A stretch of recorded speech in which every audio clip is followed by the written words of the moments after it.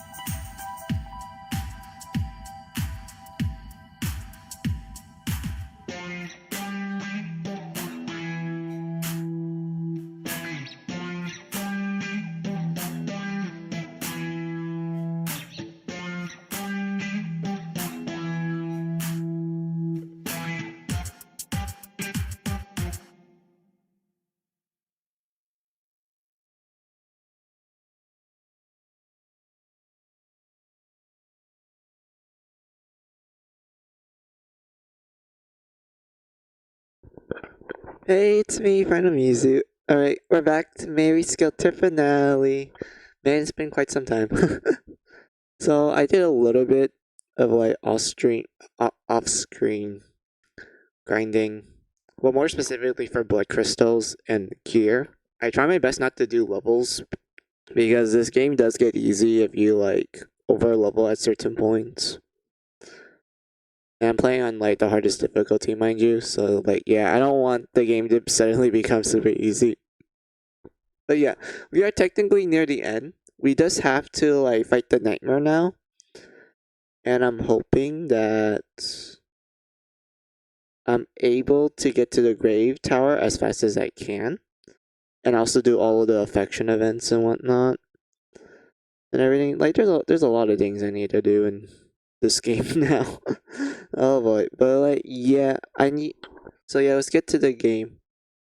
We're gonna start the game out with some affection events because like might as well get those out of the way. And then we can like, you know, fight the nightmare later. I mean fight the nightmare after those events.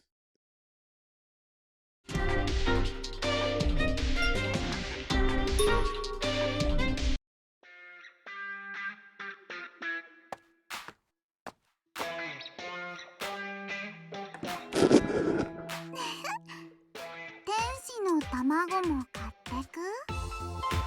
いや、そんなのないだろ。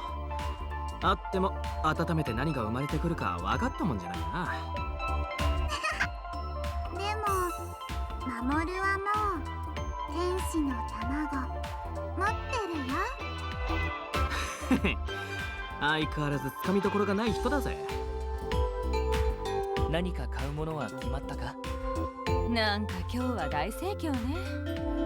これだけ山積みにされてると探すのだけで一苦労だ。あらジャック、こんな風に鉢合うなんて珍しいわね。そうですね。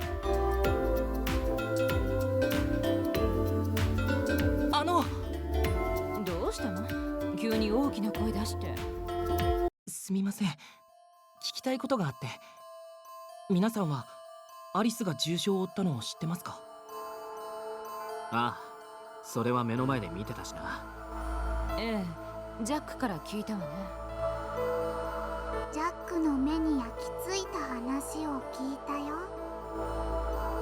ああ、出会った時に私とガトーさんは軽く聞いたと記憶するが。そうだね。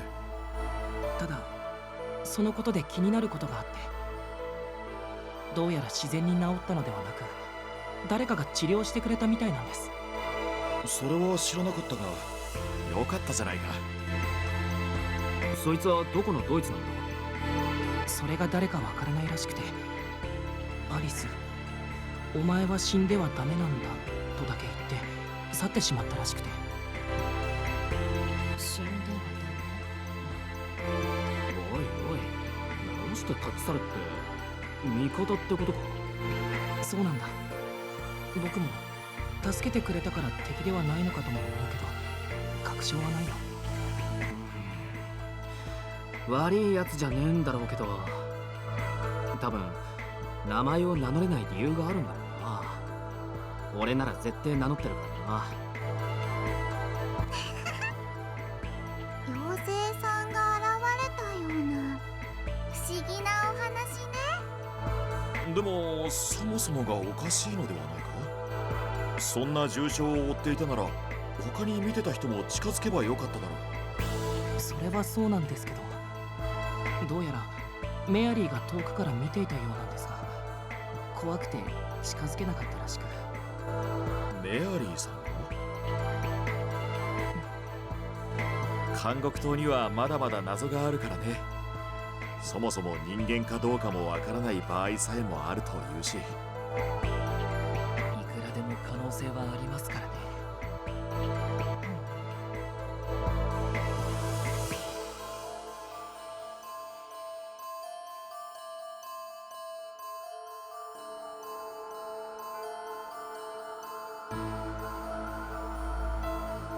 何にしてもアリスの命の恩人であることには変わりはねえからな。そこは感謝だな。な、ミコさん。さあ、私はよくわからないから。ごめんなさい。用を思い出したから、私はこれで失礼するわ。ミコさん、どうしたんだろうな。買い物もしないで帰ってた。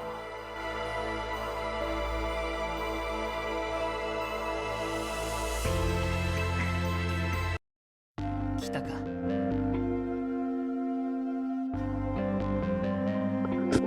ではな。Alright, that was an event. Alright, I'm not even sure if the other events are like, we're gonna get Nasty Girl skills from them. They're probably just like events where we just get along with everyone in camp, which is not bad. I do like it.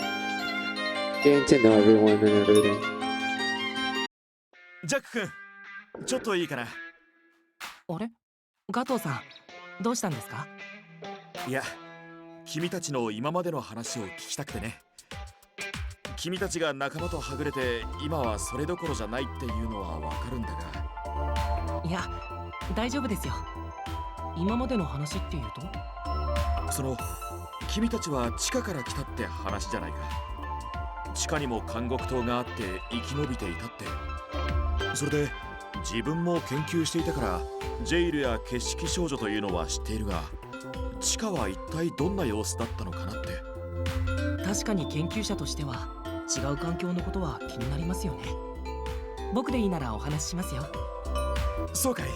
そう言ってくれると嬉しいよ。じゃあ早速だけど、まずは地下の生活について。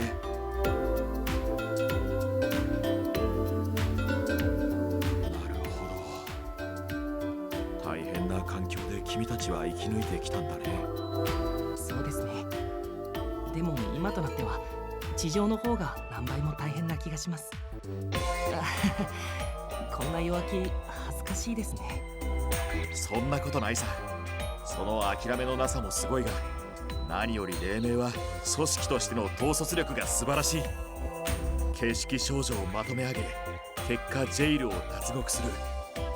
しっかりとした形式少女を導く者がいたんだね。地上にいる組織から見れば相当まともだよ。そうですか。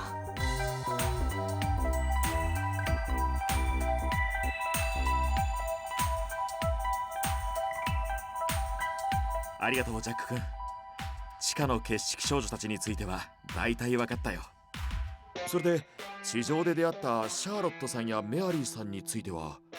あれ、そういえばガトーさんはどうして決式少女を知っているんですか？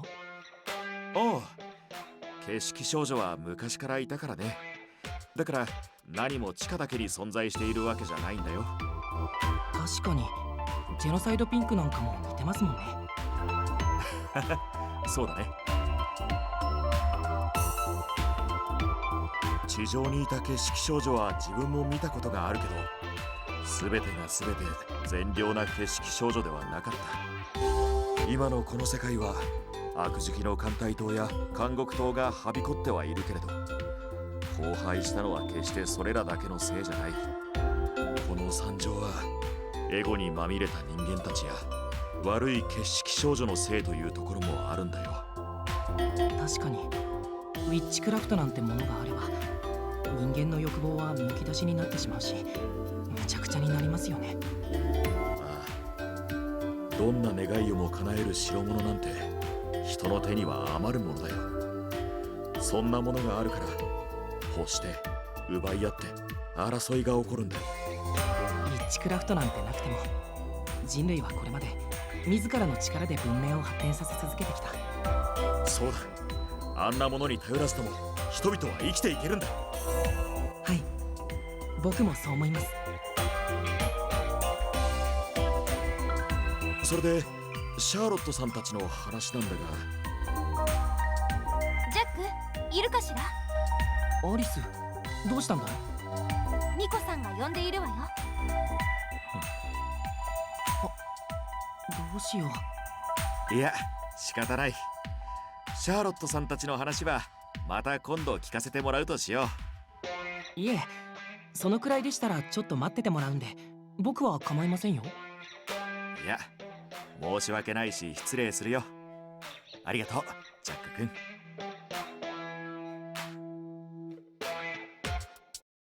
住めば都だね。we're getting along with Gato. Oh boy.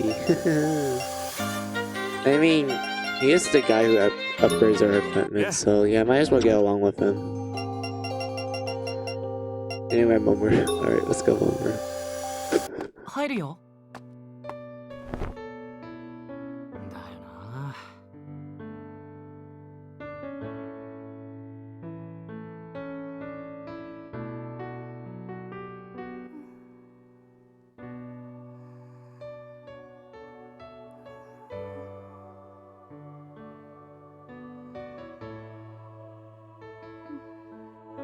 たく、いつまで寝てるんだこのお姫様は。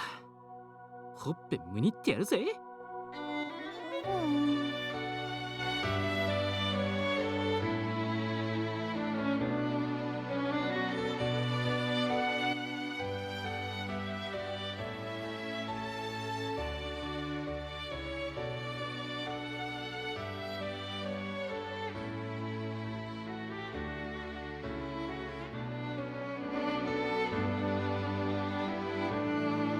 分かってるか？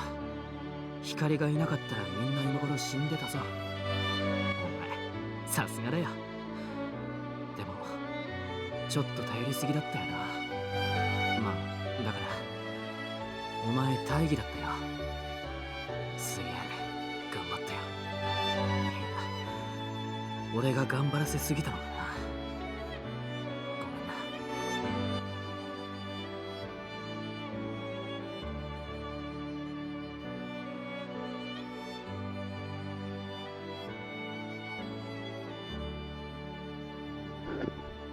Hey, Rudo, how are you? お前、 We're back to Mary Skelter. まったく、俺は心配だよ。今ならジャックたちが踏ん張ってくれ Right てる now, から Momoru is talking to Hikari, who's like あいつ kind of in a coma right now. Well, I mean, she's not in a coma, she's passed out. But she hasn't been awake for quite a while. 俺たちは安心だ。だから、目が覚めたらまた何かうまいもんでも食べようぜ。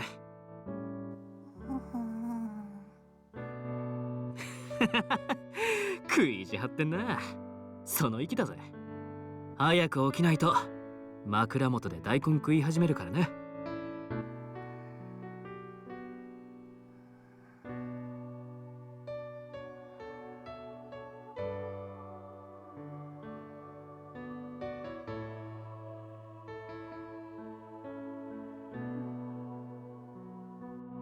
みんながいてくれてよかった。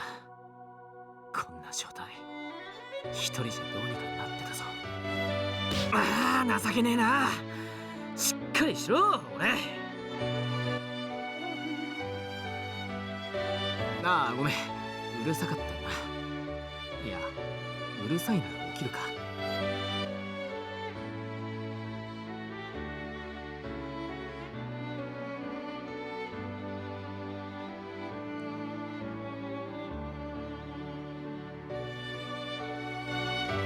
ダメか。だよな。くそ。しょげてても仕方ねえ。俺は俺のできることを最大出力でやるだけだ。光、お前が目を覚ました時には全部終わってて腰抜かせてやるよ。でさ、またくだらねえ話しようぜ。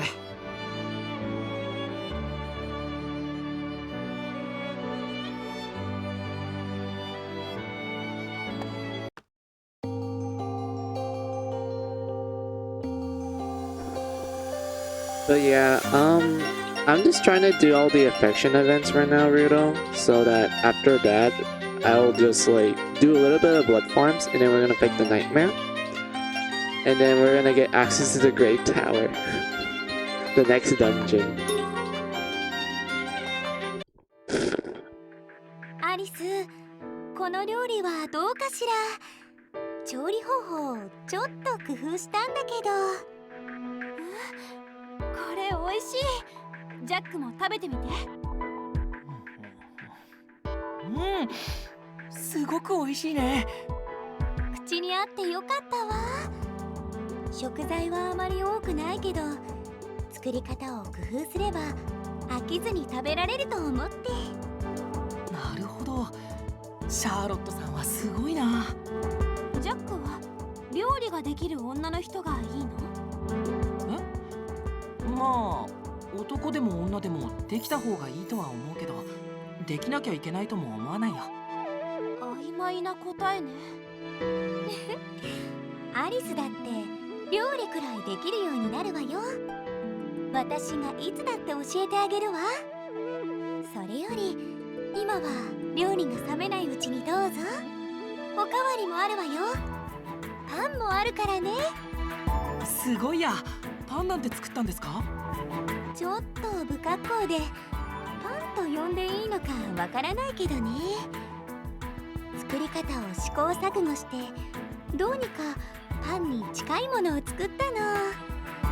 シャーロットの努力の結晶というわけね。ありがたくいただくわ。アリス、お水もあるわよ。慌てて食べて喉に詰まらせないようにね。さすがにそこまで慌てて食べないわよ。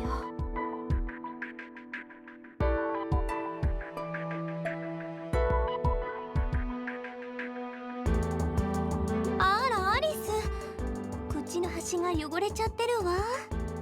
拭いてあげましょうか？自分で拭くから大丈夫よ。もうシャーロット。 Finally, Charlotte, at least you're a great team cook. Jack, do you really want something on the level of Mystery Food X? I mean, I don't even know what kind of food they ate back in the underground jail. Because remember, Rudo, the underground jail didn't have a lot of food. It's either food from the old world, which is probably like 20 years old, or food from the jail, which back then it had side effects to eating it. Granted, like during the events of Mary Skelter, or more specifically what you learn later on in the final chapter of the game, the jail did adapt to Earth's environment to the point where it liked the Earth, and it decided to make food that didn't have any harmful side effects to people anymore. Like back then, yeah, there was like bad side effects to eating food made from the jail, but as the years go on, it slowly removed those side effects because it started to like the Earth. So it's like, oh, I want to coexist.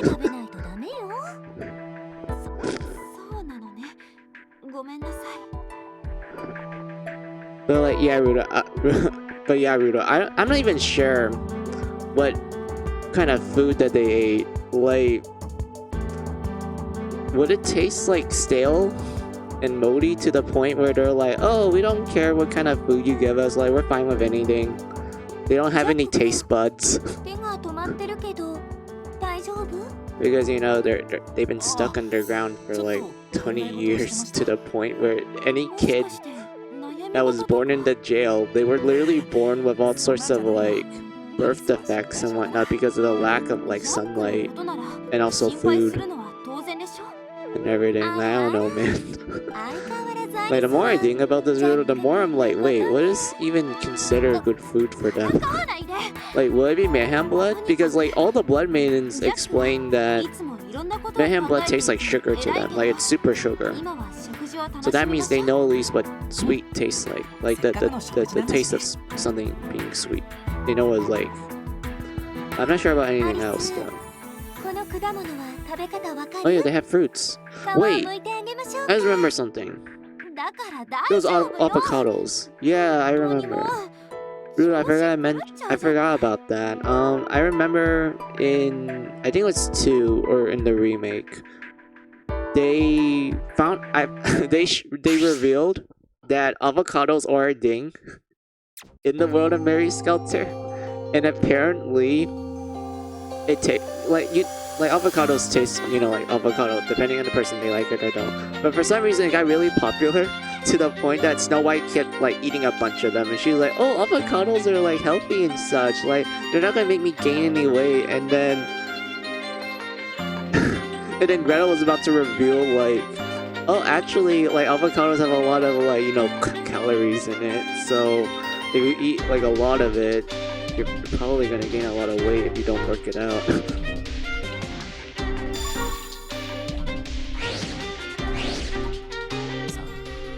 進めるとしよ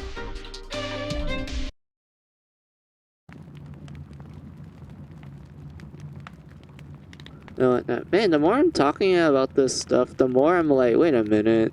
ちょっと空気 It が was 重 actually いよう this な small detail from this game. うわ Yeah, I like that. Is there an event? Yes, there is an event. Good. Also, Charlotte, you got Grand Quake.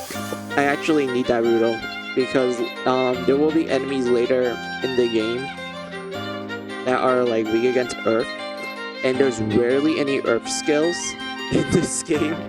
Like look at this, Rudo. Like, look at this.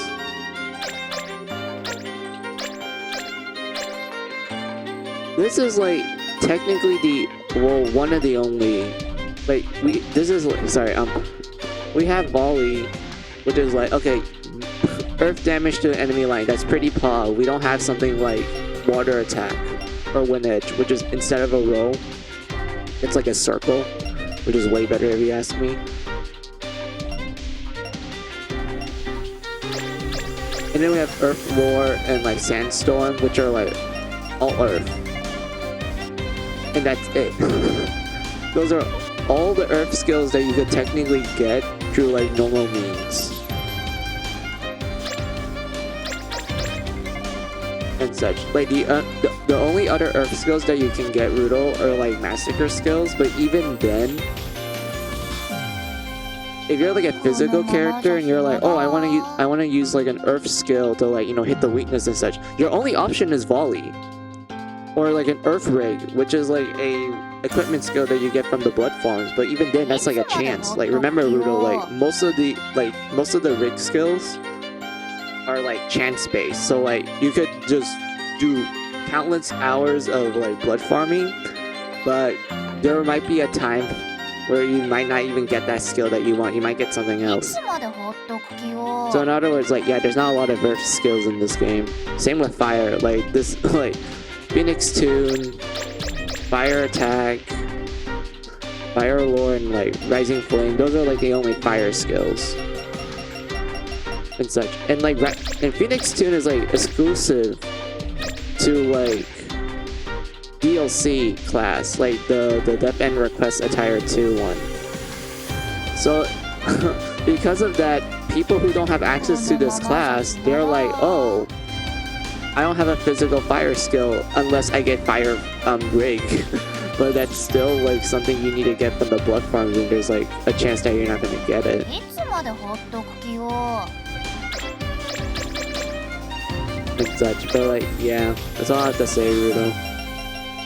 Like, it's so weird. Like, oh yeah, I do have something funny to tell you, Rudo. So, if you ever play the remake of Mary Sculptor 1, they actually gave volley to the liberal class, unlike in the first game, where, okay, Rudo, remember in the first game, the liberal class, they get access to like a single target thunder spell? Like, remember that? Sorry, my throat.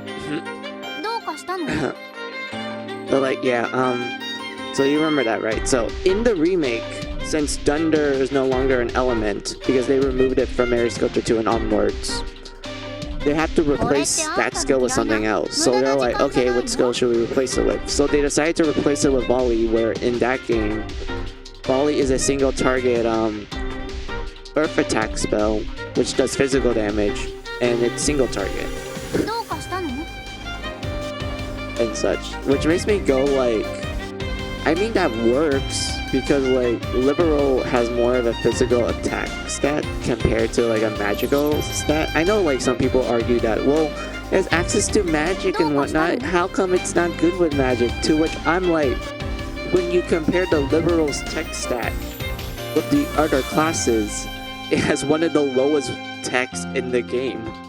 どうかしたの Especially when you compare it to the other liberal classes. Like, it has the lowest tech. Like, that's the funny thing about the liberal. It's like, oh, we can use magic and shit, but our magic stat is fucking どうか awful. したの So because of that, if you want, like, Red and Rapunzel to succeed in magic, you have to do something like Poet, or Fairy, or Clown, or Leech. Like, those have, like, better magic stats compared to これってあ Liberal. んたの Liberal 嫌 is いな meant to be the 無駄 tank. な時間じゃない They're の meant to be, like, the frontline physical dealers.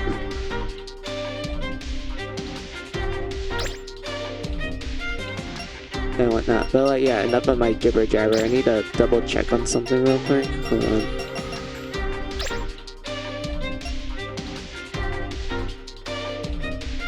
Rip, Kiraboros?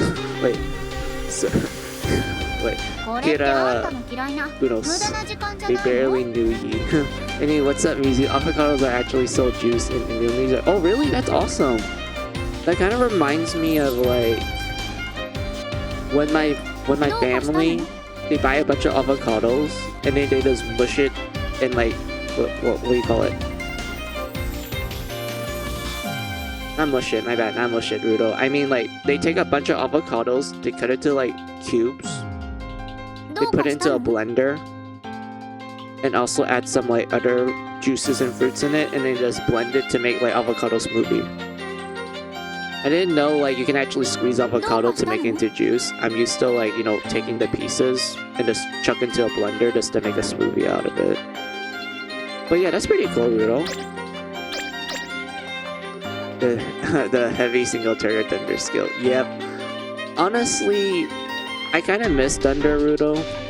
I know like it's underutilized in これ Mary ってあんた Sculpture の 1. 嫌いな無駄な時 Like, 間じゃない I'm の literally, like, Rudo, think about it. There is literally only one Thunder skill that anyone can use. And it's only that one. Like, do normal means. Like, you can learn it.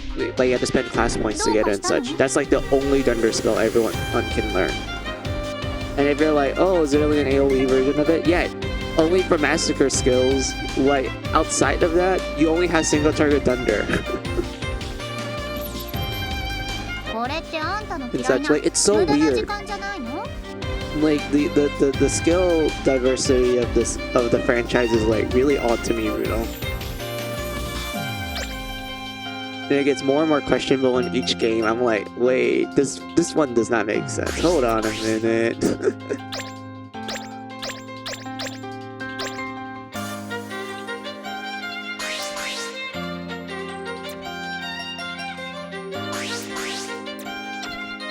Oh, so I have something funny, Rudo, hold on. Okay, so remember how healing, the way how healing works is that based on your tech, it will recover more, like, you know, HP when you use a healing spell and whatnot. There's also, like, other factors too, like passive skills and everything. So I want to tell you something funny. You may think like, oh, is the therapist, aka the magician class line, are they good healers? I would say, yeah. They are, but you want to know who's considered the best healer of Finale? You want to know who's considered the best healer? It's not Thumbelina. It's not Hamlin.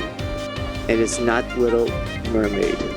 The best healer in Finale いつまで放っとく is Kaguya. Princess Lazy is the best healer. And if you want to know why, it's because of two skills right here.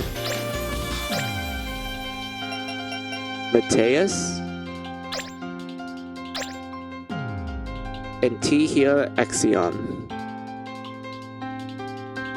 And if you're wondering like why Mateus, this is because Mateus is one of the few skills other than TEX Helia that will heal the whole party's HP without like, you know, chanting and such, because you know most of the AoE spells from Mary Sculpture 2 and onwards, if you don't count the original and its remake, you have to chant in order for you to do the spell and whatnot.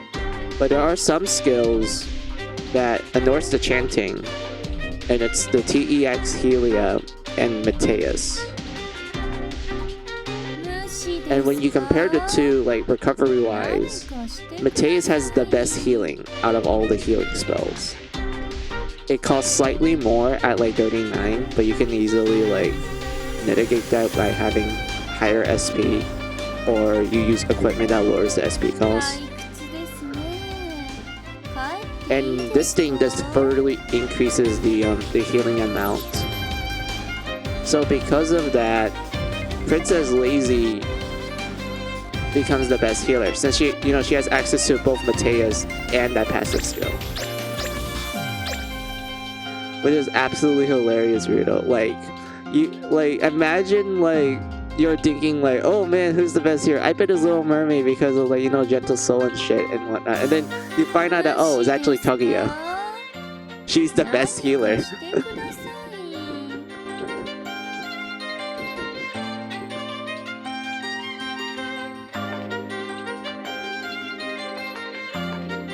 Like, it's absolutely hilarious, Rudo. It's like, wait, really? Princess Lazy? Really?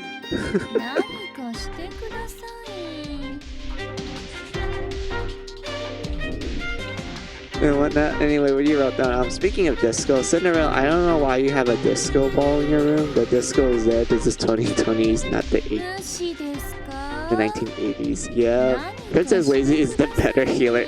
I know, right, Rudo? Like, that's the thing that surprised me. I'm like, wait a minute. Kaguya using Mateus does better healing than Dumbelina using like regular Helia and such. Like, that's the funny thing about it. It's like, hold on a minute. Wait, Kaguya even has like lower tech than everyone else. Like, look at this, Rudo. Like, look, she has 28. Dummy has like 89. We don't count red, even though I got her a healing spell. But yeah, like, Dumbelina at like 89 tech, she's like, oh, I can only heal like roughly 50% of everyone's HP. And then we have Kaguya, we have Princess Lazy here that's like, bruh, get better, and this recovers like 90% of everyone's HP. At 28 tech. Like, that's the absolutely hilarious thing about it.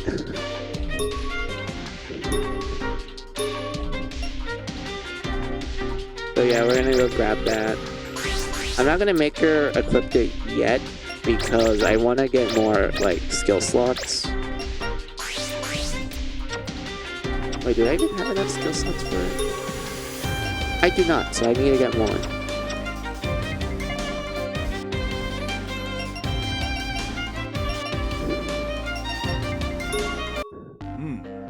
調子はどうだい？まだまだ活躍するわよ。白雪、これでさらに。まだまだ活躍。まあ、これでさらに。これでもっとまだまだ活躍。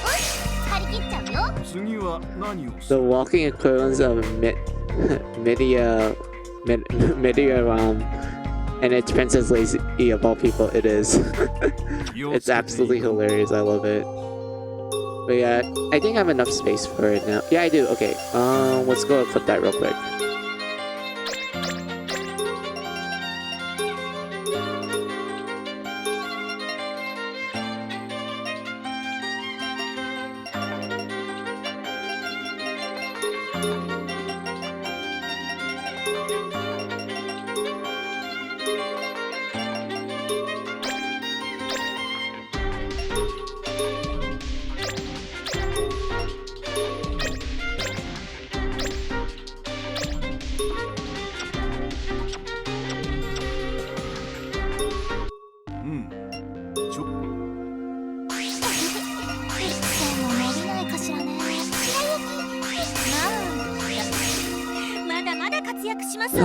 Rudo, I kind of wish I grinded a lot more with Juice team because we need every single skill slot in this game.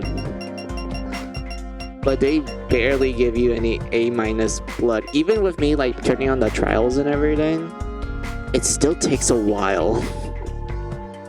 like Rudo, you saw me only give like each girl like 4 or 3 like skill slots, like unlock 4 to 3 skill slots, and I'm almost gone.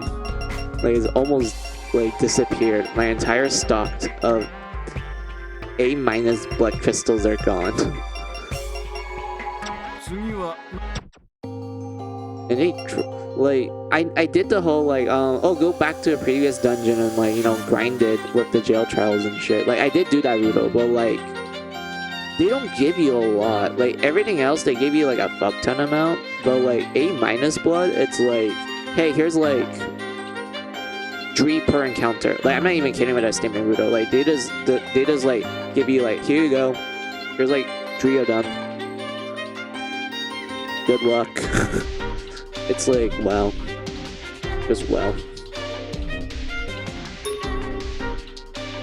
Also, Rudo, I'll be back real quick. I need to refill my water bottle. I forgot to refill it. And such. Actually, oops. Did I skip something? I think oh, I did not. My bad. Wait, just 3? Yeah, sometimes it's just 3. Like, majority of the time it's just 3 of them. But I did got lucky sometimes where they give me like 5. But even then, like, that's rare. Refill the Mizu. Yep, okay, I'll be back.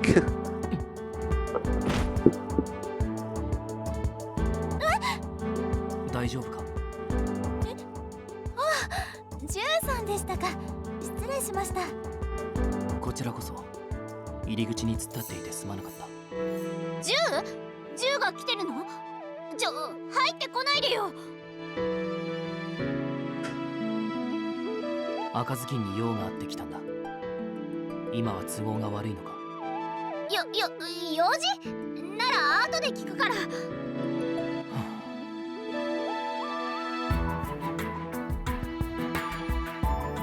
赤ずきんさんは今フードをかぶってないので不安になられてるんだと思います。フード？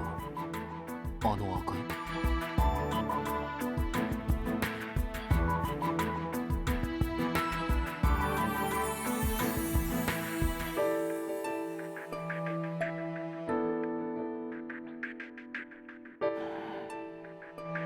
だからそっとしておいてくださいませんか。私はジャケットを直してきます。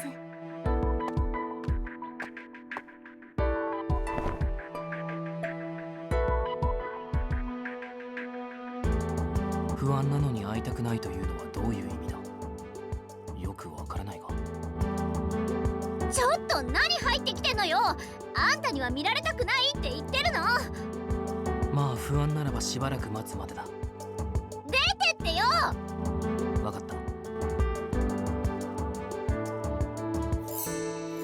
し、出て行ってくれた。まったくこんなただでさえ弱ってる時、銃なんかに弱気なところ見せられないよ。白雪や親指、シンデレラも一緒に呼べばよかったかな。でも今の私なんかに来てくれるかな。ダメ、今は心を強く持たなきゃ。しっかりするのよ、赤ずき。でも寂しいな。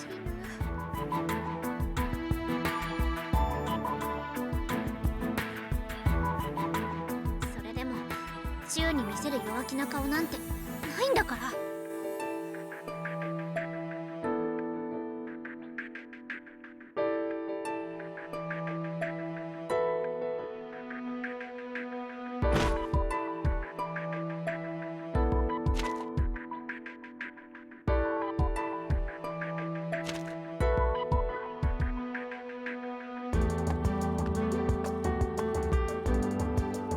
赤ずきんさん、治りました。あら、ジュウさんまだいたんですか？ジュウ？どうしてここにいるのよ。いや、しばらくいると言ったはずだが。知らない。言ったぞ。あ、それじゃあまさかさっきまでの独り言も聞いてたの？盗み聞きしてたのね。人聞きが悪いな。勝手に聞こえてきただけだ。うるさかったぞ。まあ二人とも落ち着いて。それにしてもジュウさんはどうして待ってたんですか？赤ずきんに用事があったから待っていただけだ。ちょうどいい。顔を出してくれたことだし、今言っておこう。何よ。春から借りた黎明の本があるだろう。あれを貸してくれないか。春にはすでに許可を取っている。そんだけのため？もうこれでしょ、ほら。本を投げるな。大事な参考文献だぞ。もうこれで用ないでしょ。さっさと帰りなさいよ。ああ、あとこの間の礼を言いに来たが、あの時はぶしつけだったかもしれない。すまなかった。確かに妻にも出迎える礼儀がなってないと言われたことがある。すまなかった。まあそれはいいよ。でも独り言聞くなんてデリカシーなさすぎ。騙し討ちだから。しかしそれは不可抗力で。もういい、分かったからさっさと部屋に戻れ。もともとそうするつもりだ。それじゃあな。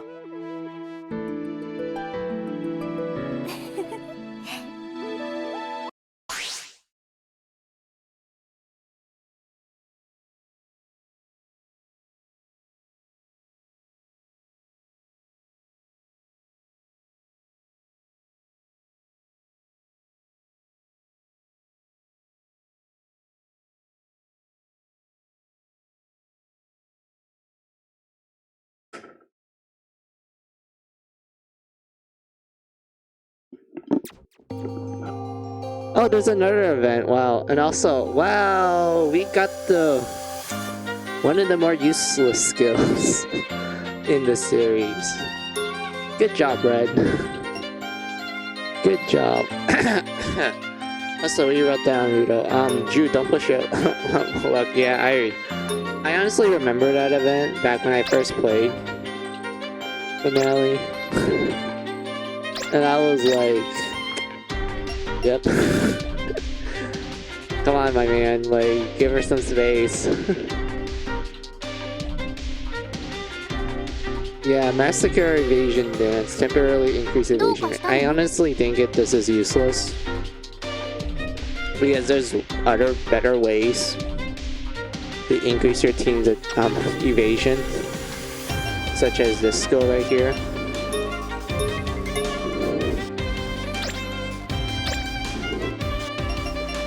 This skill right here, Rudo, is all you need. This is essentially the, what do you call it?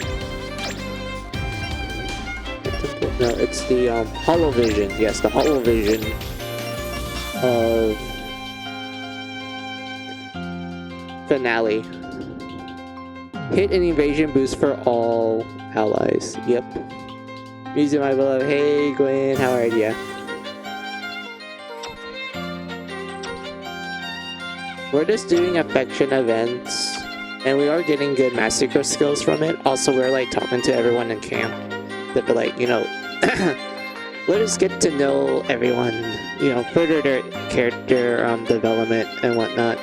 Like, we did a bunch of ones from Jack first, where essentially everyone was talking about like, oh, do you remember that Alice got like brutally beat up in the beginning of Finale and how all of a sudden she's all better now, like someone healed her and shit, but we don't know who healed her. And then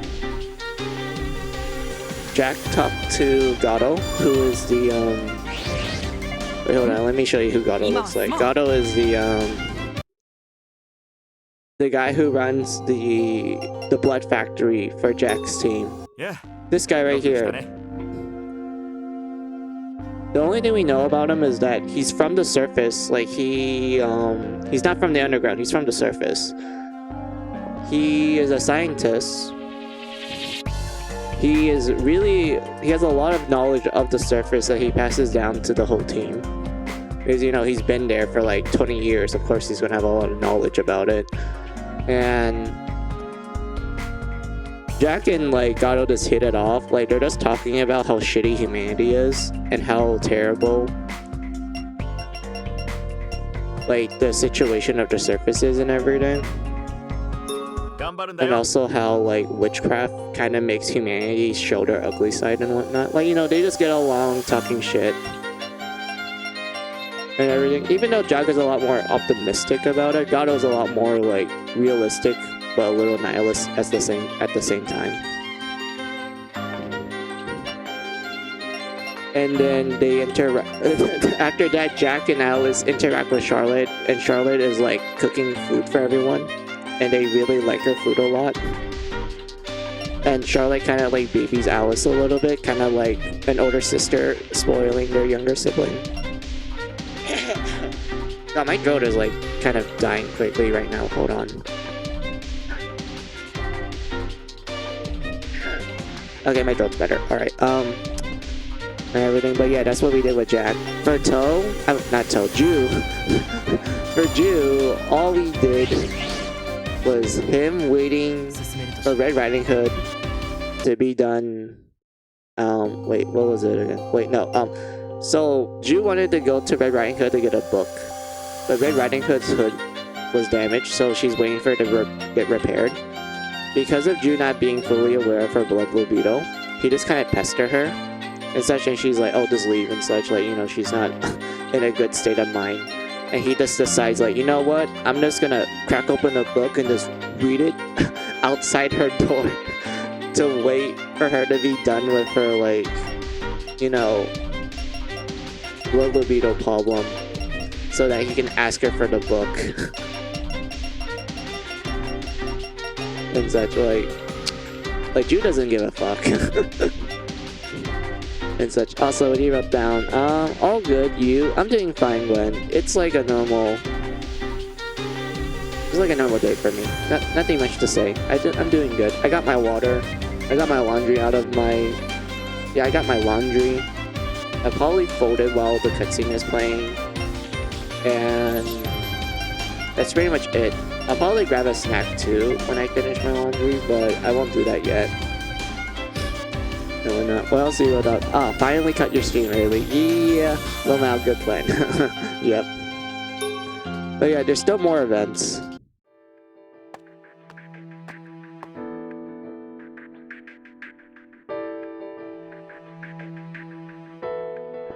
Can't really at all depressed when someone is constantly distracting you by reading out loud. Yep.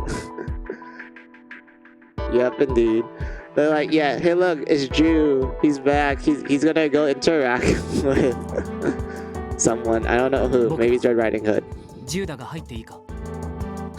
Oh no, it's Dumbledore. My bad. それなら入るぞ。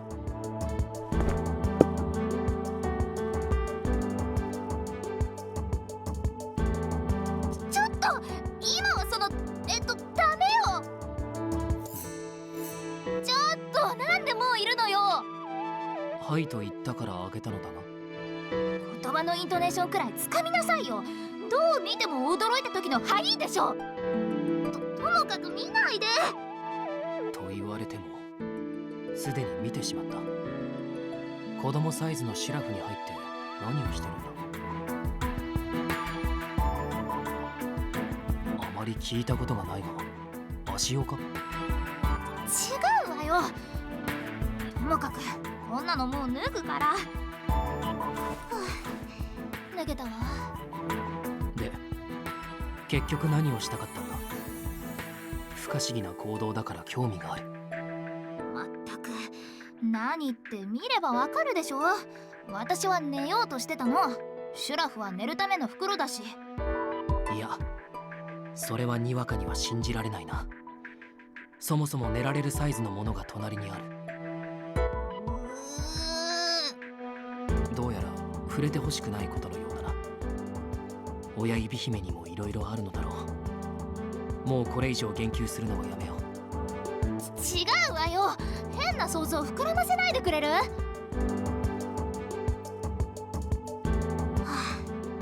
あ、もう仕方がないわ。白状するわ。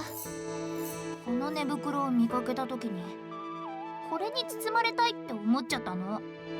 気がついたら半分シュラフに飲まれてて、だから仕方ないのよ。なるほど。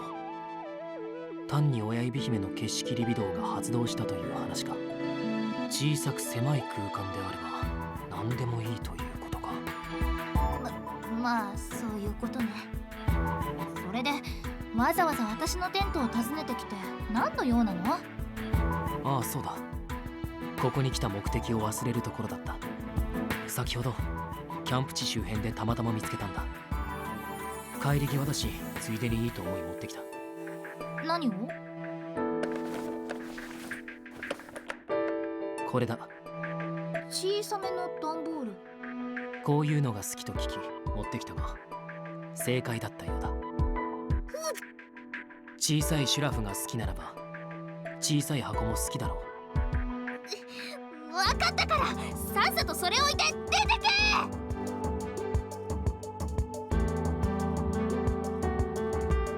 追い出されてしまった。喜ばれると思ったが違ったのか。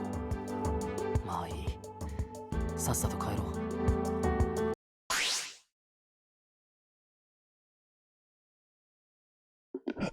Oh look, we finally learn an offensive massacre skill, I think. I think it's offense. Hold on.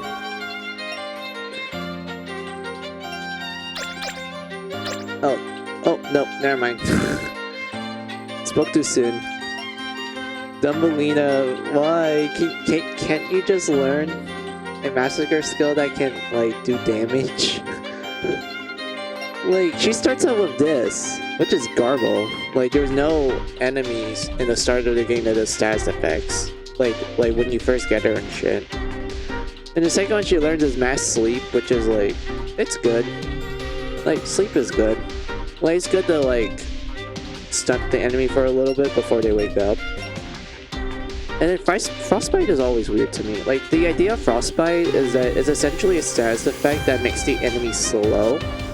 So it's similar to like debuffing their speed, but since it's a status effect, you need to have high luck in order for it to hit, compared to like, you know, normally debuffing the enemy speed, which is always guaranteed to like, you know, hit the enemy. But frostbite, since it's a status effect, you need to be lucky for it to hit. So as a result, it's like very debatable. Like, it's good on paper, but because of it being status effect, you're kind of, you just have to flip the coin at that point, if it hits or not. And also, hey, more events. Alright, Ju. What's gonna happen this time? Oh, Cinderella time. Oh boy, I wonder how he's gonna piss her off. Oh boy. ちょっと待て。今日は僕とシンデレラが片付け当番のはずだ。あら、そうでしたか。そうだったな。おお私としたことが失礼いたしましたわ。片付けが嫌なのかもしれないが、ルールならばしっかりやらないといけないぞ。もちろんですわ。私、お片付けは得意ですもの。任せてくださいまし。では、早速始めましょう。一刻も汚い状態をそのままにはしておけませんわ。汚れは抹殺しなければなりませんもの。まあ始めよ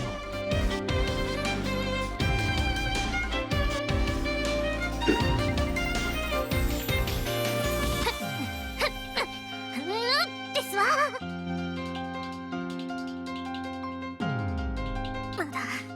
まだ綺麗にならない。汚れが落ちない。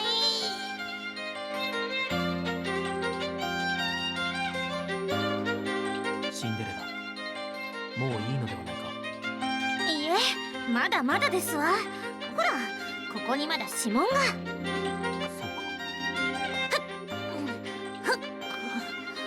ですわ。すごい集中力だな。あと少し、もう少しですわ。シンデレラ、右のイヤリングが外れそうだぞ。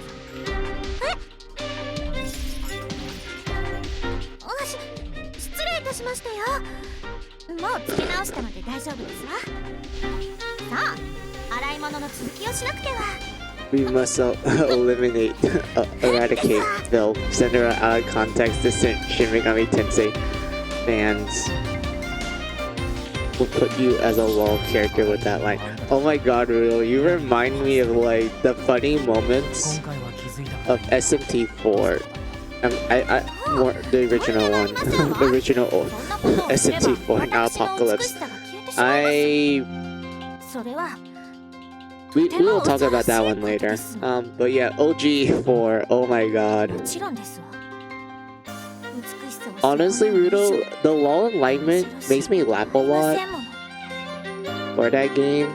It's mostly because of like how jarring the transition for that character to go into the law alignment was. And also the whole like, you know, they constantly say filth and shit, and like one of the more funnier things about it was like, oh, this person's reading manga, therefore eliminate. Like that was literally a plot line. That was literally a plot line from the wall alignment of SMT4. That's like the funny shit about it. It's like that was a literal plot line. 美しくありたいという景色リブドウの欲求を満たせば自らを美しいと感じる瞬間がなければ満たされないだろう。確かに美しいという感情は自分でも決められなくもないが、君はこう言ってはならない。自らに自信があまりないというそんな君の場合だとどういう基準を定めているんだろうか。何か指針があるのかと思っただけだ。つまり私が美しいと思われたい相手がいるのかどうかというお I 尋 think ね I です heard of ね。 it. Oh あ yeah. りていに言えばそうなる。 Honestly, when it comes to SMT4, I did the neutral route because like 僕が見つけた I don't 口 agree 紅 with は chaos and law most of the 思い出 time. の詰まったものだと言ってたけど Like chaos is too like, そういう you こと know, を関係 social Darwinism most of the time. And law is like hypocrites. I feel like law is mostly like hypocritical most of the time. So because of that, I just went with neutral. なんでもありますそれにこの話は終わりにしましょう。まだ返事を聞いてないぞ。とにかく終わりですの。このように洗い物が残っています Like でしょ。 Rudo, like the only time that I actually like a law alignment from SMT 片付けることですわ。 was SMT 2 and Devil Survive. Well, actually no, a law alignment from a Mega 10 game. My bad, not straight from SMT. The only time that I did a law alignment in a Mega 10 game was Shin Megami Tensei 2. I honestly think that the law alignment in that one was actually pretty good. And Devil Survivor 1 and 2. I think those ones also had pretty good like law alignments as well. Maybe Raito as well, because I do know like Raito 2 has the alignment system, but it didn't really like did too much of a change. But I felt like the alignment system in that one was a lot more grounded in reality. So because of that, I didn't mind it too much. Oh yeah, I forgot Strange Journey, Rudo. Oh my god, I forgot Strange Journey alignments. Okay, I'm gonna tell you this. I honestly think that every single ending, including the Redux endings for Strange Journey, I think they're always terrible endings, no matter what. And not in like a, oh, it's terrible, therefore it's bad. I mean like terrible in a sense that humanity doesn't win regardless. And whatnot. And I know like some people are like, but the Redux endings like, you know, make a happy ending and shit and whatnot. To which I'm like, yeah, to some extent, but still not like, you know, good. It's still kind of terrible and whatnot. Like, remember, I'm not sure if you played like OG Strange Journey, Rudo, but like,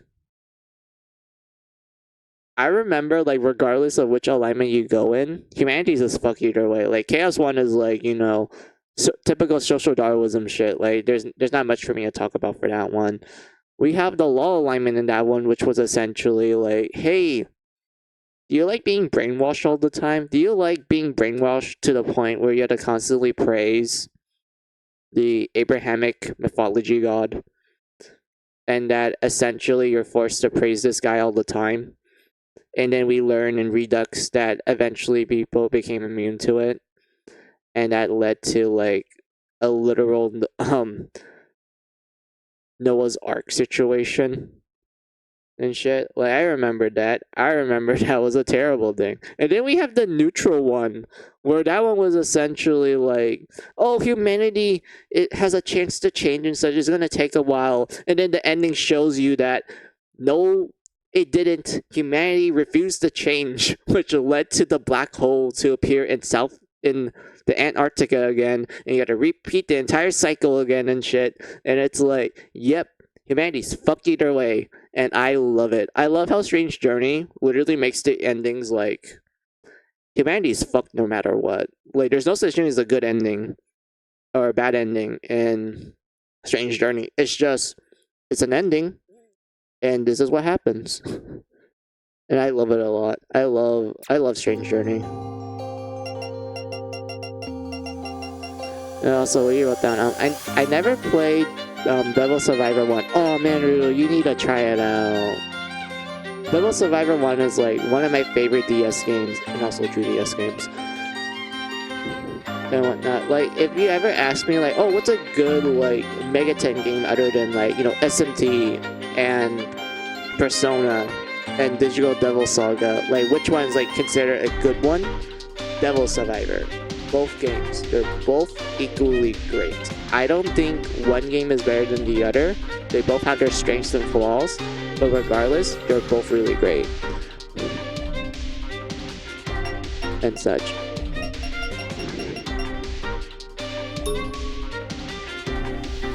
Oh yeah, Gwen, since you're here, I was talking to Rudo about this earlier, about like healing in Mary Skelter and whatnot. So the way how healing works in Mary Skelter is that you get a healing spell, which is like, you know, no duh, that's how you would do normal healing and shit. But the amount that you heal is based on your tech stat, which is your magic stat essentially. And I was telling Rudo that, like, out of all the characters in Finale, like, out of all the characters that have access to, like, healing spells and whatnot, the best healer of Finale is not any of the mage characters. So, it's not Thumbelina, it's not, Little Mermaid, and it's not Hamlin. The best healer is Princess Lazy. She's the best healer of Finale. And if you want to know why, it's because of these two skills right here. Mateus and T-Healer Exion. That is literally the only reason why Princess Lazy is the best healer of Finale. And the reason, and I could go into a little bit more detail, it's because of, unlike most healing spells, especially ones that heal like the whole team, they have a chant system on it, which if you want to know what that means, they have to charge up the spell in order to use it and such. That's why it has like the word chant on it. That's how they handle AoE spells, especially healing ones at that. But there are two spells in the game that ignores this. They are the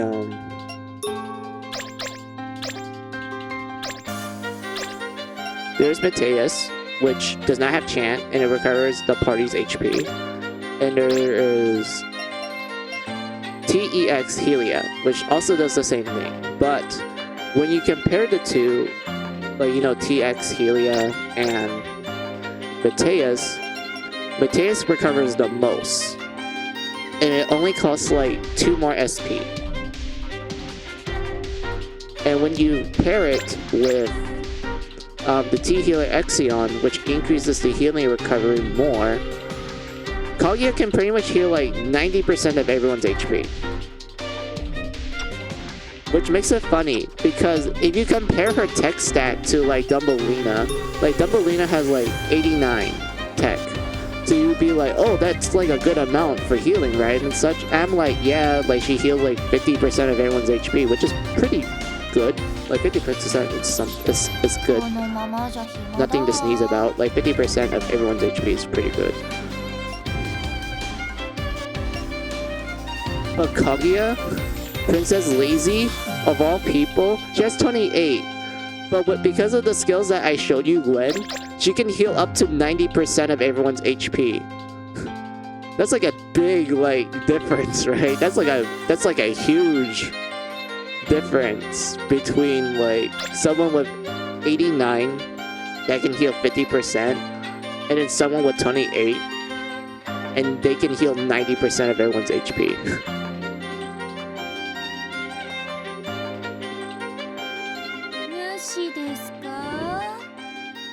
Yes, like Princess Lazy, the best healer of Finale. Like nothing can beat her. That's the absolute hilarious thing about it. And I want to see what you got done. Oh, nice. Yeah, that makes sense. It's not that expensive either for a full party heal. Yep. Like it's absolutely like I would call it. It's kind of a little bit like, wow, I can't believe this. Also, I need to check something. Hold on. Oh yeah, I have a few more of these, and then we're gonna put 3 of this.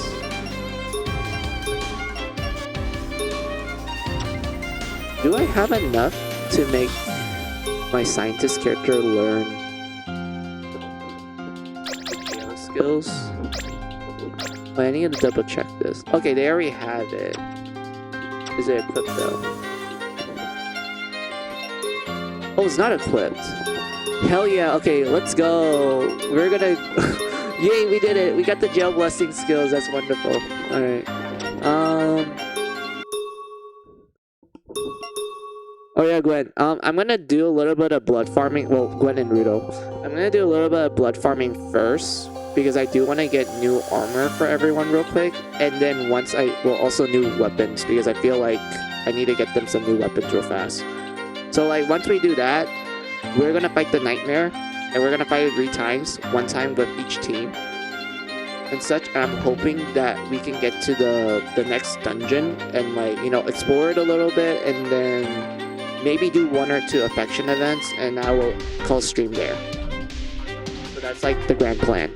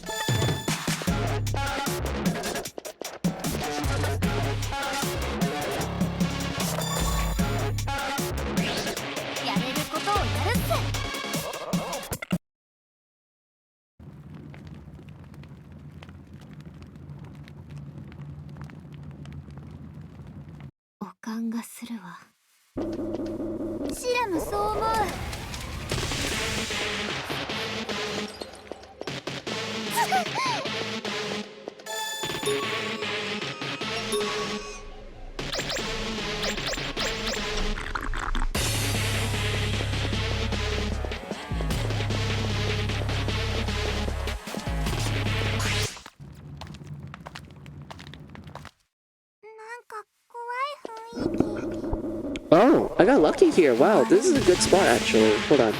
これからどうするつもり？ It's right near the entrance in a safe spot. Ew, pokers. 無事オッケー。じゃあこれでよしっと。さあそら。どうしようかな。これでよしっと。それ。どうしようかな。Safe.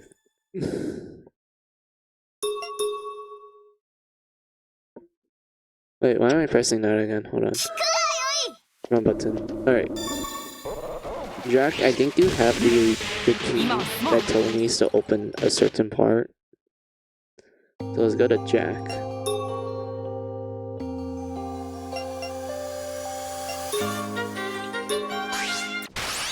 Wait, Carly, do you have any affection events? Hold on, I didn't check if Carly has an affection event. The first was give Toe that key. Jew, not Toe. Why the fuck did I call him Joe? I mean Toe. It's Jew. ここに何か入れるのか？ Where is it? There we go. There you go, my man.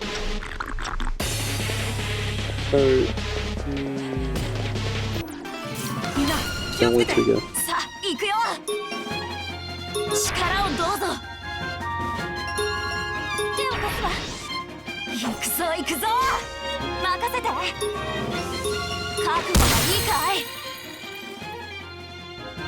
覚悟して。任せて。上がって。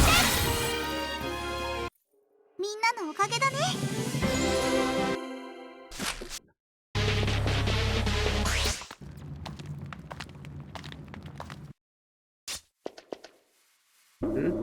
Oh, looks like you're starting up Eisen Tower. Hey, Carly, how are you?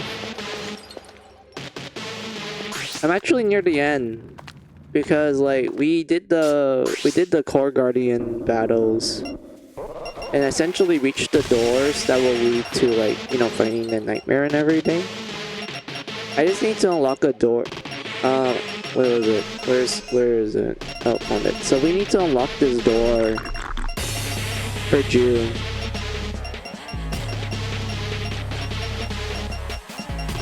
Wait, wrong button. There we go. We have to unlock this door for Drew, and then I think that's where his switch is. Like once we unlock that switch, it will unlock essentially where we have to fight the nightmare and everything. I am gonna do a little bit of blood farming real fast because I do want everyone to get new like weapons and such. So you're probably gonna see me grind for a little, but I'm not gonna grind too much though.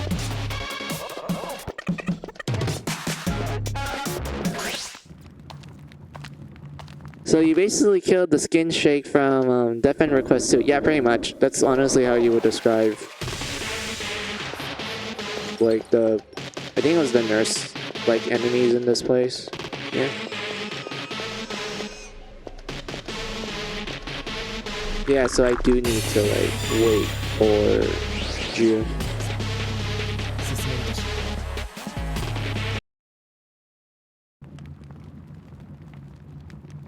Those nurse mayhem do come back in the lair dungeon. Yeah, the salvation tower. I remember them.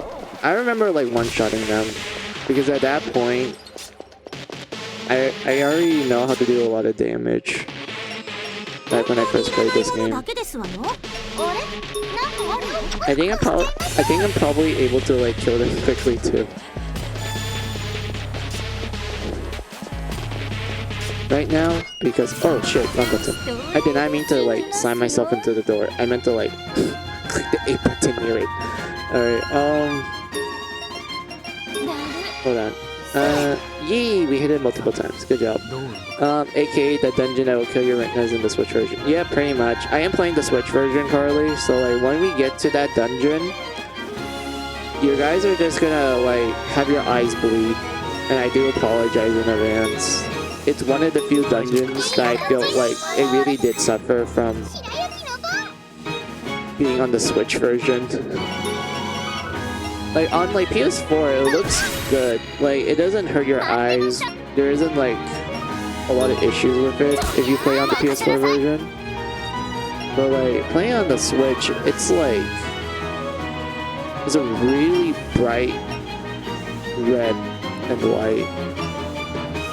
And I do understand that it's because of like, oh yeah, the PS4 and the Switch are like, you know, different performance and shit and whatnot. But they could at least made it look slightly better for the Switch. I mean, like this dungeon doesn't look bad on the Switch when you compare it to the PS4. Like yeah, they removed some of the textures, but like it still looks relatively cool. It still looks really nice. The Salvation Tower, I felt like it was just a giant block and everything. Like it's kind of sad. I do wish they could have handled it a little better. Also, these guys are against fire. Also, we wrote down Carly. I played the Switch version, but had no issues with the Salvation Tower. Yeah. Honestly, I felt the same way, sort of, for like the first 2 floors of it, Carly. And then I got to the rest of the floor, the rest of the dungeon, and my eyes were literally like getting sore from like the constant bright red and white. I would have liked it if they added a little more textures to it, so that it wouldn't like look like a literal bright block. But like, yeah, that's all I have to say about it. I still think I still think like Salvation Tower is like a good dungeon, like design wise.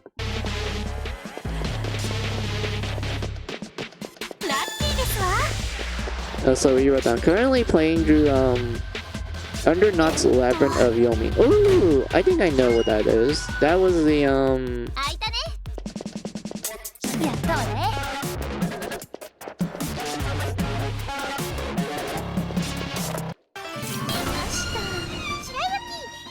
was it a dungeon crawler or was it like... Wait, no, I'm remembering something else actually.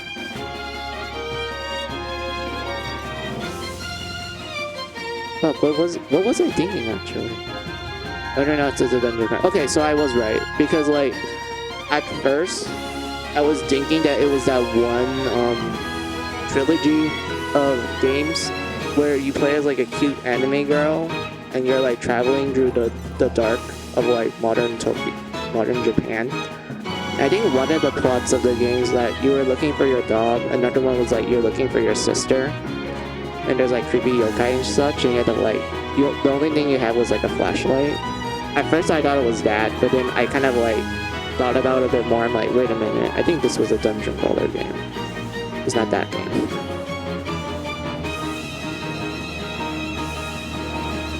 But like, yeah, what do you wrote down, Carly? I jokingly believe Gallows may have turned up the brightness in Salvation just to dig with the players. Honestly, that does sound like something Gallows would do. Like, let's be real, she would definitely do it. Like, we all know how she's like a mega S. Like, my god. Is it Under Knott's the dungeon? Oh yeah, I did write that. So yeah, okay, so I did got it right on the first try. What is it about? I don't remember the premise of it. Like, I heard of it. Like, that's how I'm able to like kind of recognize it, but I don't remember a lot of it.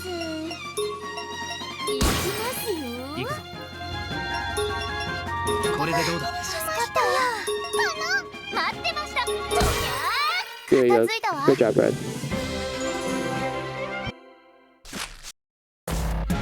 Yeah, so we did unlock it for everyone.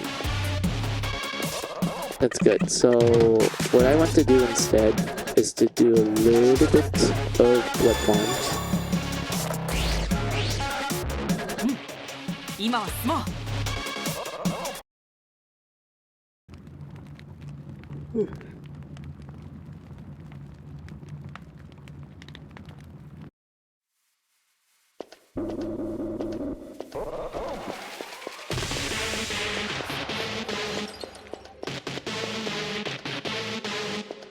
Basically, a bunch of explorers get stuck in an underground labyrinth and have to explore the underground dungeon to escape. So it's pretty much like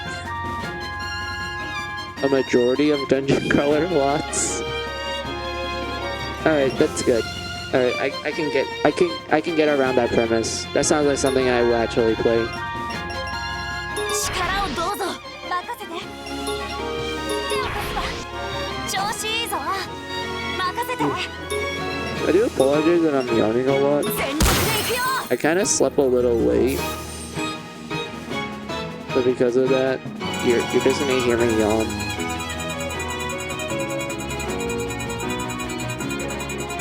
Ooh, fuck. Let's try to get the XP one. Yeah, we got it. 任せてやってやるぞやっと来たわねお仕置きよ The game was developed by the same guys who made The Stranger of the Sword City. So, Experience Inc.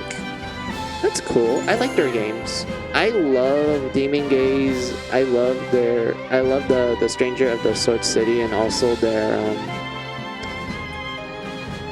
was it Savior of the wait, fuck, what was the other one called? It was the one with the sapphire wings. 取り乱してご And めんな whatnot, さい which I do know for a fact that the Sapphire Wings game was a remake of one of their earlier games called Class of Heroes, which I want to play so bad アイテム発見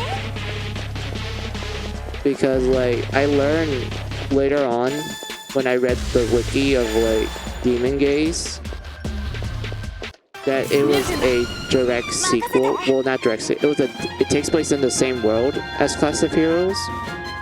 And I was like, ooh, that sounds like an interesting game. And then I searched it up and I learned that it started on like Japan only PCs. And then I got it like, it got like an Xbox version. It's only Japan, mind you. And it's only in Japanese and everything. And I'm like, damn, I really want to play this. And then, you know, they announced that, oh, we remade it and it's called like Savior of the Sapphire Wings or something. And I'm like, oh, that sounds cool. And then it comes bundled with it comes bundled with Stranger of Sword City, which I did play back on the PS Vita, and I did like it a lot. さあ頑張ろう任せてさあ So we wrote down Carly. At least if your party dies in Undernox, they just send you back to camp, though you still need to spend money to revive your team. Oh, that sounds cool. So it's not like instant game over. That's nice. きっとうまくいくわ I wish there was like AoE fire. There's no AoE fire. I hate this. Just water them. 頑張るぞ落ち着くな Alice, please murder them. No. Oh, I hate this. これくら I い hate the lip enemies. やるぞ They're annoying. 弱いなやってやるぞ余裕つがさらに強くなったぞ Hey, good job, Osu. 強くなったみたいもしかして強くなっちゃった They get worse in the next dungeon. Oh yeah, I remember. 俺の時代が来たんじゃ That ね was when they start like spamming their AoE attacks, right? Like when you meet them in the Grave Tower, they start spamming AoE moves. And they hit like an absolute train. Yeah, I remember that. Oh god, I hated it. Honestly, I felt like the dungeon that gave me the most trouble was this dungeon and also the grave one because of the lips and the dinosaur. Well, not dinosaur, dragon. But like after that point, salvation in the final dungeon was like easy for me. And I think the reason why was because like I got so frustrated with the lip enemies and the skeleton dragons. Yeah, the skeleton dragons. I got frustrated with them. to the point where I literally dedicated all my time on Carla to essentially grind the blood farms. Like, I literally made her be the only person that got like a bunch of levels in. And also got most of the best equipment from the blood farms, and everyone just gets scraps. To the point where Carla's team was pretty much like really strong. And then Jack and Toe were still pretty strong because at that point I did got most of the busted passive abilities for them. And like the leftover equipment that I got from the blood farms did help them out a lot. Like, I remember giving a majority of the girls the melee bracelet, if you're familiar with it, Carla. It's not Carla, Carly. It's the one that increases your chances for first strike. I remember giving that to every single girl, and from that point on, everyone just had first strike. So that is like, which solved like a majority of my problems. And like, everyone got their turns in quickly, they're able to do charge and then like, you know, win the dual water attack and then just murder shit and everything. Like, it's wonderful. I liked it.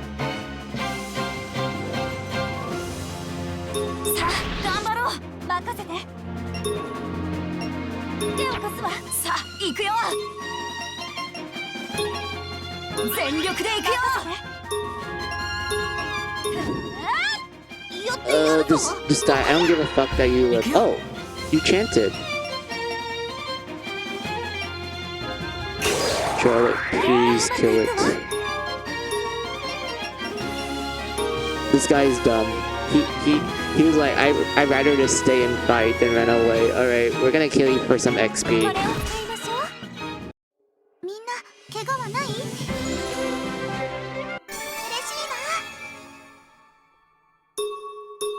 Also, Roy wrote down Carly. The skeleton dragons may be frustrating, but they look absolutely. I do agree with that.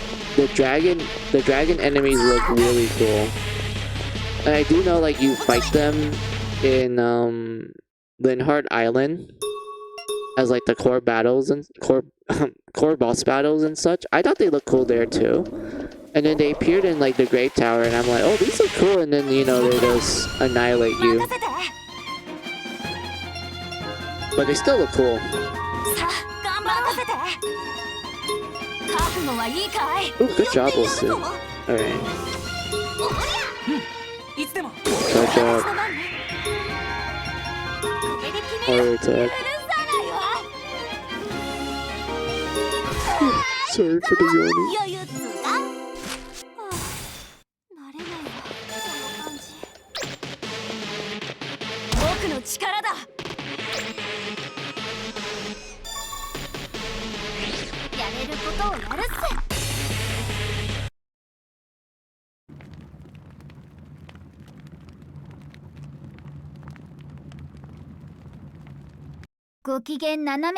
Alright. Time to farm. Carly, I got so lucky. Oh, oops. OBS kind of glitched on me a little, but Carly, I got so lucky that this spot right here literally spawned the moment I went to this floor. And I just went like, yep, this is convenient. I have a save point right here. It's right next to the entrance. And since I already unlocked the shortcuts for Carla... Oops, wrong button. Since I unlocked all the shortcuts for Carla, this is like good farming spot. I was so happy that I got lucky with it. Ooh, these are not bad. I like these. I could give that to, let's go Hammy. Let's go Ham. I don't care if it takes away your tech. You're gonna like, well, not tech, your SP. We're gonna go speed and hit hard. Let's go. Good job, Hammy. Let's go. And it's like strike 2, so like it increases our crit chance.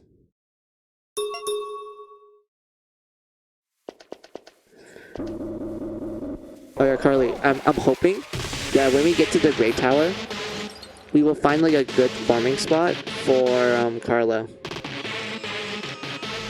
And like at that point, I'm like, yeah, we're gonna farm. And I am aware that depending on the floor you're at, it does change like what you get from it. Like I remember like one floor will give you like good accessories, and then the next floor will give you crap accessories, but you get some decent weapons from it.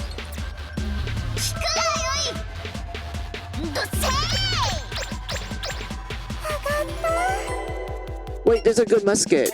Fuck. I could just give that to like someone random. Yeah, I'll give it to Sleepy. It's a strike weapon though. I'd rather have her use BL. But there, now look at that. Sleepy can hit harder now. That's wonderful. Alright, I'm probably gonna farm a little more. So we see we got 2 fist weapons, so I can immediately give that to Cinderella and Alice, because they're my melee characters right now. I am planning to make Pyre a melee character, but I do want to keep like a gun just in case that I want to like switch her to assassin or like marksman, because guns are still pretty great in this game.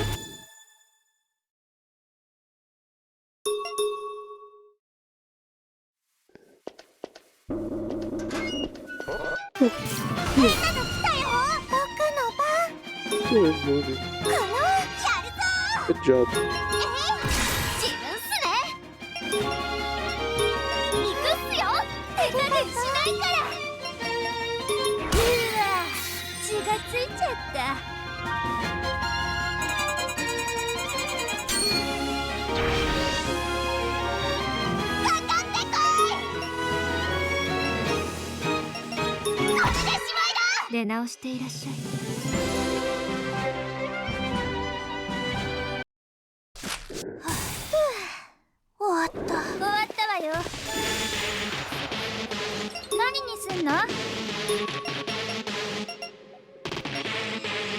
BRB, no problems, Gwen.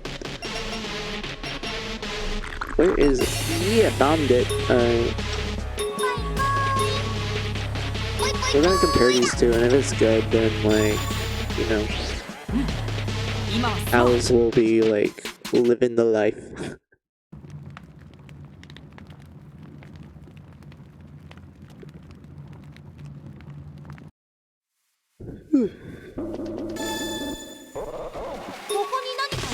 Oh, the story.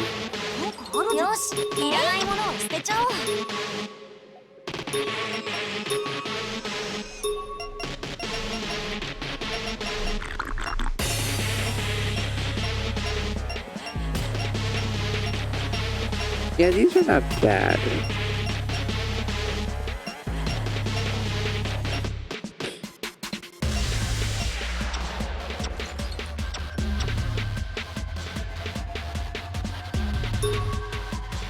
Oh wait, Alice is in her swimsuit. I forgot. I need to change her class. Alice, you will now wear clothes. Well, I mean, swimsuit is considered clothes, but like, you will now wear a dress. Let's go. Destroyer is the best.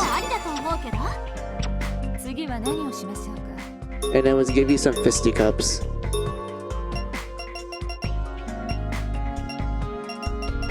I always find it funny. Sorry, I'm yawning. I always find it funny that Destroyer in the first game, they can't use fists. They can only use like the slow weapons like swords, hammers, and like buster blades, which are garbo weapons if I want to be honest with you. But from Mary Sculpture 2 and onwards, they can use Fist, and my god, Fist helps them so much. They need that agility.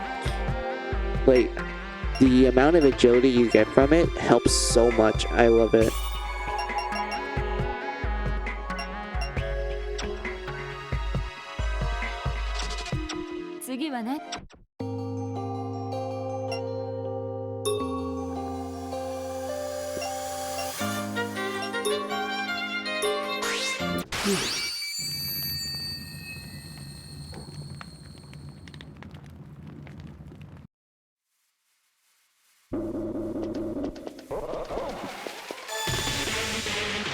何にしましょう。これを捨てちゃうのね。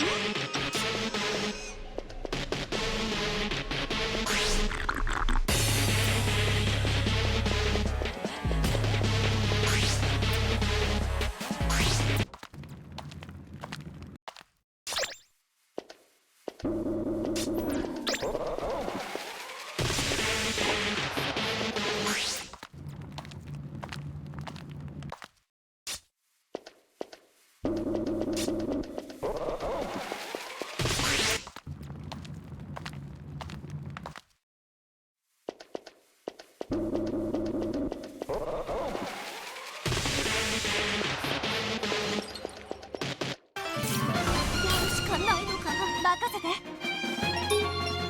手を貸すわ。覚悟して。任せて。あたれ。行くぜ。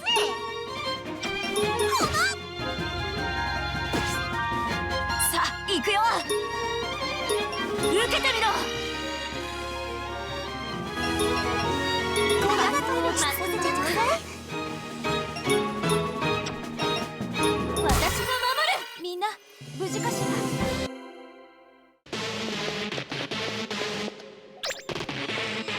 僕の力だ。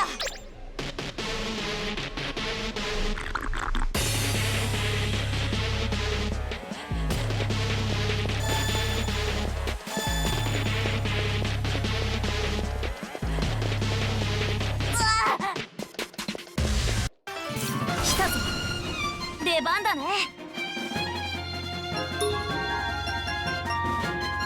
さあ頑張ろう。ってどうかしら。出番だね。受けてみろ。任せて。覚悟しなさい。行くぜ。こらえ。 Fuck, I didn't kill it fast enough. Oh god. At least it doesn't do a lot of damage. Wait, what the? Look, that Macam is celebrating gay pride. I like it. Yeah, it does. Rainbow color, I love it. これでだいぶ落ち着くな。私の番ね。 Honestly, I feel like most of the rock, not rock, most of the strong variations of the Mayhem throughout the games, they're always rainbow color. Except for like a handful, which are like, you know, white color. Like the Deus Machina enemies. I fucking hate the Deus Machina enemies. Like they weren't an issue in 1 and 2, but they're a fucking pain in the ass in the remake. I hate them. Oh, that's fine, Charlotte. You can heal it up. Poison doesn't do shit. 出番だね。受けてみろ。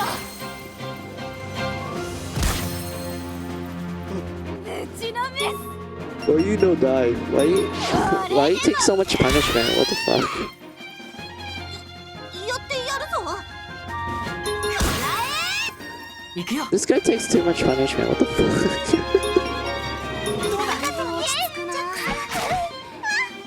やっと来たわね。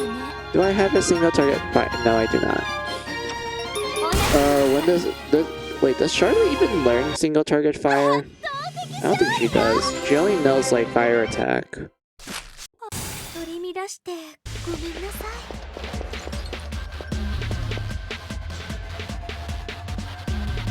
い。 Heal it. Well, not heal it. Jack, get your blood back. Alright. Thank you, Jack.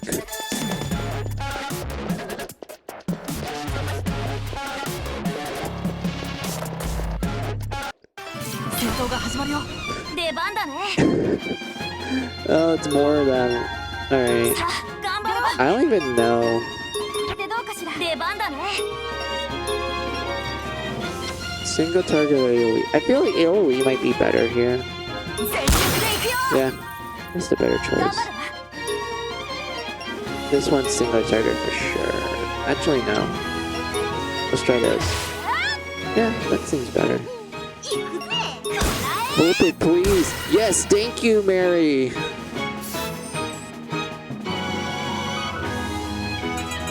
And then we can like either kill it or recovery. I think recovery might be the better choice here. I'm back. Welcome back, Glenn. It's guarding. Alright. Yep, it's guarding. Oh, I hate this. I do not like this. Why? I can't do anything. I could probably try to flip it.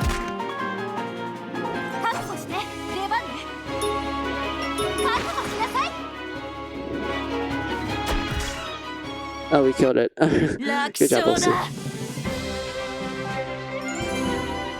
44 experience. Alright.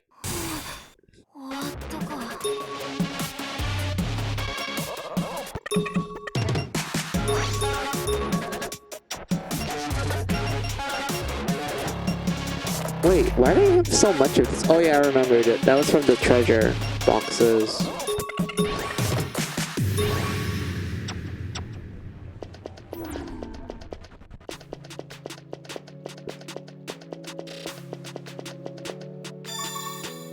Oh wait, I forgot to check on Toe.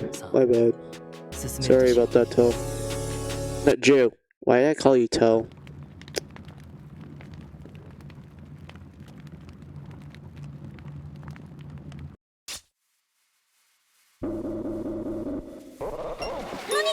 Take an item. And let's see how well it does for Cinderella. Okay, yeah, this is way better.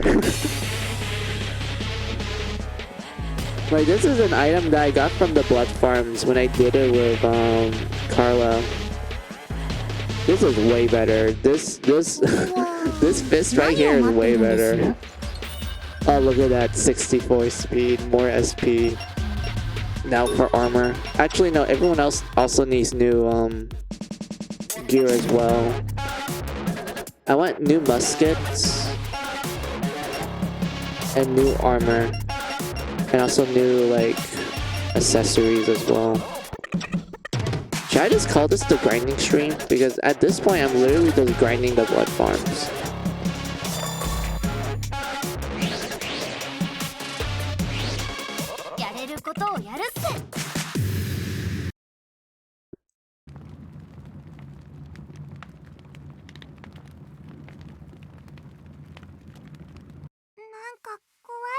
It's not even harvest. It's not ready for harvest yet. Oh, I hate this.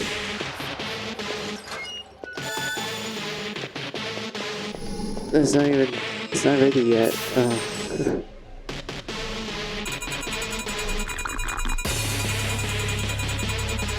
Ooh, this is not bad.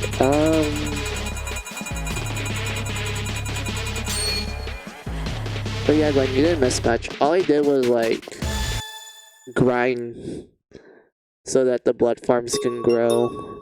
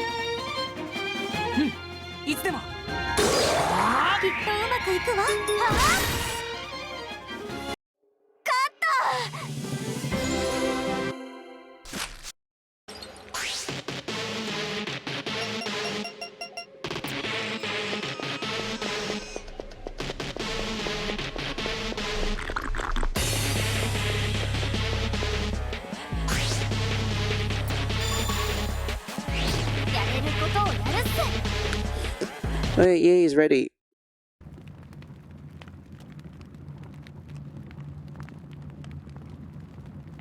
How long does it take for the blood? Okay, I remember blood farms took like 5 battles for it to grow. I felt like in finale they made it a lot longer, but I don't know what the time is. Wow. Look at that, guys.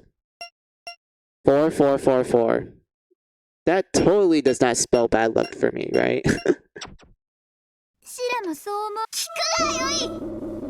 んとせー嬉しいな。 Actually, this is not bad. It's slice though. I fucking hate slice weapons. Yeah, it's slice. I hate it. But it has water rig. This is good. God. Oh my lord. Alright. I'll just save it for now.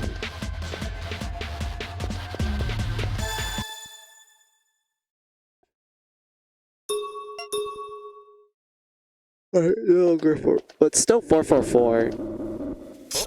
It's no longer 4-4s. いい結果が出てるわね。I don't like this. I don't like this. I need the card. I need the card to be good. Hold on. Save and reload.「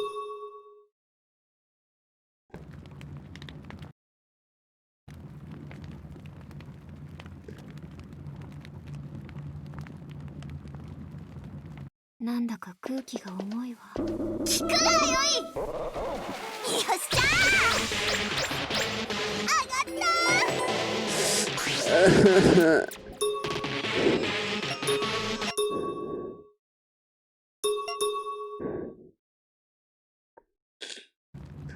I hope those rewards are not fixed. Okay, so technically the what do you call it? So the items that you do get are fixed, you know, like armor, weapon, and accessories. They are technically fixed. They are fixed, but the passive abilities that are on it are not fixed. They're always random. So you could technically like save and reload if you find this one equipment that you really like, but you're like, I really want to have good passive abilities. You can save and reload. It will always randomize the enhancements.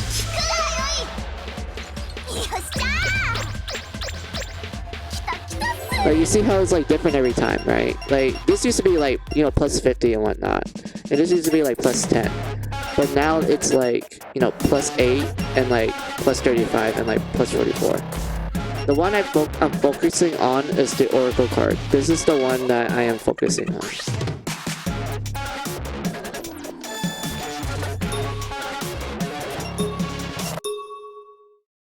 Paying Pekko, it is.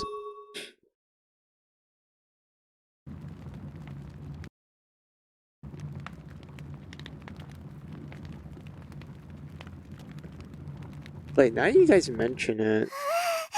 I think when we get to the Grave Tower, they're gonna give us like tri-bill cards, and then I can give that to Dumbledina and she can shrink it so that everyone can get like really good card weapons for a while. Now that I'm thinking about it.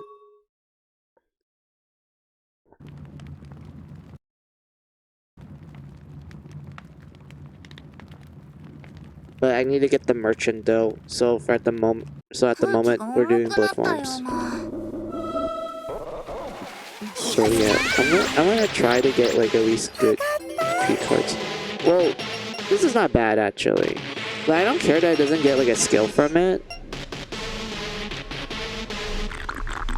But I honestly don't care.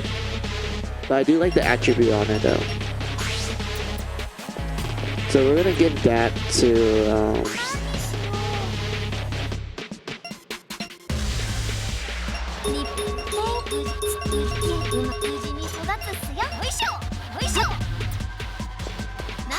Say scumming like that takes me back. Remember when you wanted to get a certain item from the traveling merchant? Yes.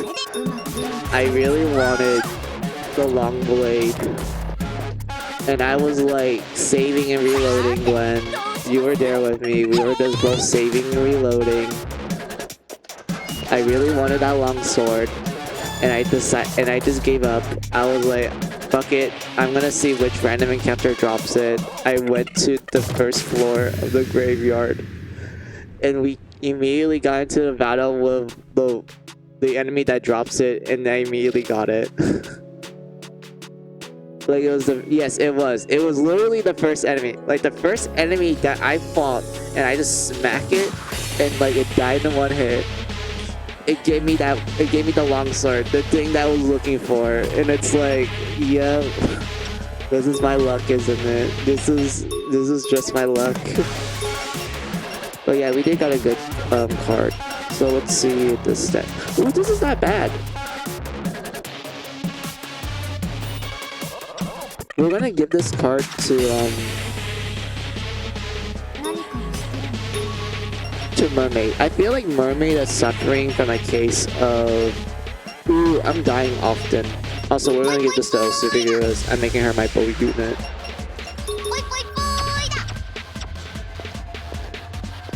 Like when I honestly like the gameplay loop of Finale and such.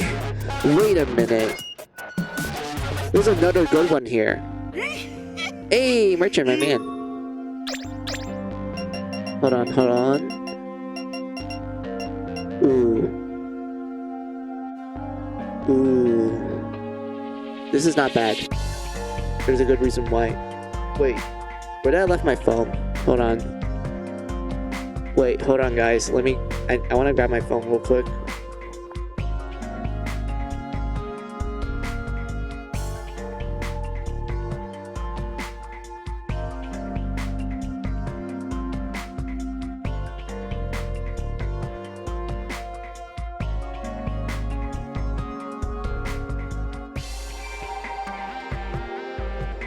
Alright, I found it. So...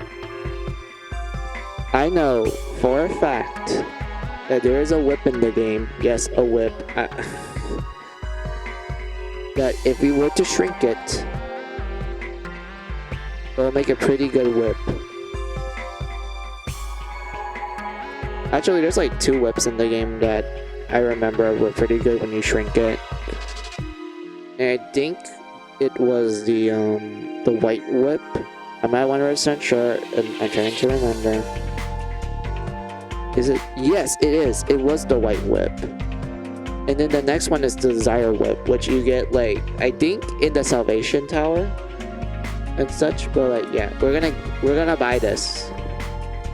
If you wanna know why we're gonna buy this whip and why am I so why do I wanna grab a whip? We're gonna shrink it. And we're gonna see how it's like when you shrink it. Wait a minute. I just noticed something.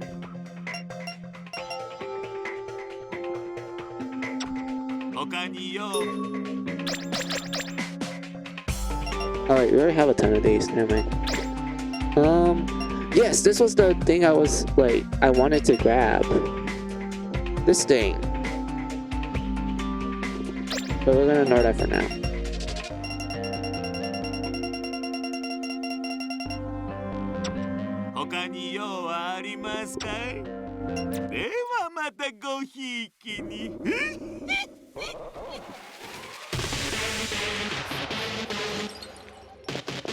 What was that? Oh yeah, yes.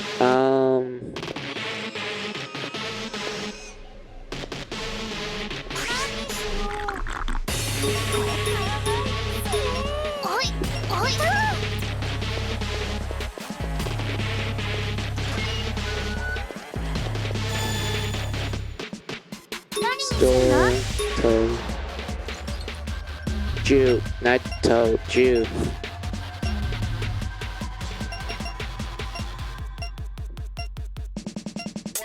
Where is it? Found it. Alright.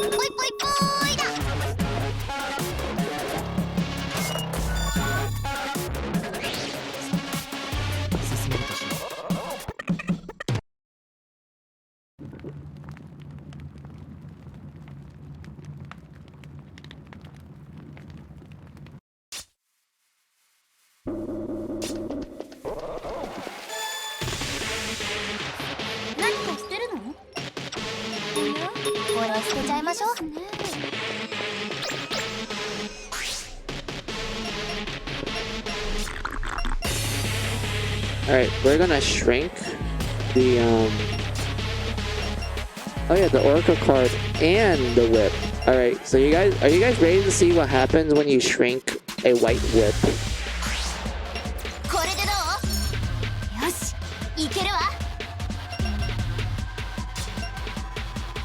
Look at that. It went from like, I think it was like 48 agility to 55 agility. And they also decided like, hey, what else should we do with the white whip? Oh, let's make you have plus 510 HP. And now look at like the average HP range for everyone right now. Like everyone's like around level 15 to level 16. Like their HP in that level range is like, you know, 290 or maybe 350. Like it's around that range. And then you have the white whip. When you shrink it, it just becomes this, and you just give it to someone, and then all of a sudden they're like, yep. It's just they just become the tank. Like they just tank it. I do know for a fact that the only characters that can use whips are like blood hunters and liberals and other classes.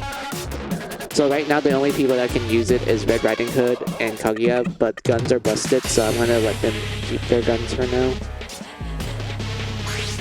And let's shrink the Oracle card. Because I just remember that you can actually shrink this for like better stats. Yeah, the stats are way better.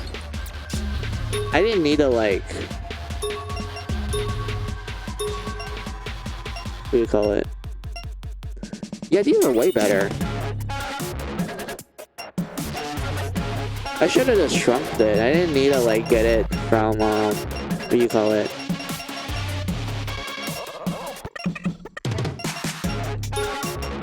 From the blood farms.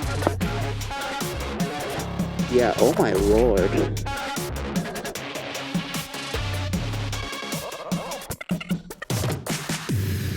どうかしたの? 770 HP.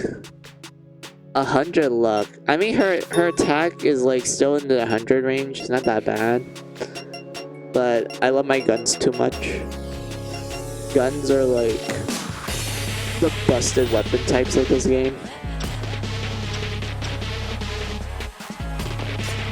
But yeah, alright. I feel like it's better for me just to shrink the Oracle cards now.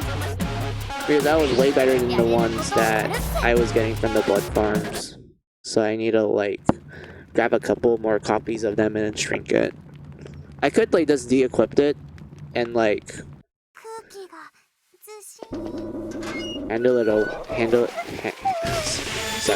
hand it over.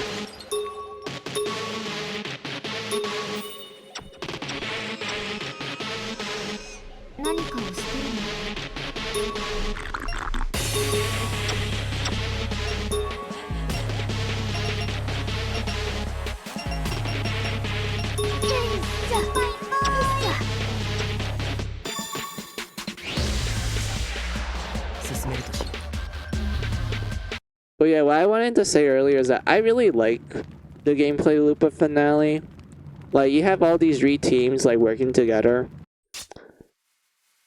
to tackle the dungeon, and every now and then you can like you have to switch between the two teams. Like maybe you can switch items around, like healing items. Like, oh, I want Juice team to have more healing items. Who has the most healing items right now? Ooh, Jack has like 60 of them. I don't mind like Jack sharing like 20 of them to Ju.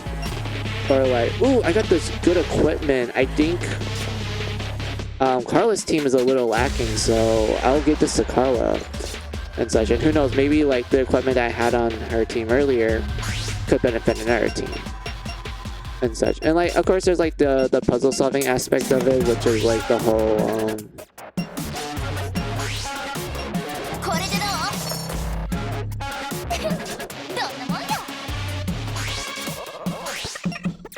like, oh, this team needs this particular key to open their door. Like, the other team was the one who found it, so you need to give it to them.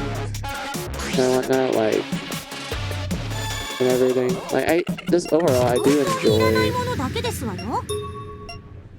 a lot of things about Finale. Like, you can tell by how much I'm talking about it. It's like, it's one of my favorite. It's like, it's my favorite game out of the series.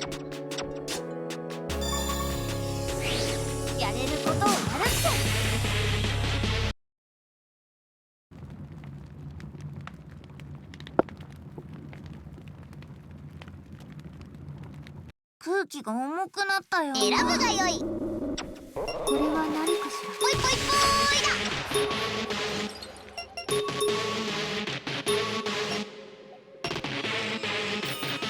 Ooh, look at that. Damn. Oh, 69 defense. Nice handling.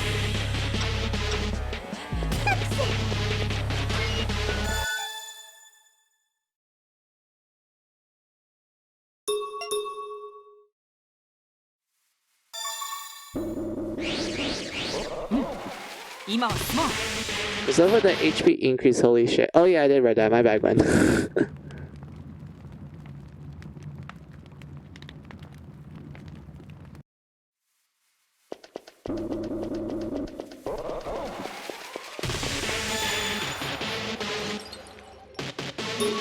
れ何か入れるぞ。 Also, you don't mind using a slightly weaker bow, right? It's slightly weaker, but she gets more like agility and shit, and also more SP. Also, you get access to BL soon, so who doesn't like a good old BL? But we'll give this to Mermaid. Mermaid, you're slightly faster now, and you can hit harder. That's great. Yeah, I really do want everyone else to get like good weapons. Because you can tell by like how Jack's team equipment is right now, they're just scraping on with the bare minimal. I want them to have some really good equipment. But that means we're gonna be grinding. I hope this doesn't bore you guys. It's just one of those cases where I just want to make sure everyone's tip-top shape ready. So I kind of do need to, like, you know, grind the blood farms a little so that we can get some pretty good equipment from them. さあ、行くよ。はあ。やってやるぞ。出番だね。全力で行くよ。今よ。みんな無事かしら。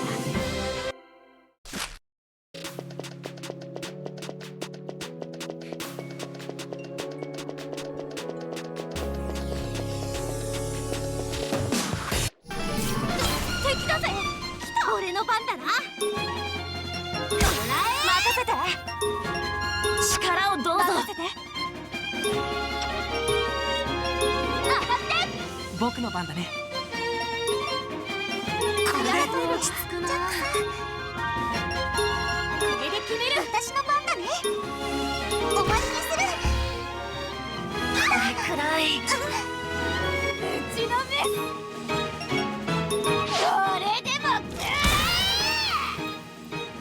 行くよ。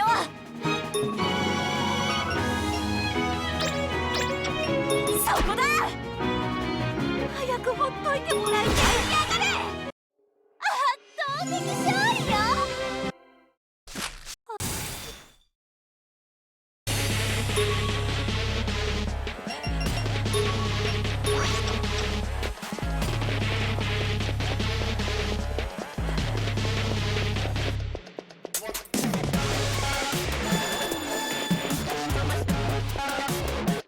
みんな気をつけて。任せて。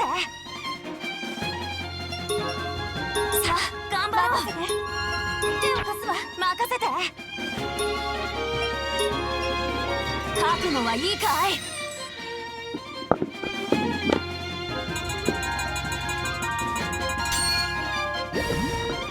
Wait, hold on, I need to get the door.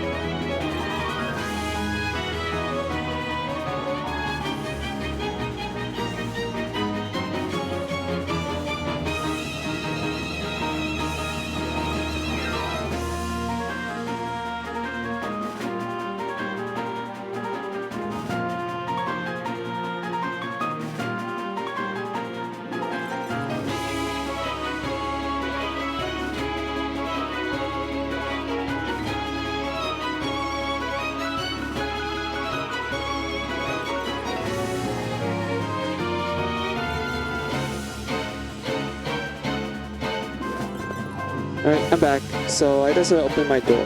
Sorry, I had to open the doors for relatives. They came back with some snacks. Like they bought a bunch of chips.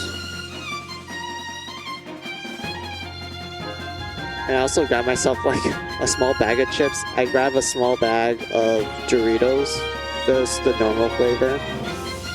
So you're gonna probably hear me like snack on it while I'm like grinding for blood forms. 覚悟しなさい。俺の番だな。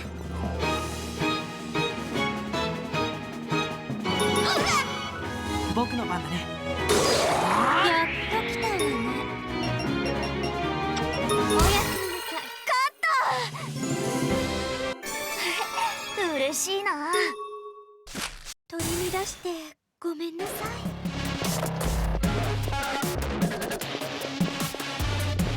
Good job, Elsie. You got slightly stronger. Good job. Also, what do you guys have done? No problems. Enjoy your chips. Haha. Thanks. Do you guys have like a favorite chip? Like favorite chip brand and also flavor? For me, I like Doritos Cool Ranch more.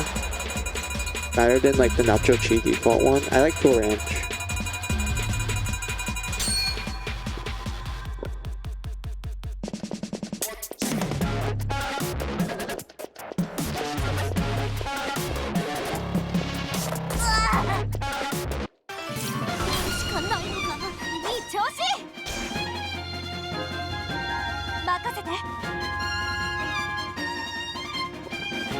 Currently delayed flavored with Cool Ranch Doritos. Hey, Amelphia, how are you? Welcome! I think this is like my first time seeing you chat in my stream. Hey, how are you? Sleepy. Oh, okay.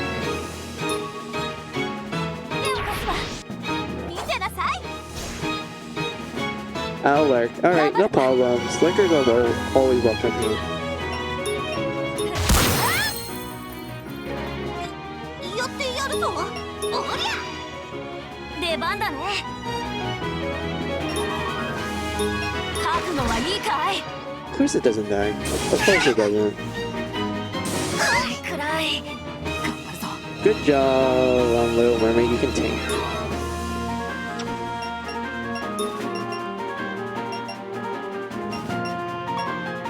それ。いい感じだ。きっとうまくいくわ。みんな下がって。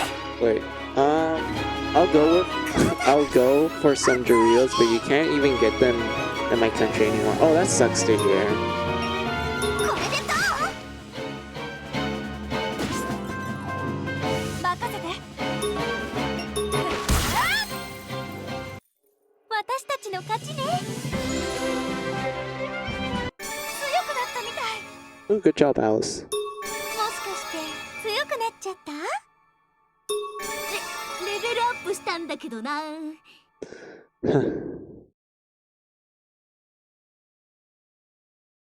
Mary, can you at least put some points in attack? I mean, it's wonderful that you decide to like make yourself a little bit more tankier. And you give yourself a lot more like agility. But can you please put some points in attack? 疲れた。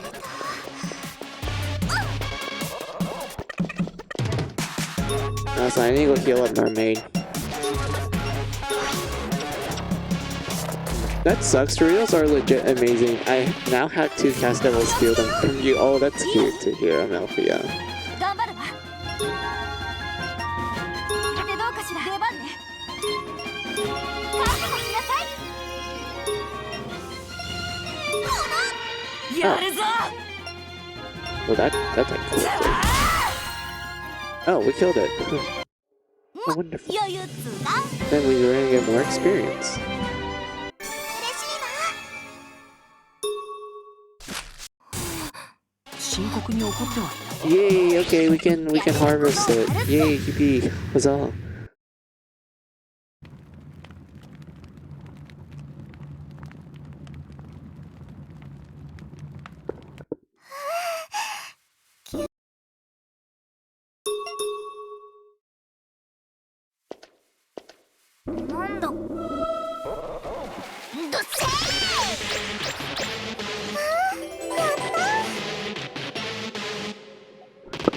Ooh, wait, I could give this to Osu. Oh no. Why? Paper, scissors. I don't really use scissors that much, to be honest. Okay, what would this roll? What does this roll give us? A bunch of oracle cards. Alright, those are not bad if I just want to shrink them. But the bow and arrow though, oh, I really want it for Otsu. Wait, what about this area? Ooh, fisticuffs. Okay, fisticuffs is not bad. But we really want the bow and arrow to be great, so I can give it to Osu. And I was also kind of hoping that they would have given me guns, because you know a majority of my characters use guns, so I would have liked to have more like firearms game.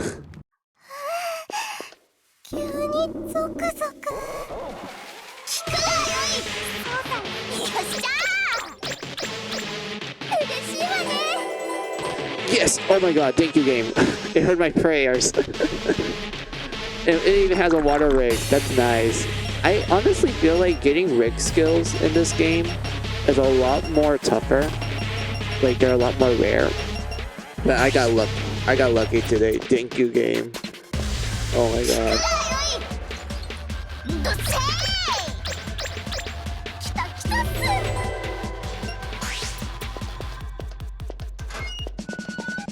Let's give it to Osu. Come on. Osu, you're gonna do some like BL shit. Let's go. There we go. And what you guys wrote down? It is Golden Eden. Golden Ern? Eden? Ern? Our 7-year-old male cat is the one now. He taps you on the shoulder to let you know that food is his food. Wow. That's really cute. Oh fuck. Okay. I always find it weird that when it comes to attributes, you may think like, oh, does white mean platinum and such? You know, this means like a platinum attribute, because this one is gold. This tells you that you're gonna get a ST weapon, like a weapon that has the ST attribute, but it's gonna be like a high ranking one. And you might think like, oh, white means platinum, right? Well, no, it isn't. White equals there's no attribute. Like there's 0 attribute on it. And I always found that weird. Like when it comes to like other stuff like armor and accessories, they at least tell you if like at least those ones, like when there's no attribute on it, they just don't show you it. But for weapons, they're like, oh, like here's a white blood stain that just tells you that, oh, this one has no attribute. It's like, what? You could have just left it blank. Like that's a good enough way to tell us that there's nothing on it.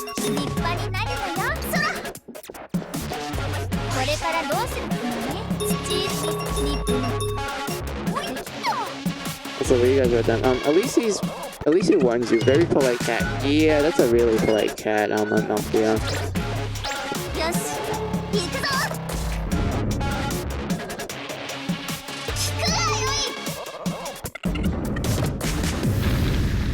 There. We're just gonna keep this and let's do this. Yeah, we can't do anymore because we reached the cap for that one. I'm curious, did I set one in a previous one? I did set one in a previous one. I'm kind of curious about what we got from that one. So we're gonna go do a U-turn. That he is. Best personality in a cat. Hard to believe that he was a dumb cat that we rescued. Oh, that's sad to hear. At least he's living a better life now with ya.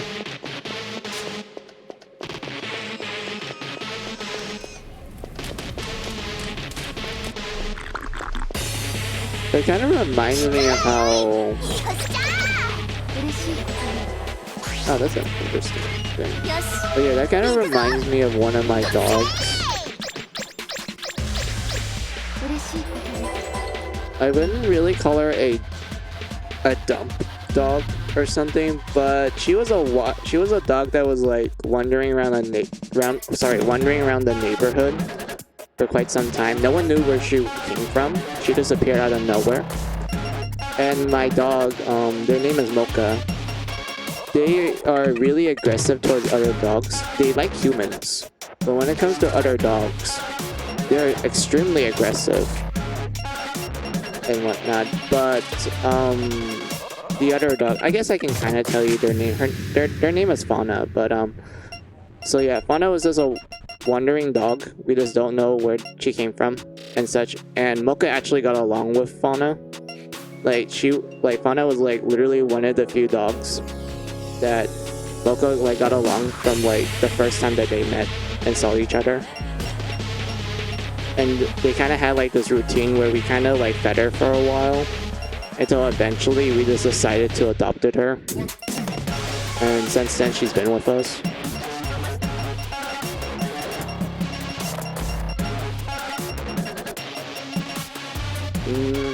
I would say these are fine equipment.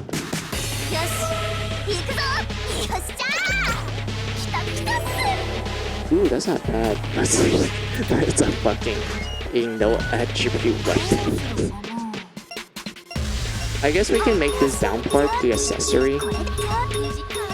Or maybe armor. I did remember getting good armor from here.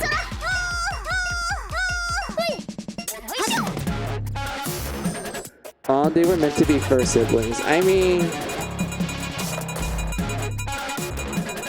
yeah, I guess.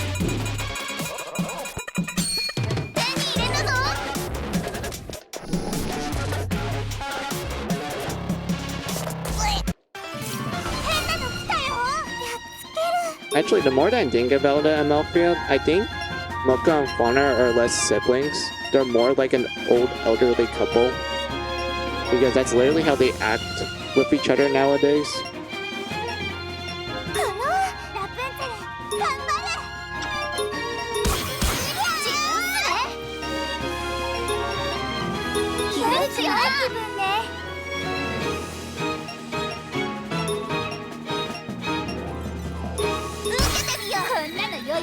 Baby, the 13-year-old who's on... Wait, sorry. Baby, the 13-year-old who's on my life all the time. She hates other cats but loves people and dogs even cuter. I know, it is.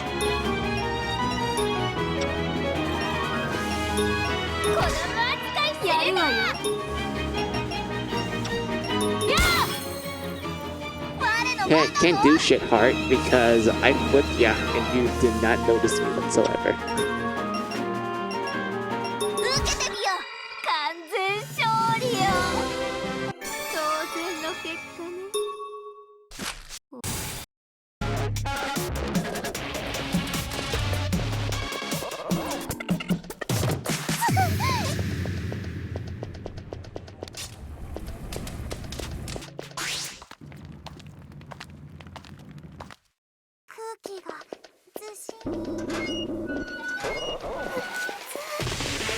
Okay, since we talked about pets and such, there was a time when my family did, I wouldn't say adopted, but they took in a cat that was essentially like a kitten. Like, it was actually recently born sort of scenario. Well, not kind of, almost recently born. Because it doesn't know how to poop yet. We actually had to teach it how to poop. And I think the story of this, this was like a year ago, mind you. Like, I honestly don't remember what happened. Well, actually, no, I remember what happened to that kitten. But so yeah, like roughly a year ago, my family took in a kitten to be more precise, because I think my uncle was like walking the dogs one day, and then he heard like light purring, like light kitten noises in one of the bushes in our neighbors. And he checked it out and found like a little kitten there. And at first he wasn't sure if it's like owned by anyone or was the mama around and such. And then he kind of pieced together that the mom wasn't there anymore. So he decides to like, you know, take it in. and such, and he like told us about it, and we're like, oh, okay, we don't mind like, you know, looking after the kitten and everything. And I remember like spending time with it. We had to like teach it how to how to poop. We have to like feed it well, not what do you call it? It's like, it's not like solid food. We have to like,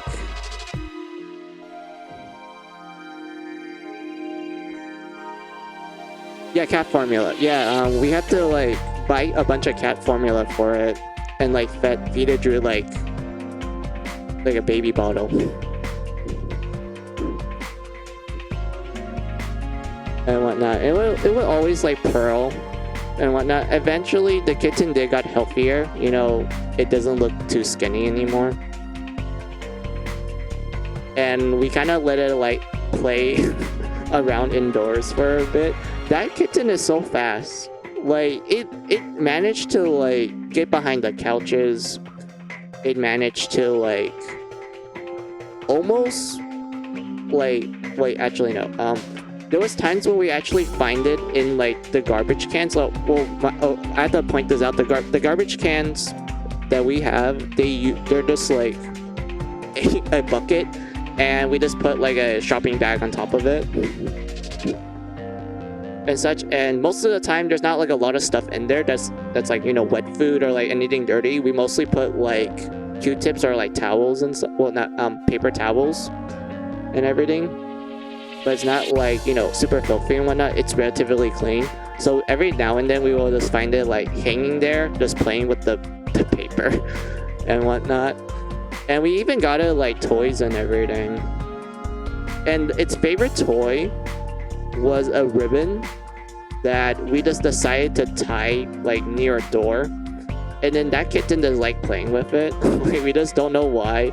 It just decides like, yes, out of all these cat toys that we bought it for, it really liked the ribbon and such. Eventually we decided to like give the cat away because we felt like we didn't have like enough room for it to live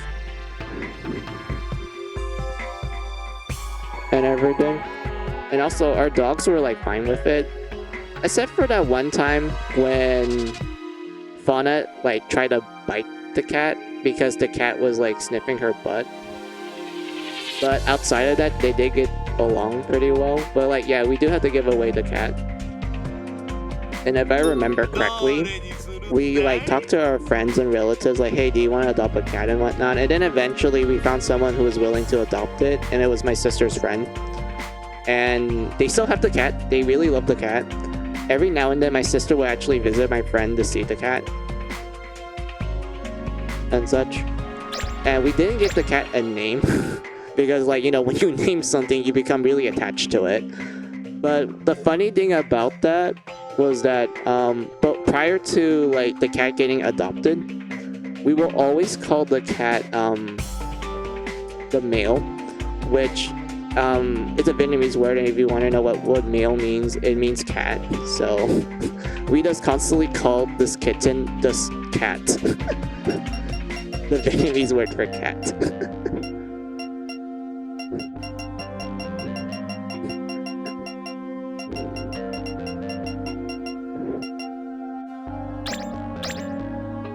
And whatnot. But like, yeah, the cat's doing well. I do know that my sister's friend didn't name it, but I don't remember the name. I have to go ask her. Oh, I actually wanted to get these. Thank you, merchant, my man.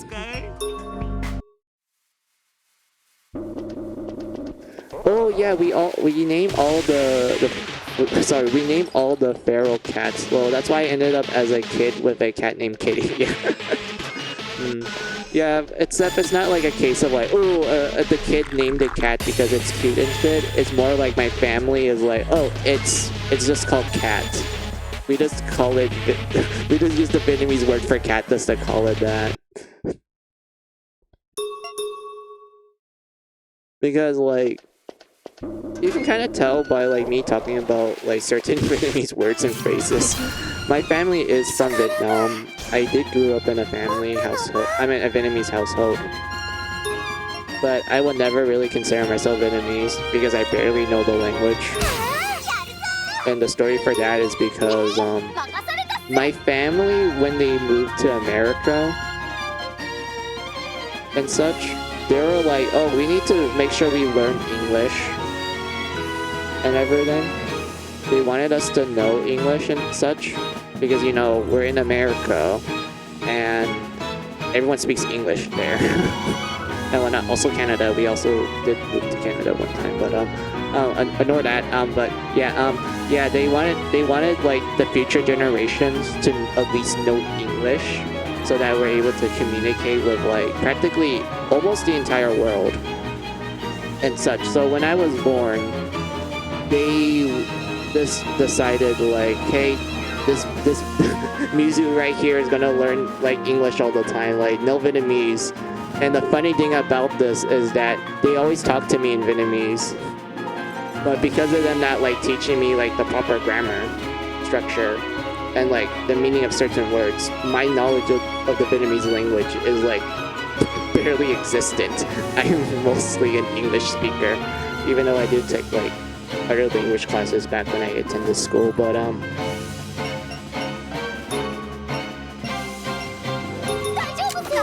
and such, but like, yeah.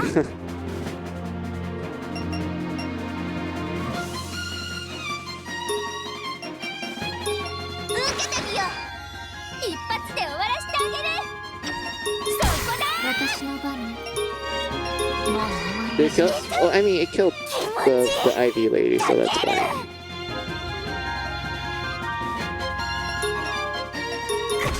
There you go. Also, what you guys wrote down real quick, hold on.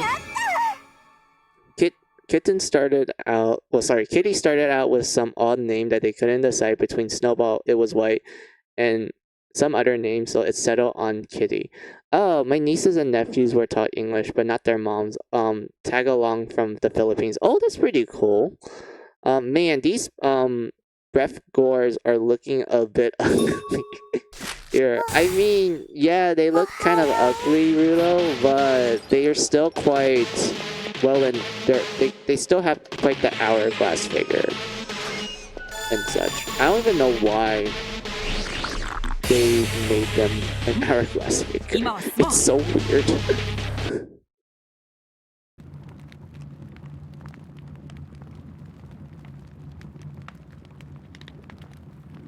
Like, it's interesting, but at the same time, it's like, wow, I didn't expect it to have that.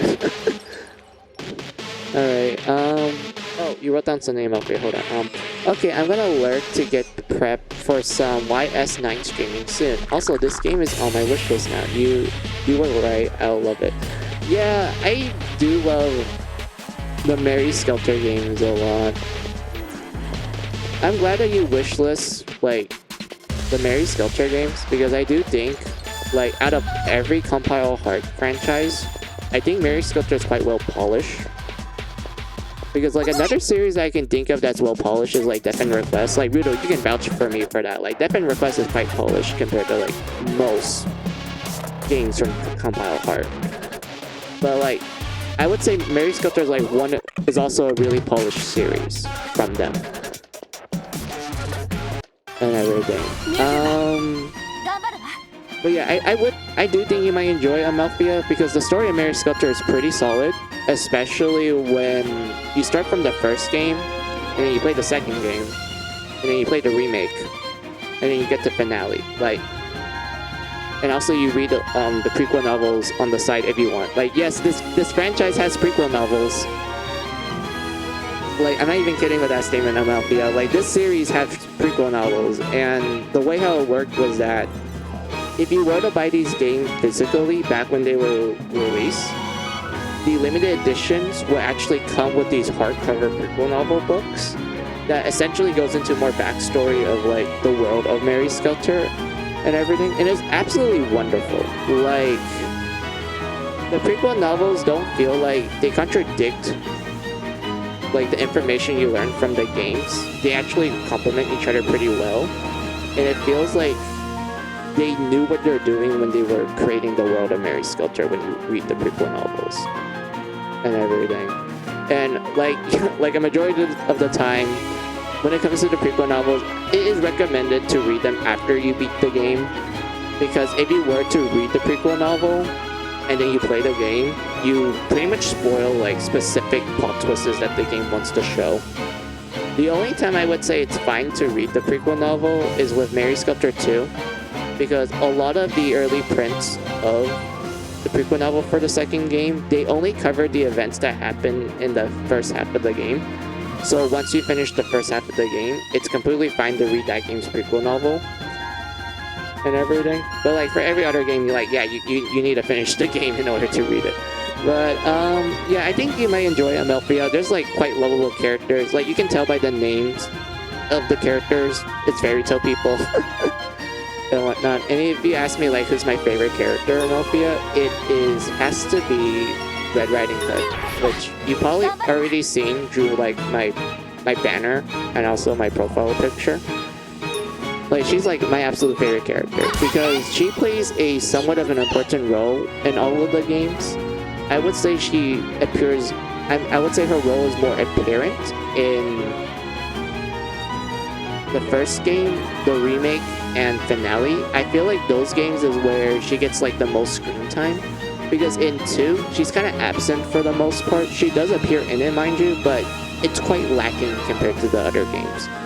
But I still love her a lot. And also, like, she does not catch a break, Amalfia. Like, Red Riding Hood does not catch a break whatsoever. Like, when you read the prequel novels, and when you go through the games, you realize one of two things. One, Red is cute, and two, God, she went through a lot. Like, she does not, like, have, like, the best, parts in life, like dear lord.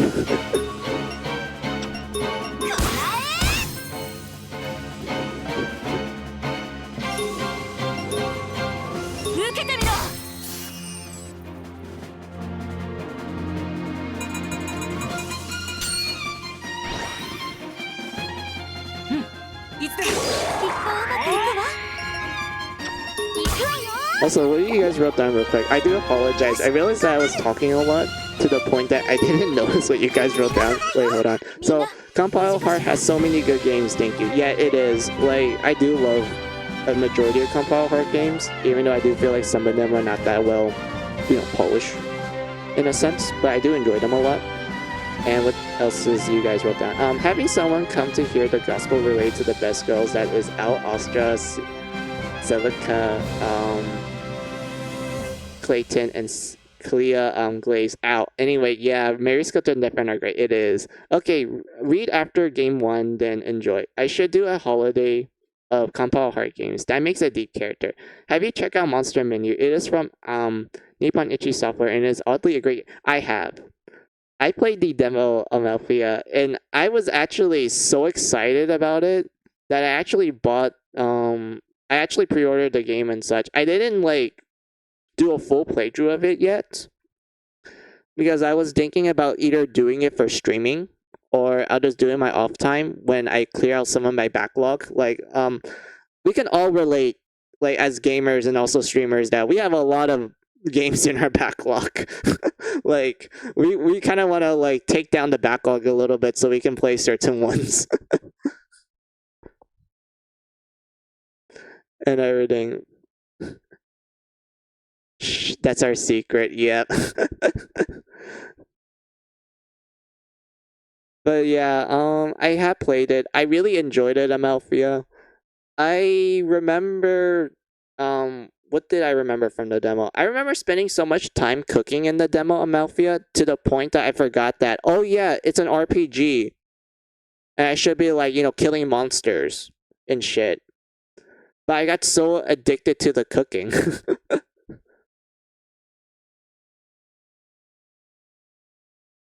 Try being a book addict and a game addict. It's so much better. Yeah, I'm kind of a. I do read books, even though like a majority of the books that I read are like, I would say textbooks because I read a lot of mythology books and folk tales and such. So like I just have like a bunch of textbooks lying around. Other than textbooks, I read a lot of manga because like I love me some Japanese manga and whatnot. And like yeah, I have a lot of those too. And everything. What else do you wrote down? Oh, the cooking is great. Made the kids gag. Yeah, like Amalfi, I have to be real with you. Like some of the things you can cook in that game made me go like, I didn't even know this existed. I didn't even want to know this existed. Like I know some of the gross ones that people point out is like, oh, the bug dishes and shit. Nah, you want to know the dish that actually made me squirm a little? Like it literally made me like had a little goosebumps. It made me have a shiver down in my spine. It was the eyeball dishes. Those were the ones that made me completely shivered. I was like, I don't even want to picture how you would cook it. Like I don't even want to know. And such. And like it kind of reminded me of this one horror film. I'm not sure if you guys are familiar with horror films, but like if you guys are, do you guys heard of the horror film called The Ice Cream Man? It's like peak B movie slop. Like it's so bad that's good. And if you want to know what the premise of that horror movie is about a killer ice cream man. And you have a bunch of kids. It's kind of like a Stephen King novel now that I'm thinking about it. Like if you guys are familiar with Stephen King and how he tends to make his protagonists as well, a good chunk of them, like, you know, kids fighting these like horrifying like cosmic horrors and shit. It's kind of like that, except there's no cosmic horror. There's just an ice cream man who does have a little bit of a tragic backstory when you actually like see it play out and everything. Like he's like kind of a normal person. Like yeah, he's a bit gross and like, you know, a killer and such. But like when you actually get to see his backstory and shit, you kind of feel bad for him. You kind of wish that he could have gotten like better help and everything and whatnot. But like yeah, ignoring like the me talking about the premise, there was a scene in The Ice Cream Man where the ice cream man was making an ice cream for a kid. What? No, it was not a kid. It was for a cop. It was for a police officer. So the police officer asked the ice cream man like, "Hey, can you give me Rocky Road ice cream?" And he's like, "Oh, sure, why not?"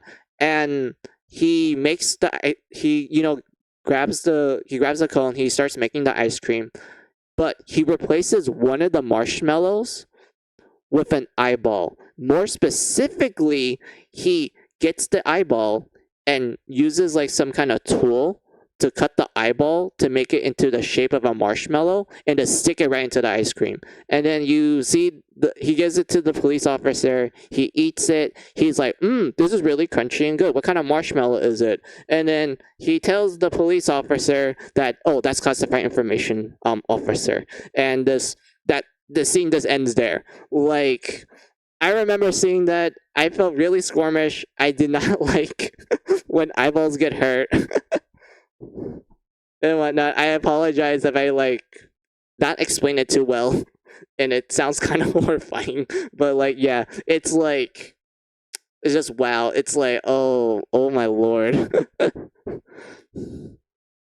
And whatnot. Also, what you guys wrote down. I'm obsessed with Greek mythology as a kid. Same. I took a Greek mythology class at college. Yeah, I love mythology a lot. Like, the reason why I'm a Megaten fan, you know, the Megaten series that includes SMT, Persona, Digital Devil Saga, Devil Survivor, you know, that franchise. That I call it Megaten because it's a shorter way of saying the franchise's name, and it covers all the series in it and such. Because remember, I know some people are like, oh, it's Persona like SMT and shit. I'm like, no, it isn't.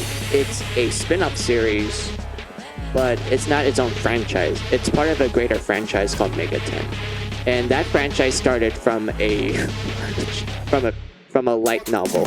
Well, not. It started from a trilogy of novels called Digital Devil Story Megami Tensei, and I do want to do a reading stream with you guys. I do want to read it, and you get to see how these novels essentially inspired the Megaten games, and just how fucking wacky it is. Like, oh boy. Or like, I'm gonna tell you guys this. When we read the Digital Devil Story Megami Tensei novels, we are going to experience the true embodiment of Japanese B movies, because the way how the plot goes is like so fucking ridiculous that I love it. Like, I would say similar to, like, the best way I could describe the tone of it would be like, you know how goofy Resident Evil is? Like, it's based on like the B movies of the 80s, also like early 90s. Like, you know how Resident Evil is like, right? You know, the early games. So imagine that, but purely Japanese. You toss in a bunch of random mythology shit in there. You put a little bit of sci-fi, and you just decide, hey, let's like put a bunch of unnecessary gore in it. And that, my friends, is the Megaten novels, and I love every single bit of it.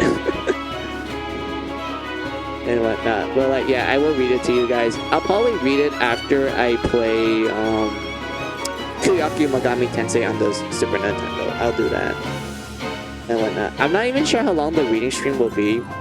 Probably be like an hour or two, as long as I don't stumble around with my words like I am right now. But like, yeah.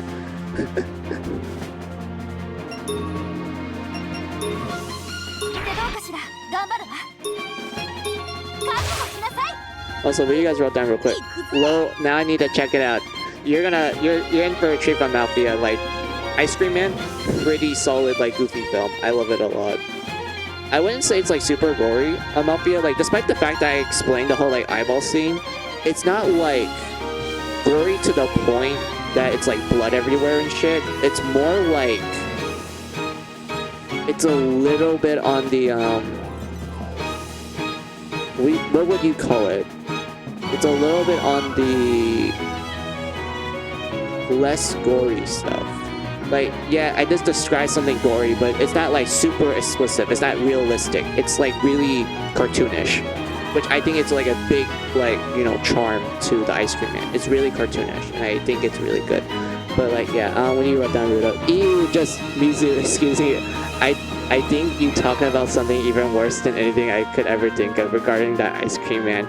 Excuse me, but I'm feeling a overabundance of yellow pile that must be a relief. I see you hints. No, I'm not BRBing or actually doing it, but still, that's gross. Yeah, Rudo, like, it's really it's really something. Like, I'm gonna be real with you, it's really something. I adore stuff like that. Trashy, over the top, and goofy. Haha, I know. I always love stuff like that. Like, remember, like, these sort of things back then, people consider it as like, oh, this is morally wrong, and like, oh, think of the children and such, you know, like, they have like these little like pitchforks and fire everywhere, like saying that these shit are like degenerates and whatnot. To which I'm like, you can't take this seriously. This does not look like something that could happen in real life, like, and whatnot. And not only that, but like, that even applies to video games most of the time. Like, remember how goofy Mortal Kombat was? Like, the early games, like the fatalities and shit, it was so goofy to the point. Like, I even thought that back then. Like, I actually did like play the earlier games back when they were like in arcade cabinets and such. And I always thought that the fatalities were like not realistic at all. It was really goofy to the point where I was like, people are like having outreach on this. Like, this shit does not look like what do you call it? It doesn't look like it's realistic enough for someone to, like, you know, take inspiration from it, which is like the most problems people had back then. They're like, oh, this is gonna encourage people to be violent and like do this gross shit and whatnot. To which I'm like, I'm pretty sure no one's able to shoot electricity from their fingers or like rip someone's, like, you know, head off like normally and everything, or like someone's able to like go across the map by just screaming some kind of Japanese real life word. and just like, you know, just fly across like fucking Raiden and whatnot. Like, or even better yet, has like a hat that's like spinning like a chainsaw most of the time. Like, we don't have that. And whatnot. But like, yeah, the 80s and 90s went cheese. Ease went with gore. Mortal Kombat was filmed with real life people for the avatars. Yeah, I remember that on Malphia. It was like, I remember they like had these people cosplay, and then they just took a bunch of pictures in it, and then they just slap it into the game and whatnot. Yeah, I remember that. I know there was like a technique for it. I forgot the name of it, but yeah, I do remember that. And I remember watching the early Mortal Kombat movies, like the early ones, like from the 90s and shit. Like, if you ask me, those are the best films. Those are honestly very good video game adaptation films. Those are the best ones. Everything else afterwards, hell the fuck no. No. And I know some people are like, bro, the Sonic movie and like the Mario movie and whatnot. I would say those are like actually decent. Like, I thought those were decent and everything, but like every other video game adaptation movie, yeah, god awful. Like, like there's a reason why we don't talk about the original Mario movie from the, was it the 80s or 90s? I think it was the 80s. Like, we don't talk about the original Super Mario Brothers movie. Yeah, no one really cares about Mortal Kombat fatalities now, even though those are legit crazy detail. Oh, looking, it is 90s like the He-Man movie. Okay, so it was the 90s and the He-Man movie. Oh my god, Amelphia. You opened up like a memory right now. I remember watching that movie, the He-Man movie. And I honestly was at a loss of words when I saw it. I was like, I don't even know how I feel. Like, it's just that one movie that makes me go like, it exists. But that's it. Like, I have no like other feelings towards it.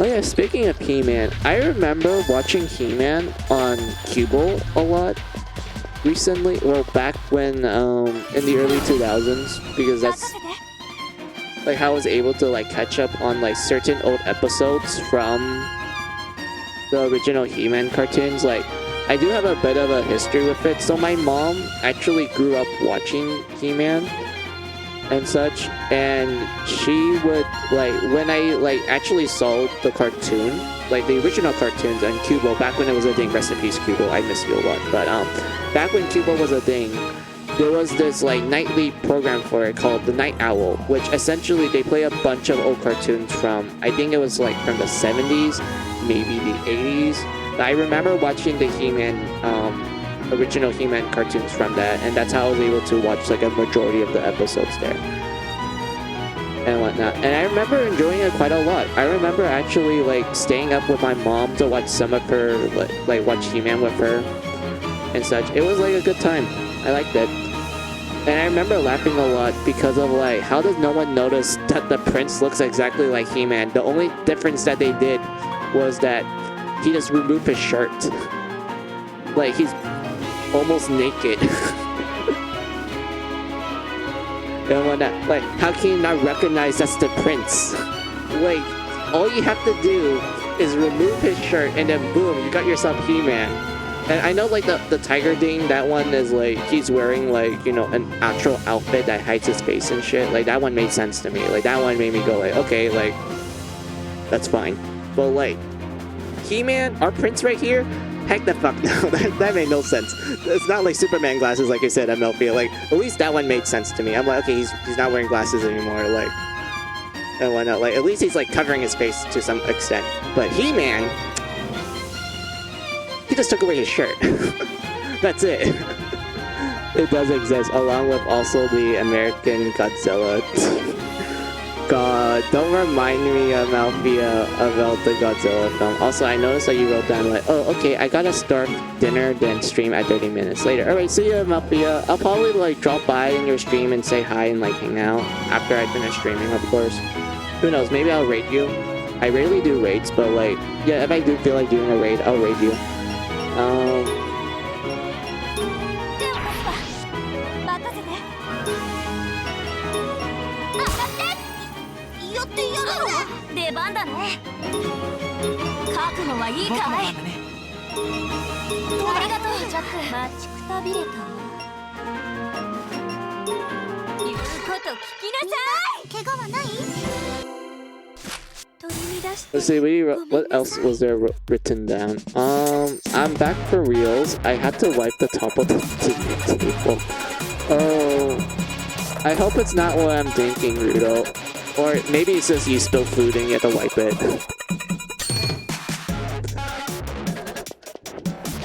From one streamer who streamed today to another, good luck, Amalfia. Yep. Oh yeah, I should give you a shout out, Amalfia. I forgot. Because I always go to your streams whenever you're on. Hold on, let me give you a shout out real quick.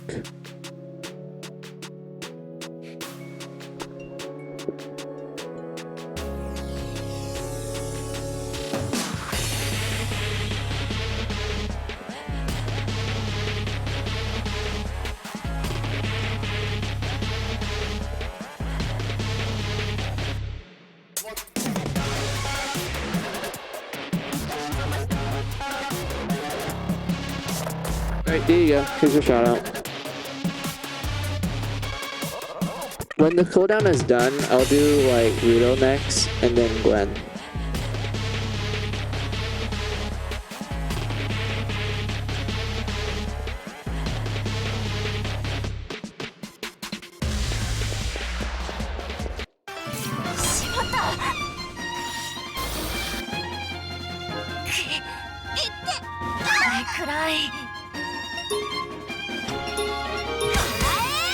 Oh, good job, Mary. You hit everything. I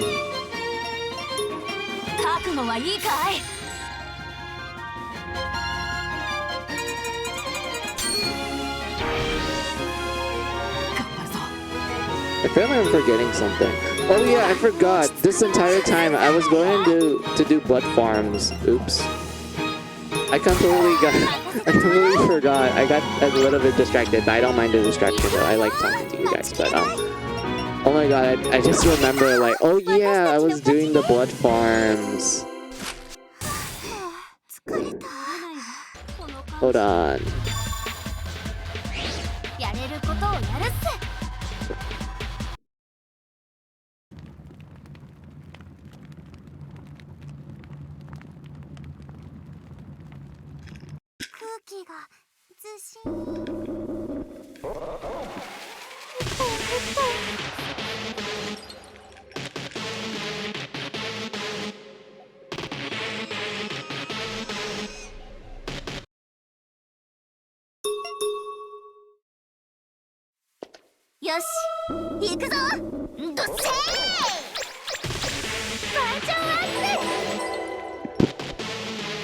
Hog, let's go. We got ourselves a musket.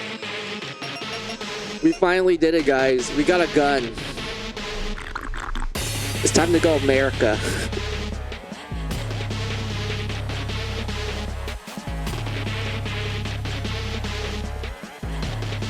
I don't know any other country that likes their guns. Yeah, I'm just gonna go with the stereotypical American. Yes, America. Fuck yeah, let's go.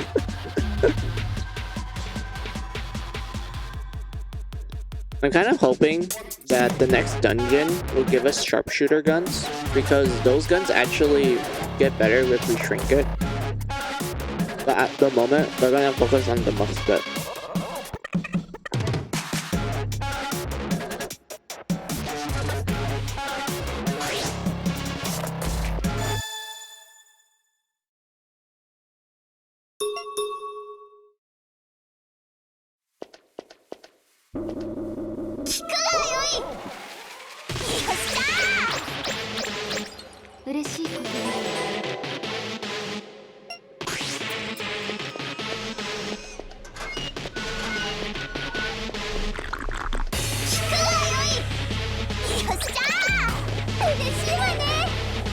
Well, if we're gonna go America, we need a Bretta M92, a AR-15 and a M249 saw.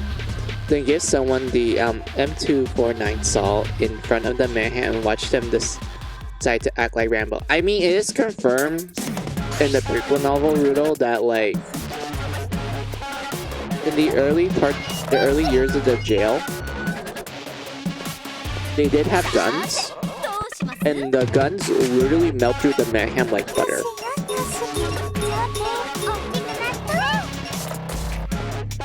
The only reason why you don't steal a lot of guns when you start Mary Skelter and everything is because of the nightmares. Because remember, the nightmares, they were immortal. They can regenerate their damage and such. So at the time, they're like, wow, our guns are doing nothing to the nightmare. It's like regenerating and everything.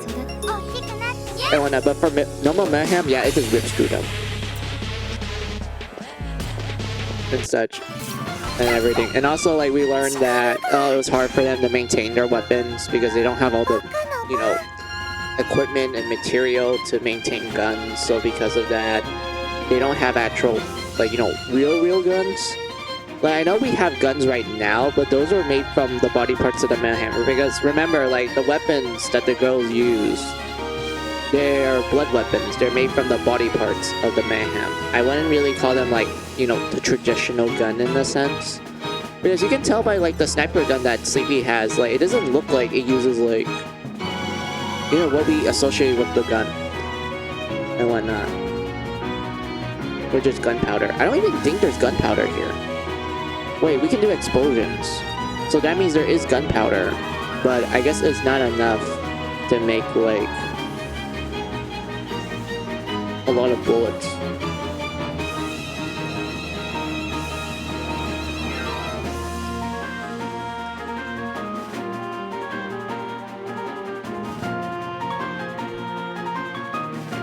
Wait, would the gel even mimic gunpowder?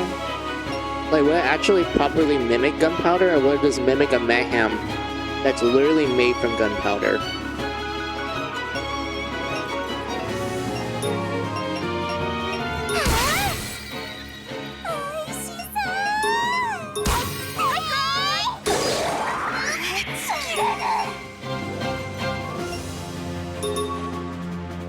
Of course it doesn't show it. Like, why the hell not?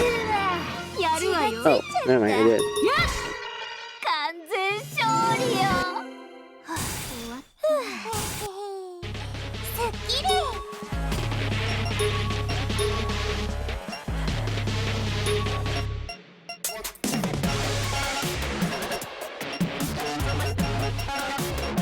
Oh, it's so much better. Look at this, guys. It has better stats.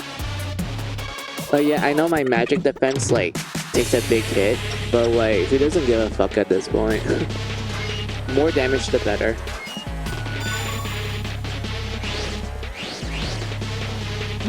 Yeah, Jack, I want you to, like, do most of the farming.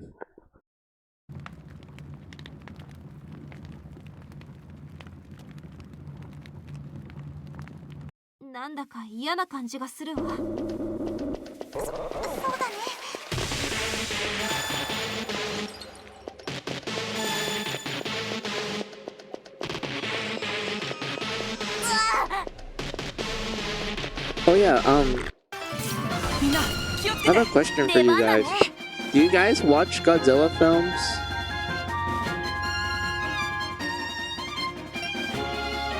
If so, like, do you have one film that you like a lot from Godzilla? And if you're not, are you, like, ever curious in watching it? Also, what do you guys write down? There's no reason to have defense if you don't get hit, though. Yeah. I mean, Rapunzel's already, like, tanky. Like, she can tank physical attacks like it's nothing. It's just when magic happens is where she probably crumbles.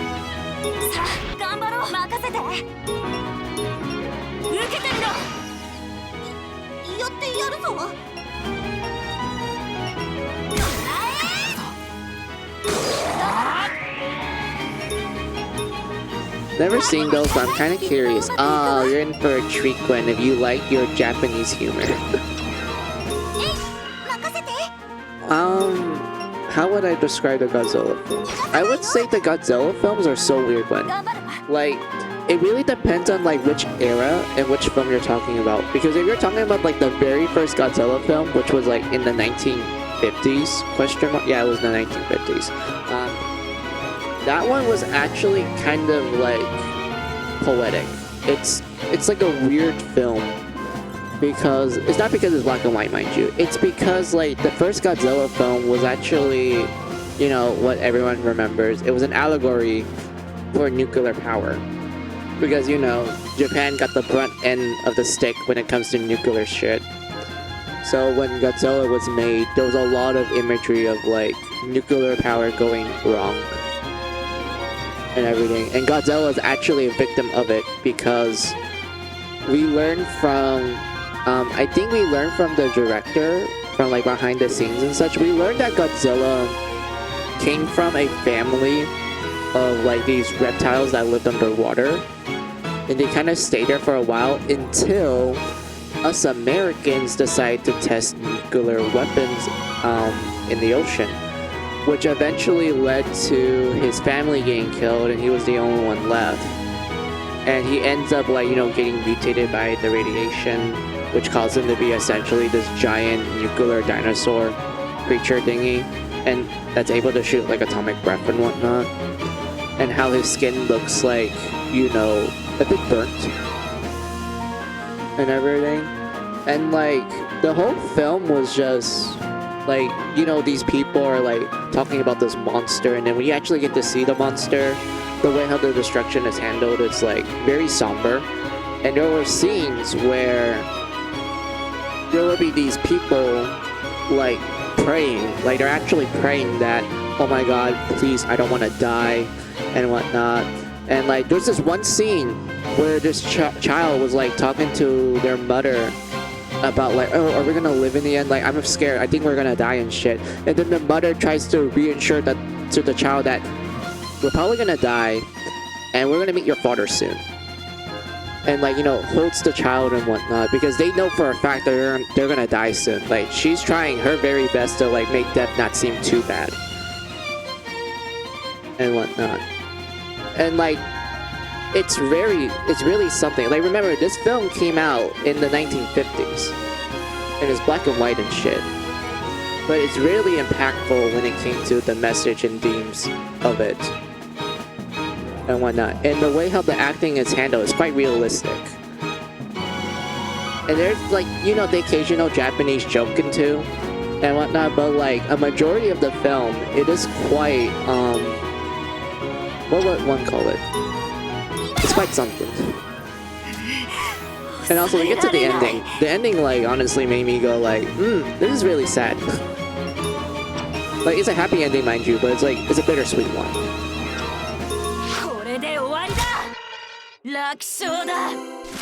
I only heard of Godzilla from the Angry Video Gamer.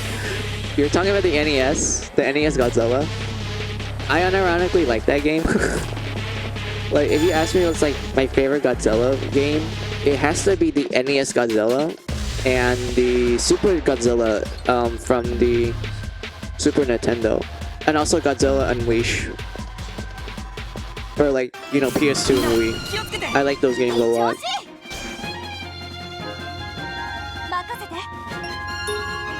But like, yeah, that was the first Godzilla film, guys. Like, it's literally like, it's such an interesting film. Like, the way how I describe it to you guys, it's like, huh, I didn't expect a movie about a lizard that's like fucking big, that can shoot atomic breath and shit, actually have like a meaningful story and message in it. And the way how the human actors are played are, I mean, the way how the humans act in the film are quite, you know, human. They're quite realistic. They feel like actual people and whatnot. And then we get to the other films, guys. Like, oh boy, I hope you guys are ready for the other films of Godzilla. So I remember for a fact that the Showa films, which are essentially I think they were the 60s and 70s, those ones, they made Godzilla like a superhero, kind of like Power Ranger shit. Like, I'm not even kidding when I say it. They're like Kamen Rider Power Ranger Godzilla. And if I were to describe a majority of the Showa films, essentially Godzilla is the good guy in this scenario. He's the defender of Earth, essentially. And he fights like other monsters and such. Like we have the iconic like King Ghidorah, which is like the three-head Hydra, like space dragon. Yes, it's a space dragon. And we have like nuclear waste. Wait, not nuclear waste. There was the Hedorah. I think that was the name of it, which was essentially this like alien that eats like waste in general. And I remember that it has like sulfur-based attacks that it can pretty much dissolve everything. And when I remember Godzilla was able to kill it and everything, which was like really cool. And when there was like other ones like Mecha Godzilla, like the original Mecha Godzilla, that one was like really cool and whatnot. But like yeah. Then we get to the Heisen period Godzilla films. If you guys wondering what time period that one is, I believe that was the 1980s to the 1990s. Those ones, they made Godzilla more of a morally great character because like he doesn't like humanity at all. He only works for the Earth. He only cares about the Earth. He gives zero shit about humanity. And humanity to him is just like a bunch of ants that are ruining the Earth. But a majority of those films, Godzilla does fight other forces. Like King Ghidorah, yes, he's back. He fights Space Godzilla, which is essentially evil Godzilla from outer space. I'm not even shitting with that statement, guys. There is literally a villain in a Godzilla film called Space Godzilla. And if you want to know how that thing was made, essentially the film explains that a piece of Godzilla's DNA entered a black hole. I'm not kidding with that statement. It entered a black hole and it did some mutation shit on it. And out of the black hole is Space Godzilla, which is essentially Godzilla, but he has a bunch of like crystals coming out of his shoulders. And he literally can transform himself into a giant crystal that lets him hover around the battlefield in like Mach 5 speed. I am not shitting with that statement. And there's like Biolante. Oh my god, Godzilla versus Biolante. Okay, so Biolante is essentially like, hey, do you guys remember the little Pet Shop of Horrors? Do you remember the Audrey the Plant and such? So imagine Audrey the Plant, but you make it the size of Godzilla and it's a female, and it's like also part rose. There's like a lot of rose imagery with this monster. And like Godzilla actually had a hard time fighting Biolante because it has the ability to like suck up his like life essence and whatnot and everything. Like it's like Biolante is interesting. Like it does have a tragic backstory. Like when you actually see how Biolante was created, you can't help but feel bad for it and whatnot. And then we get to my favorite film of Godzilla whatsoever. It is Godzilla versus Destroya. And the best way I would describe that film is that there are these like prehistoric crustaceans, so essentially prehistoric shrimp and crabs.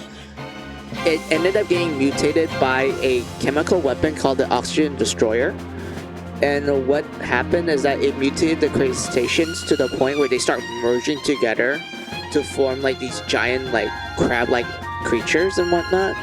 And eventually Godzilla Godzilla at this point in the film, I know I'm like kind of skipping ahead and whatnot, but in this film Godzilla has a son. Like yes, he has a kid, and I believe the name of that kid is this Godzilla Jr. or something and whatnot. But like yeah, Godzilla Jr. and his dad, they're just living a normal life, but they notice that Godzilla is actually in his deathbed because they notice that he's giving out high levels of radiation and such, and they notice that wait a minute, this guy is gonna die from old age, and when he dies from old age, he's essentially gonna blow up like a sun, which will pretty much eradicate the entire Earth and whatnot. And humanity decided like, hey, let's like kill Godzilla. Like, let's try to like, you know, find a way to kill him without him blowing up and whatnot. And I think what they did was they try to like, you know, make him live a little longer by using ice rays, like, you know, shooting him with ice and whatnot to kind of cool him down and whatnot. And then eventually Destroyer comes in and like, you know, starts destruction and whatnot, and they're like, hey, we could have Destroyer and Godzilla fight each other to the death, so both of them will die together. It will solve you know, kill two birds with one stone scenario. So what they did was they tricked Godzilla Jr. to go to where Destroyer is, and Destroyer just absolutely wrecks Jr. And not only that, but it sucks up like his blood and DNA, so that Destroyer can like evolve even further. Like, okay guys, like the best way I could describe Destroyer is that he's essentially Cell from Dragon Ball. Like, are you guys familiar with Dragon Ball? Do you remember Cell? Like, if you remember that villain, that's what Destroyer is. Like the way how he evolves and whatnot.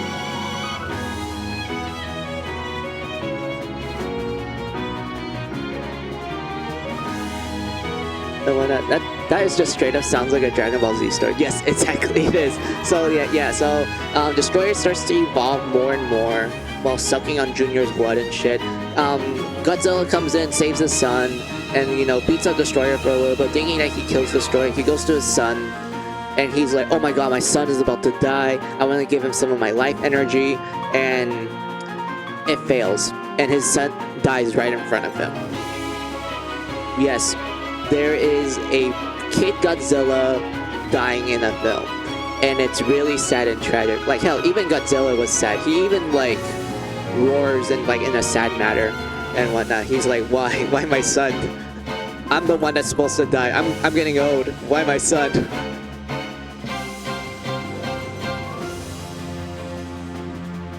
And whatnot. And it turns out that Destroyer is still alive. And not only that, but Destroyer achieved his perfect form. He is now perfect Destroyer. And then the two like duke it out. And whatnot. Eventually Godzilla like works together with humanity.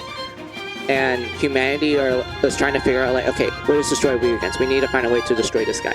And they realize that Destroyer is weak to extreme temperature changes. So what they did was that they freeze Destroyer. And then, you know, they freeze it really quickly with like, you know, ice beams and whatnot. And, you know, Godzilla like, you know, lights him up really quickly with his atomic breath and whatnot. And eventually Godzilla goes into Super Saiyan mode. I'm not kidding by that statement. He literally gets a Super Saiyan mode, but he doesn't turn like gold and whatnot. Instead, he turns red. Like, he just develops like a red aura. And not only that, but his body actually turns red too. Like, it's almost melting. Like, his body is almost melting from the heat and whatnot. And like, he manages to kill Destroyer and whatnot. And then eventually humanity notices that like, oh shit, he's going into meltdown mode. He's about to blow up. We're gonna die soon. But instead of dying, he turns into like ash. He turns into dust. And they're like, oh, did we like, how were we saved? Like, like they weren't sure how they were saved. And then they noticed that when the ash clears, it turns out that Godzilla decides to like use every little bit of his life essence. Like, he used his entire life essence and whatnot to try to revive his son, and it worked. So his son is now alive, like for reals. He's now a grown-up Godzilla. And the movie kind of ends with like, essentially like, oh, Godzilla is dead. Like, he's dead. He's like for reals dead. He's no longer like alive anymore. And now the son is alive. Got brought back to life. And now he's an adult. And that was the end of Destroyer. And I love it. It was so, it was so crazy. Like, you can tell like how crazy it was by me trying to explain it.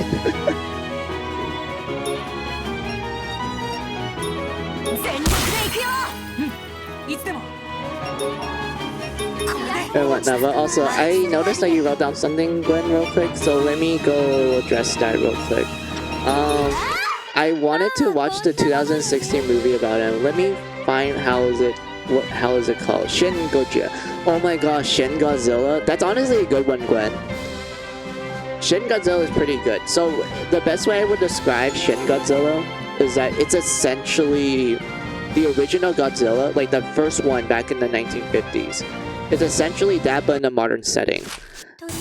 And it was directed by the guy who did Neon Genesis Evangelion. If you guys are familiar with that series, like yeah, it was directed by that person. So because of that, there's actually like a lot of parallels to Neon Genesis Evangelion when you're watching Shin Godzilla, or Shin Gojira if we're going with the Japanese name. But like yeah, honestly, I do like Shin Gojira because of the fact that he evolves throughout the film. Like he went from like essentially a weird tail creature to like something that came out of the water, but it's constantly bleeding because it's trying to get used to the oxygen in the surface. Like it has like gills. Like I'm gonna tell you this. Like one of the forms of Godzilla, the early forms of it, it has gills, and when it reaches to land and everything, it actually like has to drag its body across the ground because it doesn't have proper legs and whatnot. And not only that, but it's constantly bleeding. Like the gills are like constantly pumping out, like it's constantly like bleeding out and whatnot because it's trying to get used to the oxygen in the air and whatnot. Eventually it adapts to the land and it starts standing up, and it's like, you know, this chilling out and whatnot. It's causing mayhem and whatnot. And then eventually humanity starts like, you know, shooting like bullets at it, missiles and whatnot. And then it runs away to the water for it to like, you know, stay there for a bit, and then it comes out of it in its fourth form, Shin Gojira, the fourth. And basically it looks exactly like what you expect Godzilla to look like in a modern setting and everything. And the cool thing about that form was it's like immune to bullets.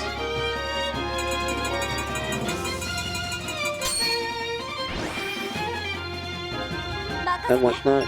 What else was there about that form that I liked? Oh yeah, I remember. So I remembered that the fourth form was essentially when it does its iconic like fire, like atomic breath. So atomic breath, which is like, you know, what we all remember Godzilla for doing. And like the way how it's shown, like the build up to the atomic breath is honestly amazing. Like if you actually get to watch it and you get to that scene, you'd be absolutely amazed at like how it's handled and everything. Like it's honestly really cool. And then you get to like the later parts of the film where it's like mostly a critique of like how the Japanese government handles like addressing emergencies. Like I'm not even kidding with that statement. Like what makes Shin Gojira different from like most of the Godzilla films, which usually has some kind of theming to it. Like the original one was about the horrors of atomic power. Like yes, it's very powerful. Like we can take full advantage of it and whatnot. But one single mistake will cost the lives of many. That was the whole point of the original Godzilla film. It was the idea that yes, nuclear power is pretty cool and everything, but we need to address the big cost of it. And like, you know, Japan got the short end of that stick. They knew what it's like to experience the horrors of atomic power. And that was the whole point of the original one. It was supposed to show us like both like, oh, there's a cool thing about it, but there's a lot of drawbacks to it, and they do a good job with it. And we get to Shin Gojira, which was essentially a critique of the Japanese government, where a lot of the human scenes in that film, Gwen, is essentially you actually seeing how Japan handles emergencies. And it's fucking like, not only it's like the way, like they're spot on, like it's absolutely spot on of how they handle it, but at the same time, because of you actually getting this glimpse to how the government works and everything, especially when it comes to emergencies, you can't help but feel like, wow, I did not expect that. And it's like, I just at a loss of words 頑張るぞ。 and whatnot. And like, don't get me started with the ending, Gwen. Like, I'm not gonna spoil the ending, Gwen, but like, when you get to the ending, when you get to like the final shots of the ending, you will actually see true horror. And my lord, it doesn't even help the fact that the director explains that he wanted Godzilla to have like more forms after the fourth one, and the one that you see near the end is just pure nightmare feel. And what's even more funny is that according to the director, if Godzilla was able to evolve even further beyond, he will reach this point where he essentially becomes God. I'm not even kidding by that statement, Gwen. Like, he becomes, like, I'm talking about, like, what the director said, so it doesn't connect to the movie, mind you. So according to the director, if Godzilla were to enter into his, I think it was his 6th or 7th form, at that point, Godzilla can never feel hungry. It can never feel tired. It can never, like, it will never feel like it needs to sleep. It will always generate a lot of energy for it to consume. Like, it's essentially unlimited magic. It's like unlimited energy. And because of it not being able to sleep, well, it doesn't need to sleep because it never feels tired. It will always be working. And eventually, it will get to the point where it will literally ignore any law in the universe. And essentially, at that point on, Godzilla becomes God. He is literally God. And whatnot. And that's like it's quite something. Like the way I would describe it to you, Glenn, it's like something straight from the John's Evangelion, because of course it was directed by that person, and they also have a little bit of like cosmic horror shit in that. But like, yeah, when you like it's quite something, Glenn. It's like, wow. どうだい。だいぶ落ち着くなきっとうまくいくわみんな探して頑張るどうだ Of course you, mermaid. Why you miss? 覚悟はいいかい任せて今よ行くぜ僕の番だね。 Everyone need a heal. ありがとう私の番ねはあどうにか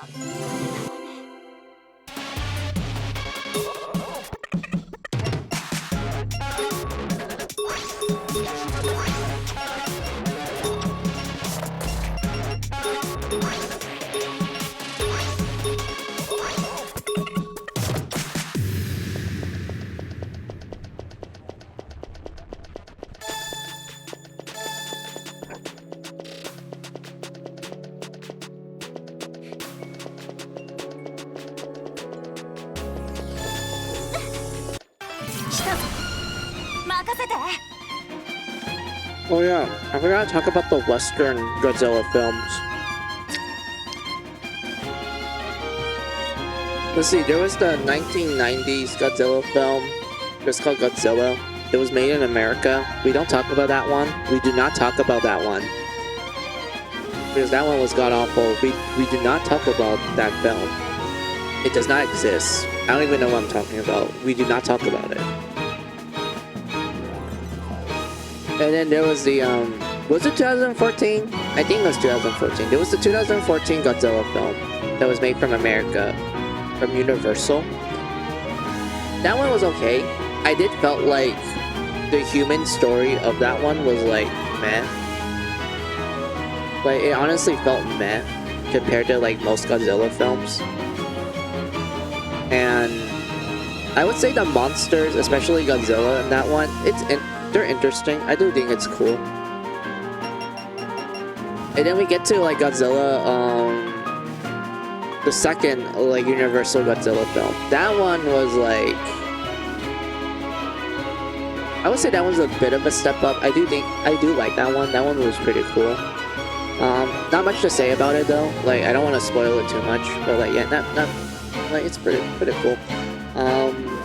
There was the Godzilla vs. King Kong movie. I honestly thought it was okay. I didn't have too much of a high opinion towards it. It was just okay. 全力で行くよ頑張るわ任せて。当たってやってやるぞ。みんなのおかげだね。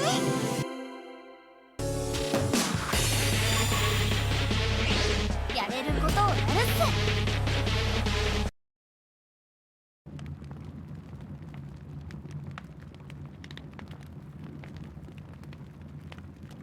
なんか怖い雰囲気。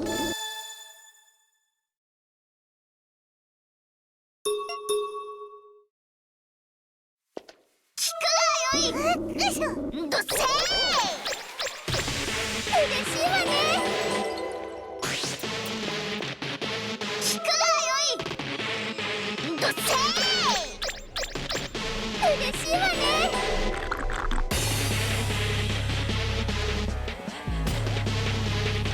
Wait, no! We got a musket, which is good, but it sucked. Oh god. Alright. Are you guys ready to see the save and reload marathon? Oh boy.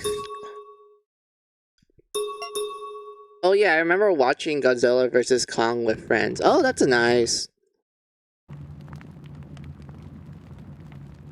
I honestly... Yeah, I thought that film was okay. I watched both the, like... I remember... sorry, I watched both the new one, the one that you watch with your friends. And I also watched the very old one from the 1960s. Yes, there was a old Godzilla vs. King Kong movie in the 60s. And it's so fucking hilarious, Gwen. I just... Like, it's like, what? Because, like, Gwen, the best way I would describe, like, the first Godzilla vs. King Kong film, like, okay, imagine Godzilla and King Kong. They do a bunch of wrestling moves on each other. And, like, there's this one moment that I remember where King Kong actually grabs, like, a tree and sticks it down to Godzilla's, like, mouth. But Godzilla manages to, like, you know, survive that because he shoots it out with his atomic breath and whatnot. And, like, a majority of the time of that film, they were just duking it out. Like, they were just having, like, fucking WWE shit. And it's hilarious. Yoshi, 行くぞ。どっせー。やった。 I don't recall any scenes or memorable moments though. Haha, alright.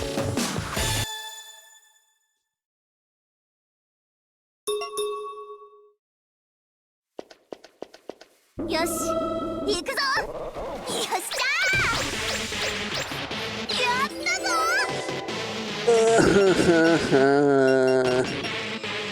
Like, when these are actually good. Like, these two for the bows, those are good. But the musket, we need the musket. We need the musket to be good. Oh god. I feel pain. I feel the pain. Save and reload.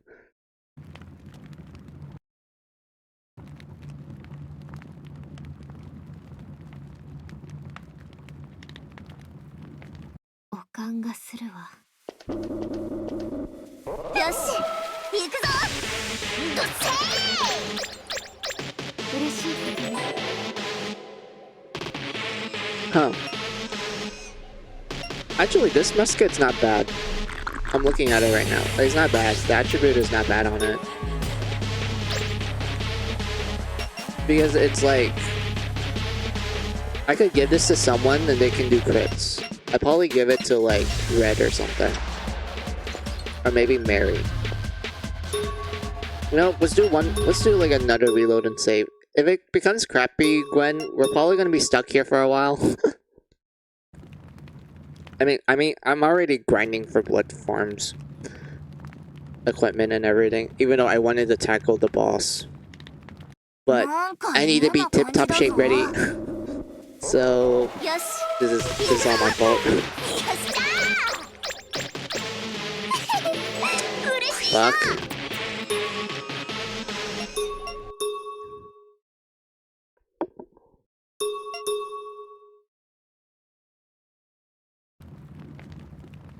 Hold on, I need to get the door.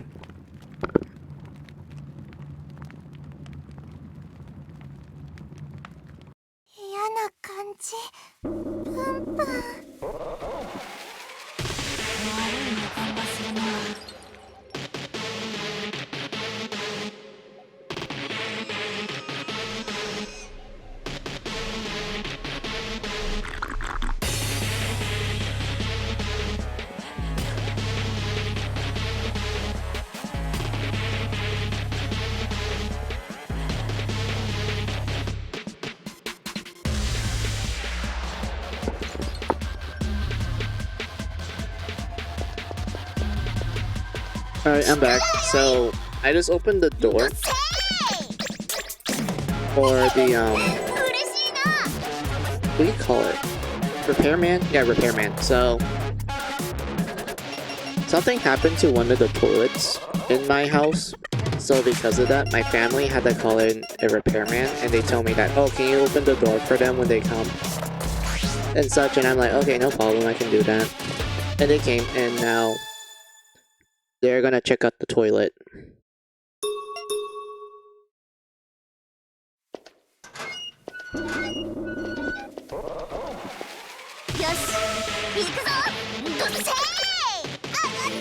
Another musket? And it's better! Oh my god! Gwen, we got lucky today. And also Rudo, if you're still there. We got lucky today. We got ourselves a better musket. We got 2 better muskets, actually.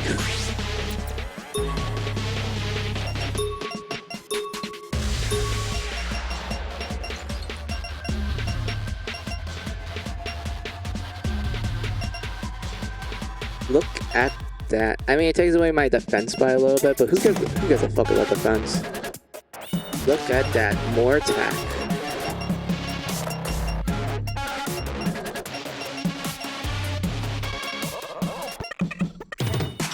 Oh, that's great. I love this. It's wonderful.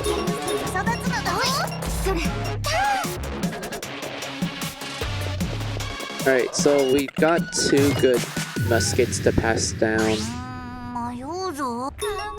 I'm hoping, Gwen, that we will get enough for everyone else, so maybe like...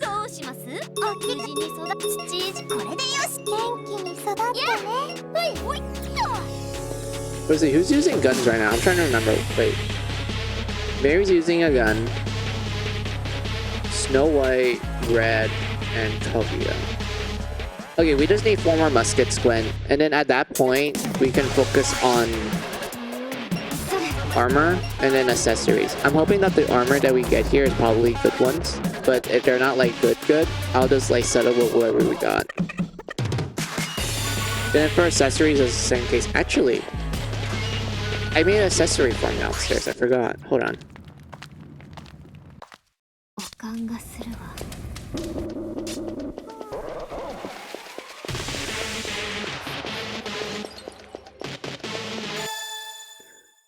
Don't worry, Gwen. We're almost there.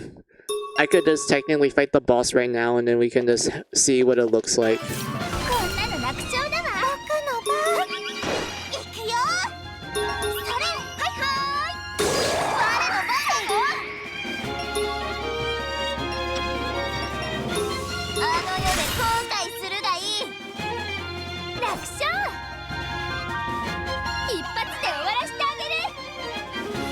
Oh yeah, Gwen, I'm not sure if you were here when we first met the baby mares. So the baby nightmares. So, something new to finale. There's a chance that the baby mares will appear and they just attach themselves on you. And what they do is that they just cover the screen and they like... I think there's a chance that they will cover up like a random action. And such, but I got lucky here. They didn't cover like a random action for me. Like there are times when they will actually cover something like, oh, you can't do lick anymore, or you can't attack anymore, or you can't use healing spells, or defend, or escape, and whatnot. And how you will usually remove them is by either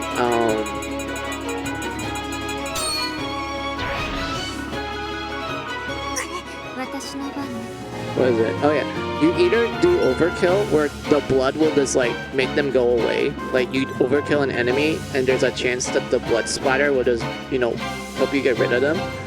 But if that doesn't work, then you need to go to items and use blood pack. And you just do this. There you go.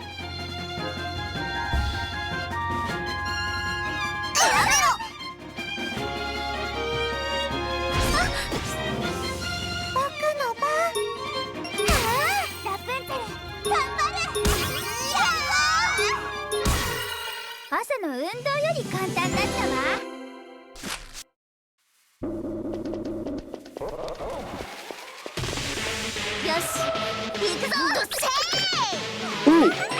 Ooh, ooh, ooh, ooh, ooh, ooh. This is good. This is good, Gwen. Oh my god. More agility. Okay. This is good. I could give it to like one of my solo characters.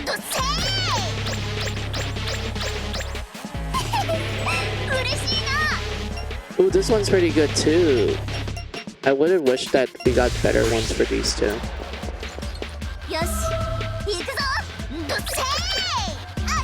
Ooh. Curse ring looks good. Alright, we got like one good accessory. But the other options that we do get from it are actually decent too. Oh yeah, Gwen, since you're gonna like leave in 30 minutes, I don't mind showing you what the nightmare looks like when we like, you know, fight it and shit. Like I know like what I'm doing right now is just grinding and shit. But I don't mind like showing you what it looks like. Because like I honestly feel like at this point I can literally just one-shot it. Like I'm not even kidding about this. I feel like I can literally just one-shot it at this point.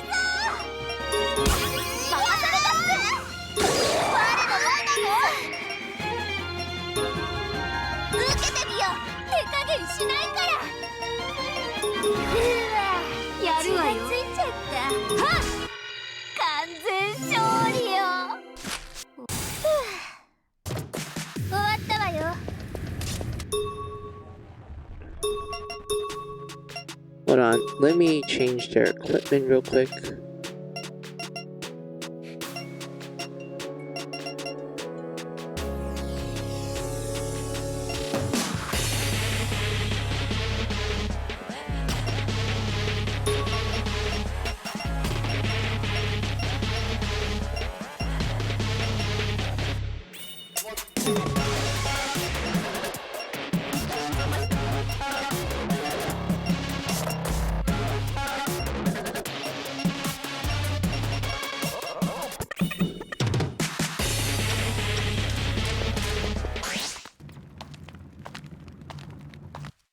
なんだか空気が重いわ。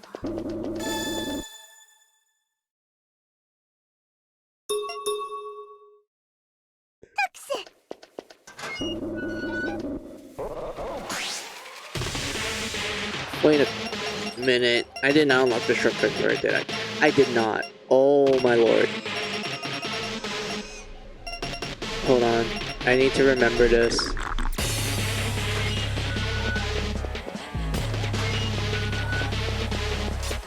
Thanks, I can check out the VOD later if getting to him is too bothersome. Oh, no worry, Glenn. I don't think it's gonna be bothersome. I just remembered the path now, so it's not gonna take me too long. Ooh, ooh, ooh, ooh. Rare. Hold on.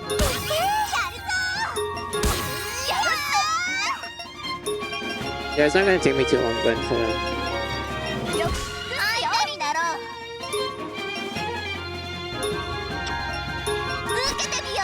There, we flip that. We tap this. And hit this. Yes, thank you. Alright, yeah, it's not gonna take me too long. Hold on.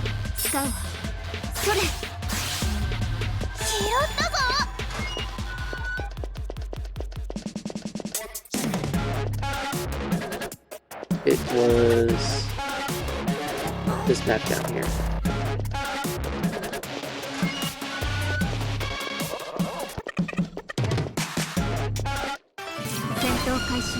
Ooh, another rare enemy. We're getting lucky today.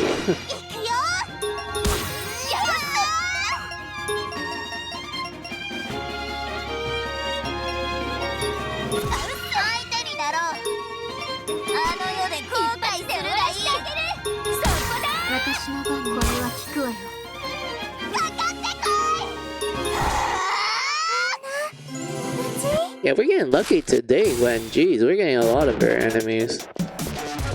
Yeah, it's not gonna take me that long. I remember the path.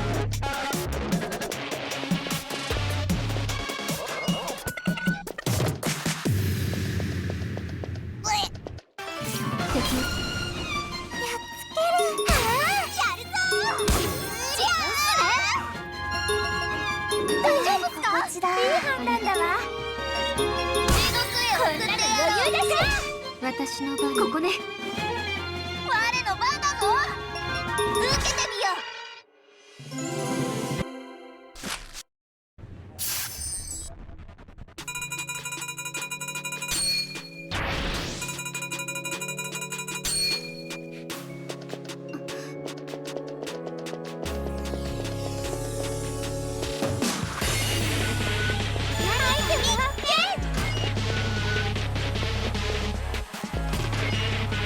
それ使う。それそれミス。やっつける。ラプンツェルスターこれさ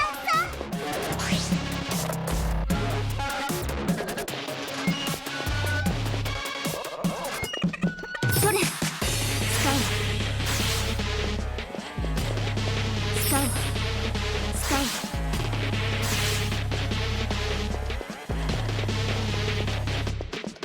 See, it didn't take me that long. Look, we're almost there.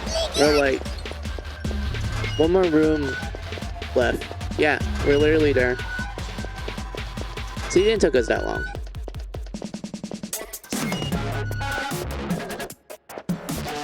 Slowly move. I do not want to fight that. Yeah, so slowly move down here. Open this. Go down here. There we go. We unlocked the shortcut. See, look at that, Gwen. We got there in time. Alright, now we're gonna show. Now I want to show you what it looks like. Because I think it's better for you to actually see it play out. No, I do not want to fight. Game, I do not want to fight.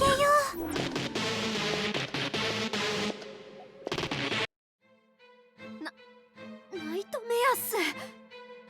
何度かジェイルの叫び声があったけど、不死性は失われたのかしら。もう逃げてばかりは疲れたのだ。我の魔王の力で塵にしようぞ。メル、ラプンツェルも。ナヌ、ラプンツェルは魔王ではないだろう。それ違ってる。シラがわかる限りではもうコアはないと思うけど。それならそれを信じて一度戦ってみましょう。シラを信じてくれるの？あなたも戦うんだもの。嘘を言う理由はないでしょ。なんか引っかかる気はするけど、それじゃあ行かすか。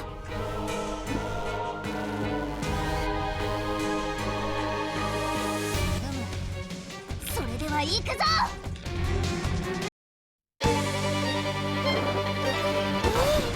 Right, ready? Let's fight these anime eyes. ラプンツェルに頑張れ。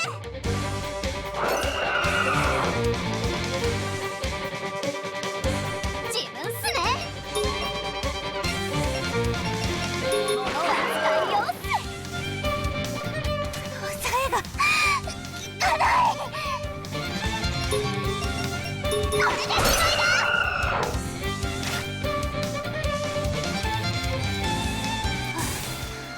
Oh, look at those legs. Look at those. Oh, oops, never mind. Emily, you're covering the way. Alright. Gwen, are you ready to see what it looks like without its anime eye makeup? And also, like, I'm not even sure if you heard the battle, well, the boss theme for finale is gonna come up really soon. And it's called Untouchable Grooving, and I would like to say it's pretty groovy. 相変わらず気持ち悪い見た目っす。怒ってる。シラを忘れた罰受けさせるんだからね。行くぞ。怖くなんかない。覚悟はできてる。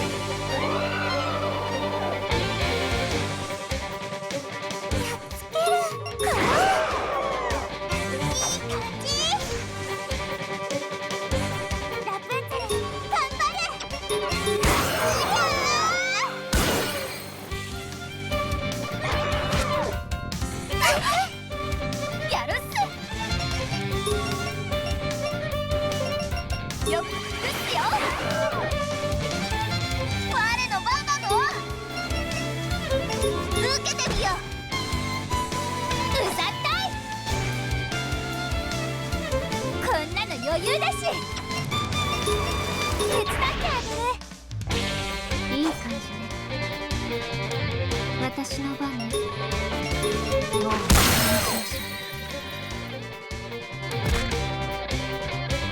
覚悟せよ。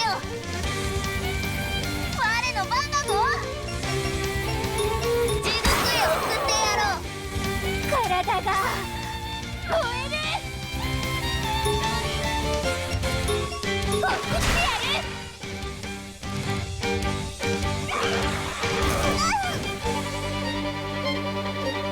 気持ちたける。覚悟倒す。消してやる。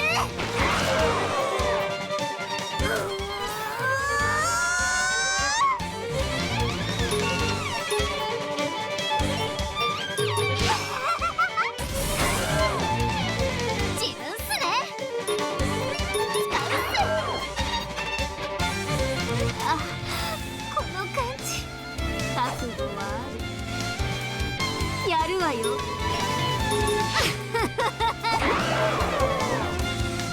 Oh, we poisoned it. Hell yeah. 倒す。消してやる。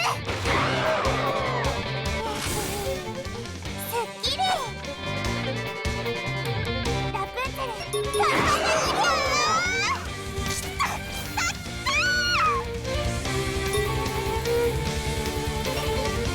これがしまいだ。覚悟はある。やるわよ。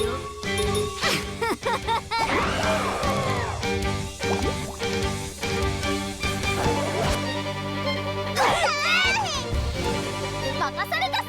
物は使いようっす。終わったわよ。終わらしてあげる。手伝ってあげる。おはよう。おやすみなさい。やるわよ。ラプンツェル頑張る。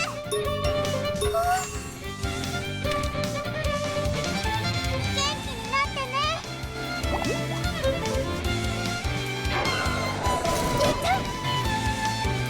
血が途切る。かかってこい。たわいもない。 Oh, good job, Hamlin. やったね。終わったのね。やったっす。怖かったっす。 Carla is understandably scared. MOL. IMO. True. Thanks, Kagame, for saving us from how gross it looks. I mean, yeah. It looks really gross. Like, the moment you remove the anime eyes, you're just left with a gross single eye. And it's like also a guillotine. I'm sorry, an Iron Maiden.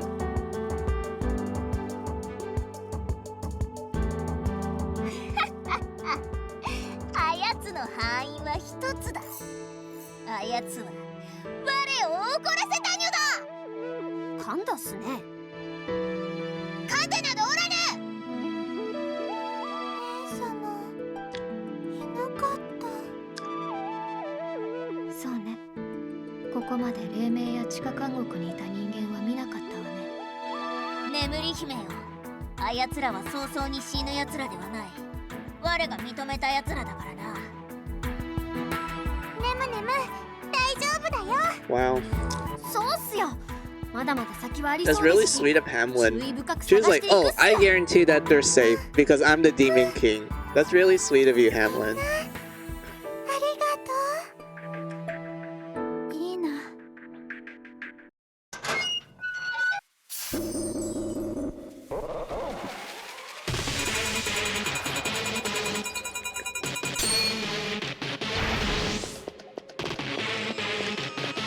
But yeah, yay, we did it, guys. We killed the nightmare.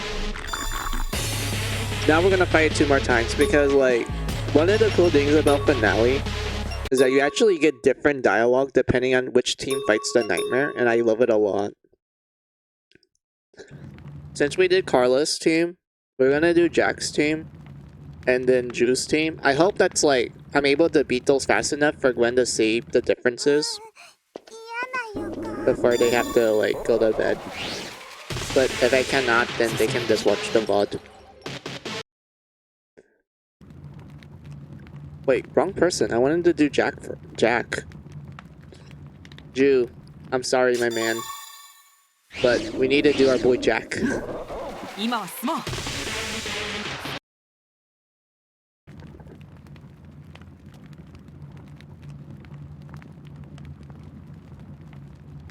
ご機嫌斜めみたいね。コアの気配は感じないわね。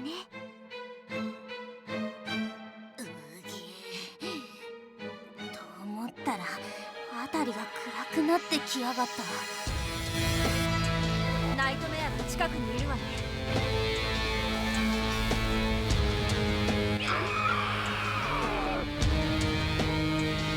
ジャック、これをチャンスと見て一気に叩こう。私もそう思う。そうだね。みんな絶対無理はしないで。ナイトメアが来るわ。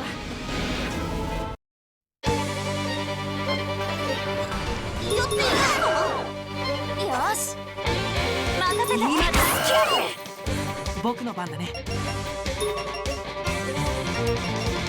それ。覚悟して。任せて。覚悟しなさい。きっとうまくいくわ。私が守る。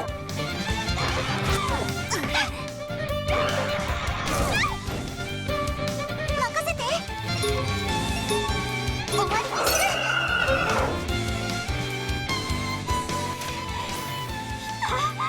行くわよ。許さないわ。行くぞ。Come on, flip.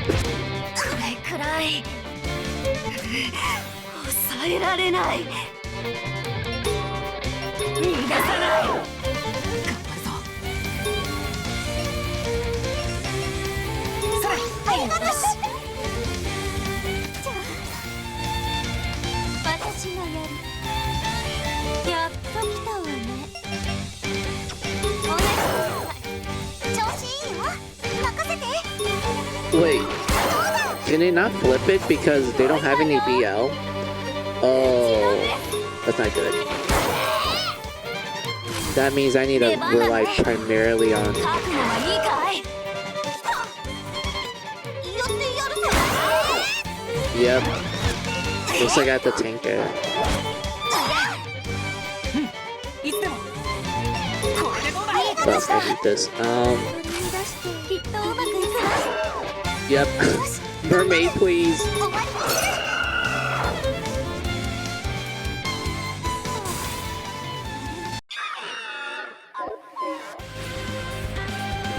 相変わらずキモい見た目だぜ。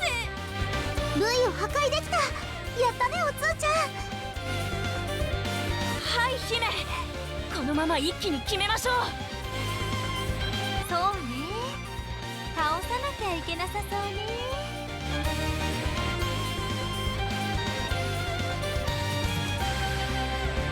あ、そうだわ。私も当事者だったわ。ナイトメアが来るわ。ともかくみんな援護は僕に任せて一気に戦おう。必ず仕留める。私たちなら勝てる。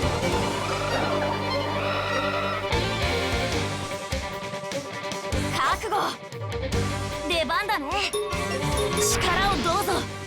覚悟して。任せて。で、どうかしら。任せて。受けてみろ。覚悟して。任せて。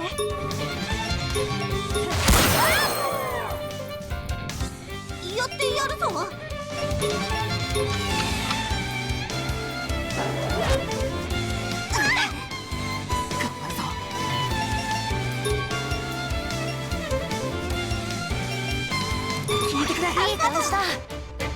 私の番ね。みんな下がって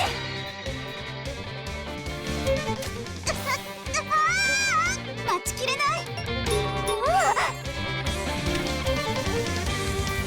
サポートするよ。任せて。覚悟はいいかい。頑張るわ。覚悟しなさい。僕の番だね。待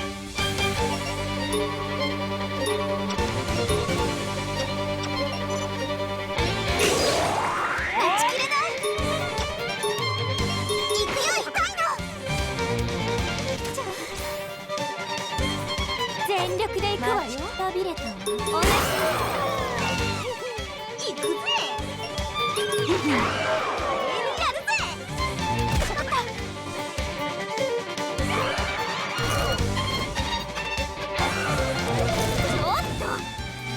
任せて。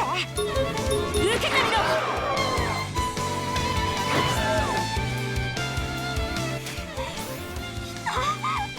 後悔しなさい。うちのメス。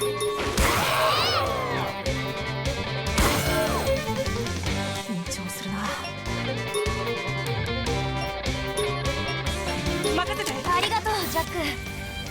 待ちくたびれたね。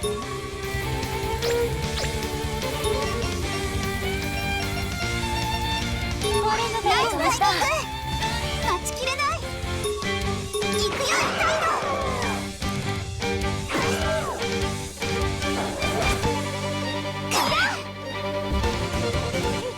行くぜ。やるぜ。任せて。受けてみろ。後ろを向きなさい。 She flipped it! Let's go! Alice, murder it! 許さないわ。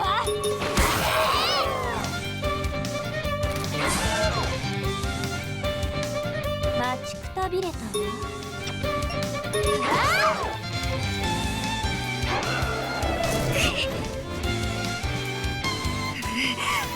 抑えられない。こ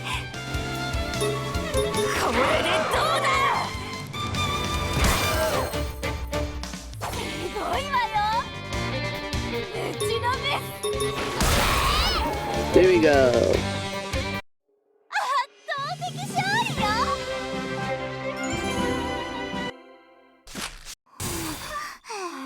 Thank you, Osu passive ability. You're the best. やった。倒した。無事闇が晴れていくわね。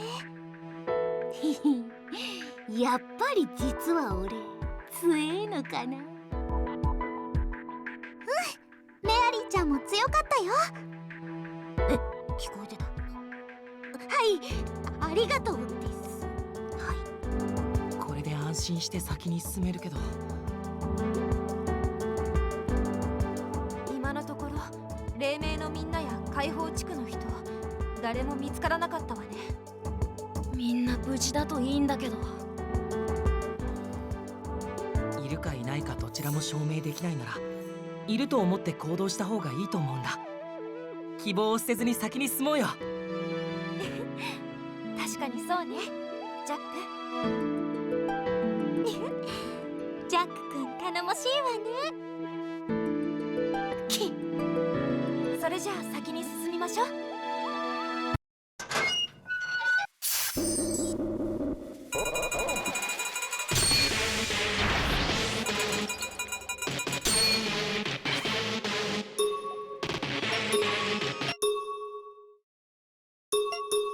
Alright. Next, we're gonna do Jew.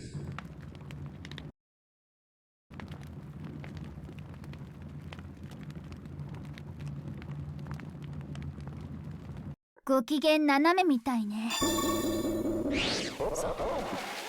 めるとしよう。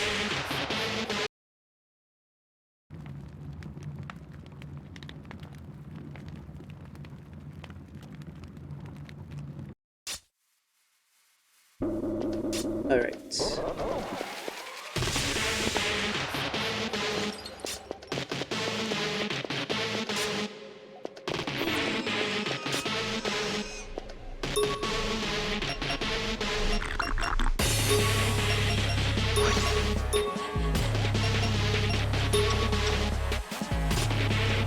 Alright, let's go, Juve. Let's go, Red. この暗闇は。ああ、ナイトメアのようだな。ジュンさん、コアはもうなさそうですか？もうなさそうだな。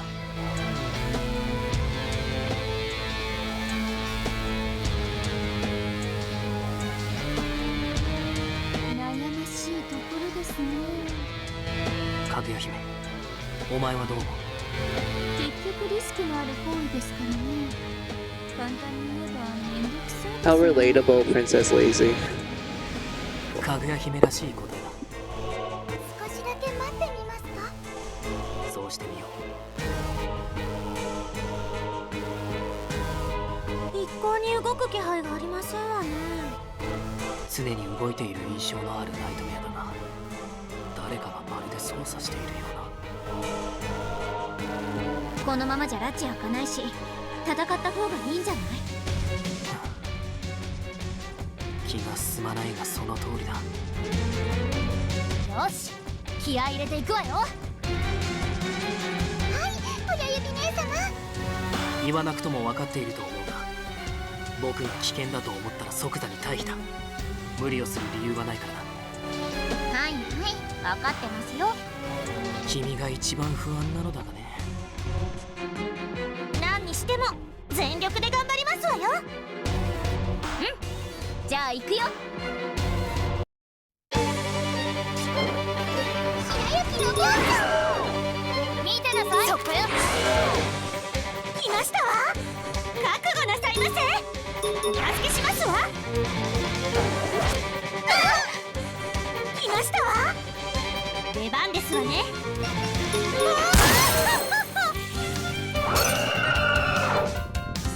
Good job, Cinderella. わらわ、もう仕方ないですね。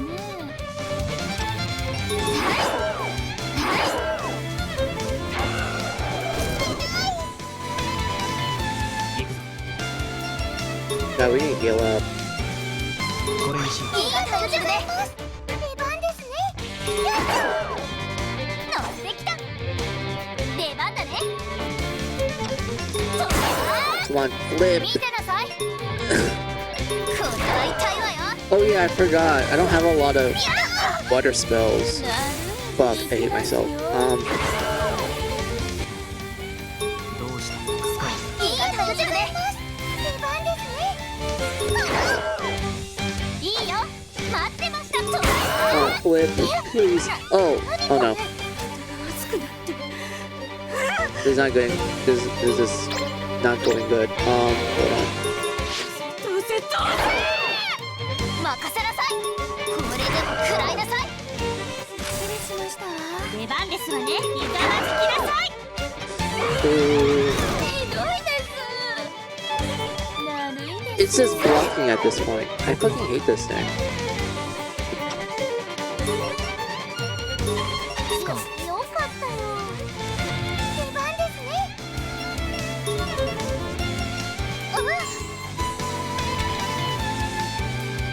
お手伝いします。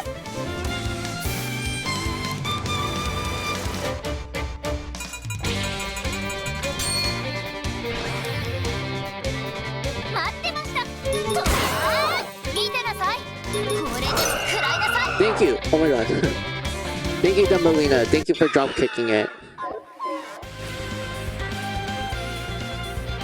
相変わらず気持ちの悪い痛みですね。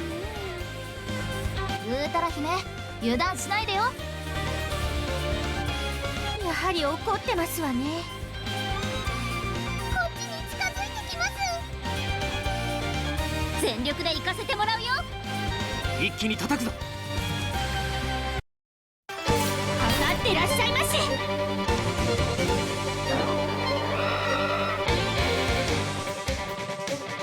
仕方ないですね。白雪のゴン。絶好調ですわ。出番ですわね。お助けしますわ。絶好調ですわ。覚悟なさいませ。いただきなさい。Oh, you, Cinderella. Look at that damage, everyone. Look at that. That's well indeed. だるいです。任せておけ。これでどうだ。感謝しましたよ。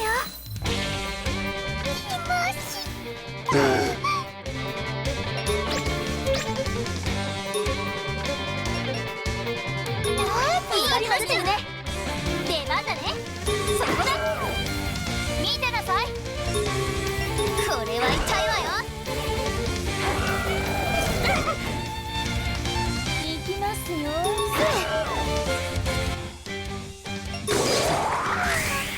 白やからどうした。いいよ。出番だね。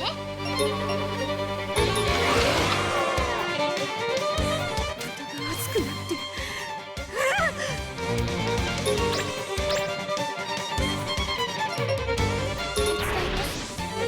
見てなさい。思いっきり行くわよ。なんで私が。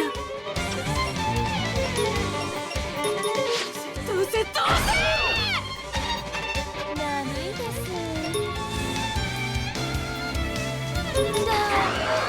す。任せておけ。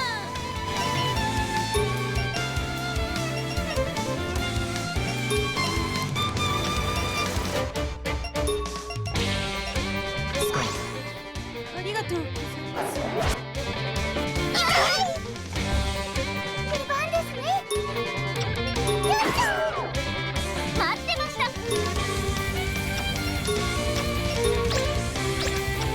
はあ。見てなさい。思いっきり行くわよ。私なんて。なんで私が。どうせどうせ。さあ、どう動くか。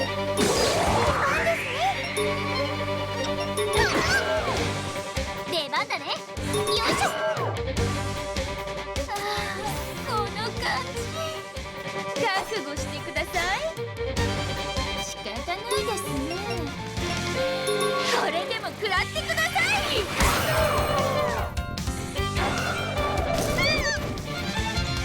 見てなさい。これは痛いわよ。失礼しました。出番ですわね。お助けしますわ。だるいです。癒しの術。僕の番か。どうも。出番ですね。There we go. Good job, Snow White. 片付いたわ。や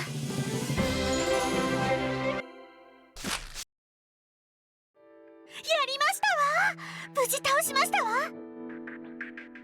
白雪も頑張ったわね。もう地味なだけなんて言わせません。誰もそんなこと言ってないわよ。もうこれでこの監獄島の一番の脅威は去った。これで効率よく奥へ行けるはずだ。もう少しねぎらってもいいんじゃないの。ジュウさんにそんなことを期待しても仕方ないです。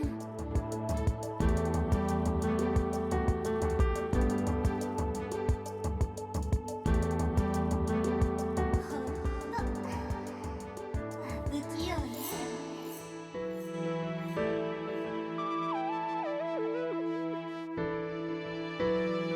ここまでで誰にも会わなかったね。本当ですわね。ネムちゃん、どこにいるんだろう。そうね。だからこそ足取りを止めるわけにもいかないわ。親指姉様、そうですよね。今は先に進むしかないですね。正直わらわはもうヘトヘトですが。そうだな。その通りだ。引き続き探索を続けよう。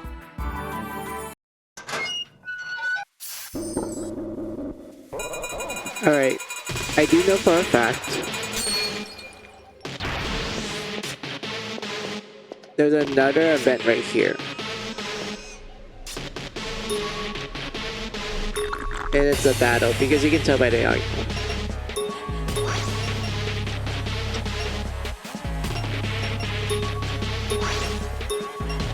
So this is what we're gonna do. We're going to fight whatever this is it.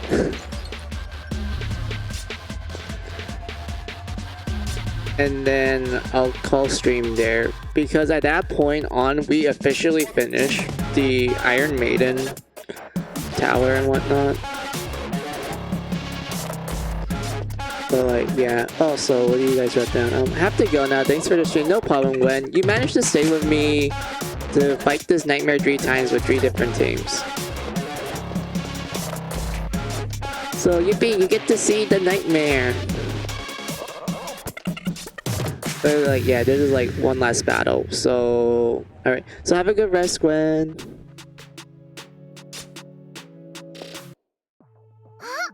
あれ、転送の球体じゃないですか。よかったですわ。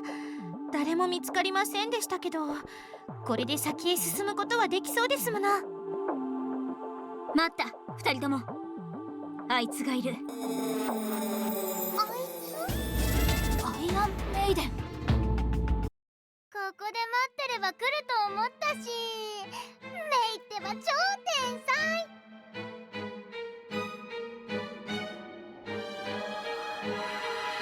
なんであんたがこんなところにいるのよ。わらわたちを待ち構えてたってどういうことですか。そんなの簡単なことだよ。なんだってここはメイの場所だし、何かあればすぐ分かっちゃうんだから。せっかくひかりさんが白雪たちを逃がしてくれたというのに。白雪、気持ちを切り替えなさい。気を抜いたらやられるわよ。前よりちょっとは楽しめそうな雰囲気してんじゃん。でもね、残念だけど今はね、あなたたちと遊びに来たわけじゃないんだよね。じゃあ何の目的で来たのよ。メイはね、今とっても怒ってるの。ゲロマズの血をしてるくせにこのメイだけの場所で好き勝手やるなんてさ。パパに勝手に遊ぶなって言われてるけど、さすがにここまでされたら黙ってらんないよ。絶対に許さないからね。負けてたまるか。今度こそみんなを守らないといけないんだ。落ち着け暁。とてつもなく危険な相手なのは分かるが、緊張しすぎだ。じゃあ相手の動きに注意しつつも手の力を抜くんだ。幸い今回は空間も限定されているし、周りに守るべき一般人もいない。それに今回は僕もいる。ブラッドスケルター化を恐れずに立ち向かっていいんだ。でもあいつの強さは異常で。なあ、アイアンメイデンと言ったか。お前たちは必要に僕たちを狙うが、最終目標は一体何なんだ。最終目標？何それ意味わかんない。メイはただたくさんの人から血をもらって、それを集めてお風呂にしてゆっくり使ってきれいになるの。血のお風呂に入るとお肌のツヤが違うんだよね。そうそう、いろんな配合があってね、今いろんな性別とか年とかブレンド作ってるんだよ。そうだ、あなたたちの血は罰ゲーム以下の声だめみたいな味だけど、お風呂には使えるかもしんないね。決めた。みんなの血全部もらってあげるよ。話すとは思ってなかったが、まさかここまでとは。前もそうだった。全く話し相手にならないね。暁、もう大丈夫みたいだな。ああ、緊張ほぐれたみたい。よし、じゃあ頼んだぞ。うん、任せて。みんな絶対にこいつを倒すよ。元気いいね。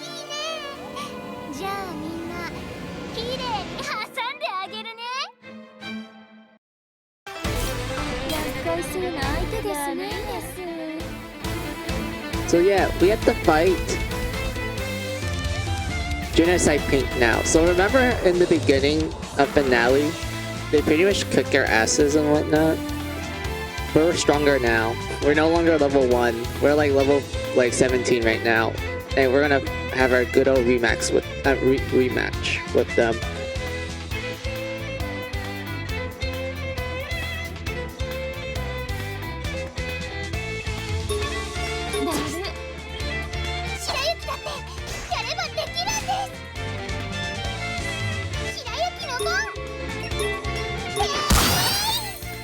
任せなさい。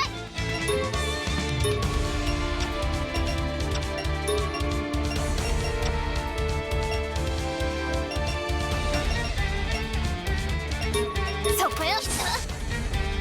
出番ですわね。サポートいたしますわ。行きましたよ。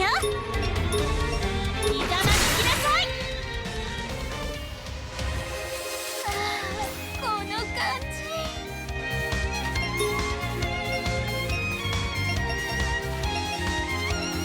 これでも食らってください。さてどう動くか。これでどうだ。ありがとうございます。この感じ。い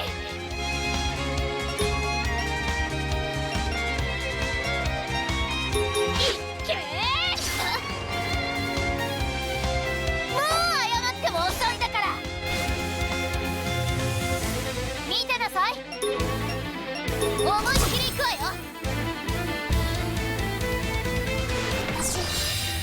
Oh yeah, she does a fuck ton of damage. She's like slow, but she does a lot of damage. Sorry about that, dummy. もうヘマはしないわ。 Then she tanks too, I forgot.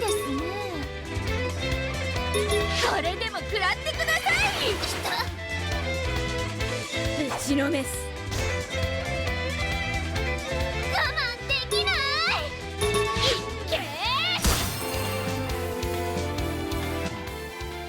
どうしたのか。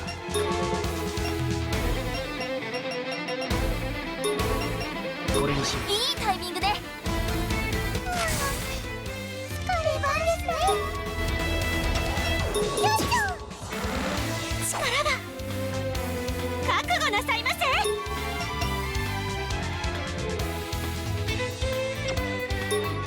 お助けしますわ。見てなさい。ほら、毛が見せて。だるいです。仕方ないですね。早く終わってください。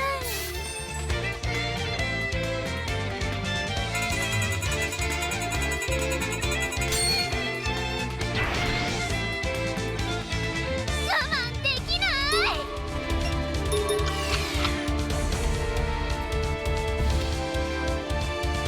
皆さん、さよう。出番ですわね。ひざまずきなさい。 行くぞ。これにしよう。ご迷惑をおかけしました。見てなさい。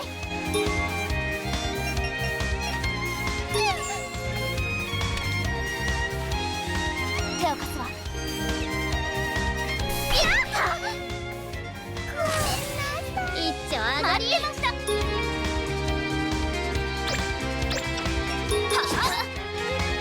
だるいです。だる。よし。さてどう動くか。使おう。ああ、大丈夫です。見てなさい。これでも食らいなさい。絶好調ですわ。はあ。 There we go. ふざけんな。危うかったですね。へえ、メイの予想より全然やるじゃん。ちょっと楽しくなってきたかも。 I honestly forgot how hard Iron Maiden can hit you.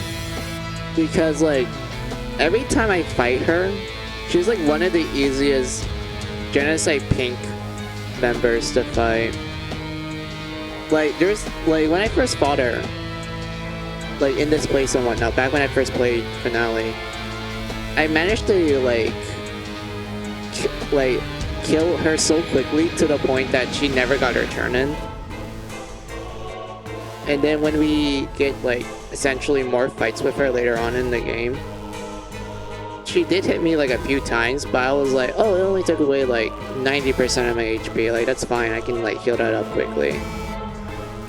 I guess I forgot to buff up everyone's defenses for this because I didn't really, because I kind of like, everyone does not have like decked out in like good blood farm equipment. So because of that, everyone's defenses are a little shaky. So because of that, her chant attack Slurp, this does a lot of damage. It's just one rounded like both Snow White and Dummy. And whatnot, but yeah, I completely forgot about that. And she also heals over time, which is not that bad. I honestly don't mind bosses that do that because it's not too much of an issue if you're already like investing in DPS teams. Like you're able just to take away as much damage as much as they're healing and whatnot. It's like, oh, you're healing like 500? Oh, well, take this. There's 1,000 damage. And whatnot. But like, yeah, let's continue on. いけるわ。あの時より私たちも強くなっている。絶望的だった前回に比べればしっかりと渡り合えていますね。いつまでも負けっぱなしじゃいられません。今度はこちらの番です。あの時は不覚を取りましたが、今度はそうはいきませんでしたよ。あ、メイの前髪が跳ねちゃってる。せっかく綺麗にセットしたのに。あいつ余裕ぶってよそ見してる。チャンスだ。くらえ。は、メイに勝てるとか思っちゃったの？なんかムカつくな。メイ怒ったよ。ここでちょっと遊んであげたらすぐ調子に乗っちゃって、もうあなたはぶっ殺し決定。赤ずき、早く体勢を立て直しなさい。ほら、本気で挟んであげる。いい声で泣いてね。いや、じゃあね、バイバイ。赤月。危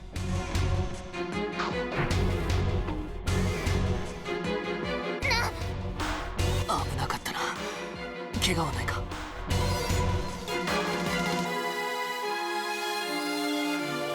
ありがとう、ジュー。あんたが引っ張ってくれなかったら私。ちょっと何邪魔してくれてんのよ。ムカつくムカつくムカつく。あー、もうメイ完全に切れちゃった。みんな挟んで僕の綺麗な肉の塊にしてあげるから。なんですね、いきなり雰囲気が変わりましたわ。力を貯めてるわ。さっきまでのが本気じゃなかったっていうのは本当みたいね。またわらわたちは勝てないと言うんですか？せっかくここまで頑張ったっていうのに。オッケー、準備完了。それじゃあ殺してあげるね。あ、ちょっと待ってね。今パパからポケベルに連絡入ったから。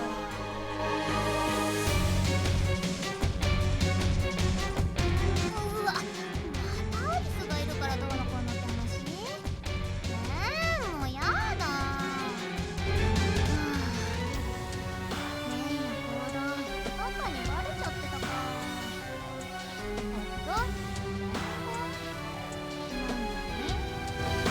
じゃあ怒られたから目帰るね。そういうわけで今日はここまでだけど、次は必ず殺すからね。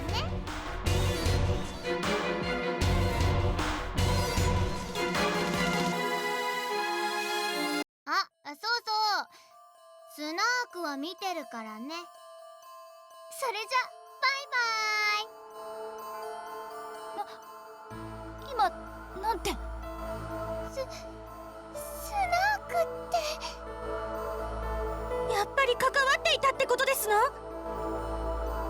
そんな、嘘だ。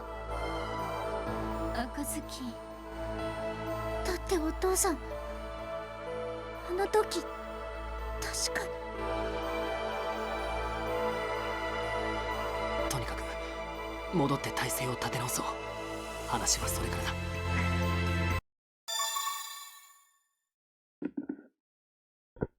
So yeah, that's the end of Ju's story. And then we go to everyone else's and, you know, we reach the end of their stories and whatnot, but I'd rather just say that for another time. Because I do feel like calling off stream right now, because this is good progress.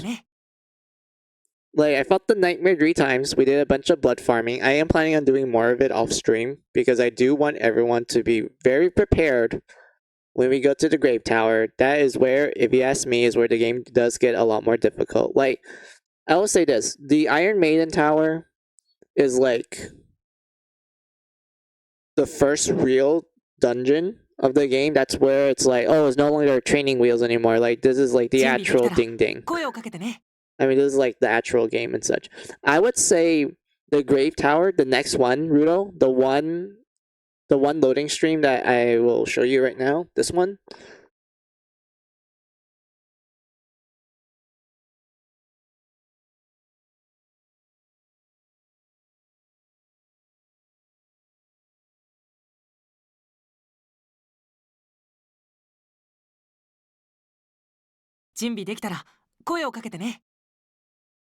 Like this place right here, the Grave Tower, this amusement park looking cool place, the one that has the literal clowns that are like T-posing and they have no head because they got chopped up by a guillotine.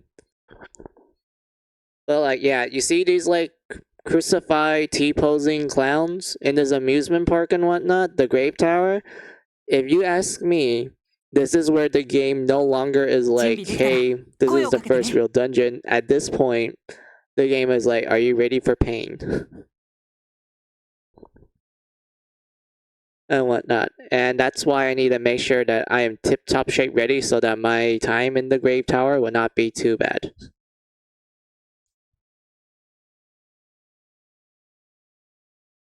And whatnot. But like, yep. Also, I didn't fully read what you wrote down, Rudo, so let me read it. I can't believe Carla's Mary gun is a fucking hand cannon. It is. like, compare it to everyone else. Like, Rudo, compare it to everyone else. We have Jack with his, like, you know, normal handgun. Like, it's what you expect from Jack. It looks cool. I don't even know what model that is. It just looks like a, like, I don't know what you call it, Rudo. Like, it just looks like what do you expect a handgun looks like. Like a modern handgun. Even though it does not look like it's realistic. And then we have Ju, where his Mary gun is like a square. It's literally just a square. It's like, yep, square, there. That's a Mary gun. And then we have Carla. This absolute unit of a gun. Like, look at this. It's double-barreled and everything. Double-barreled. Double-barrel, like, Mary gun. Double-barrel Mary gun? Yeah, double-barrel Mary gun. It's like a shotgun. It's a sawed-off shotgun.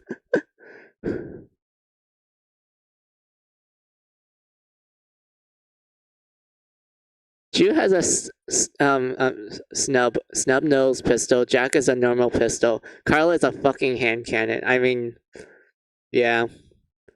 Rudo, you just made me thought of something. Imagine a Mary gun that looks like a revolver. That would look cool, right? Like a Mary gun that looks like a revolver. So it's like, you know, it just looks cool in general. Like, I don't even know how practically it works. It still connects to the, you know, the person to draw the blood and whatnot, but like, could it, like, in theory, use like blood bullets? Like, you know, you can load it with like the bullets that have like blood that has like, you know, a little container that has the blood in it, and then you can like shoot it out and whatnot. Or will it just be like how we expect a water gun to like shoot, sort of thing? Like, you know what I mean, right, Rudo? Like, does it shoot like an actual revolver, or will it just shoot like a regular water gun? You know, it just looks like a revolver, but it's actually a water gun and whatnot.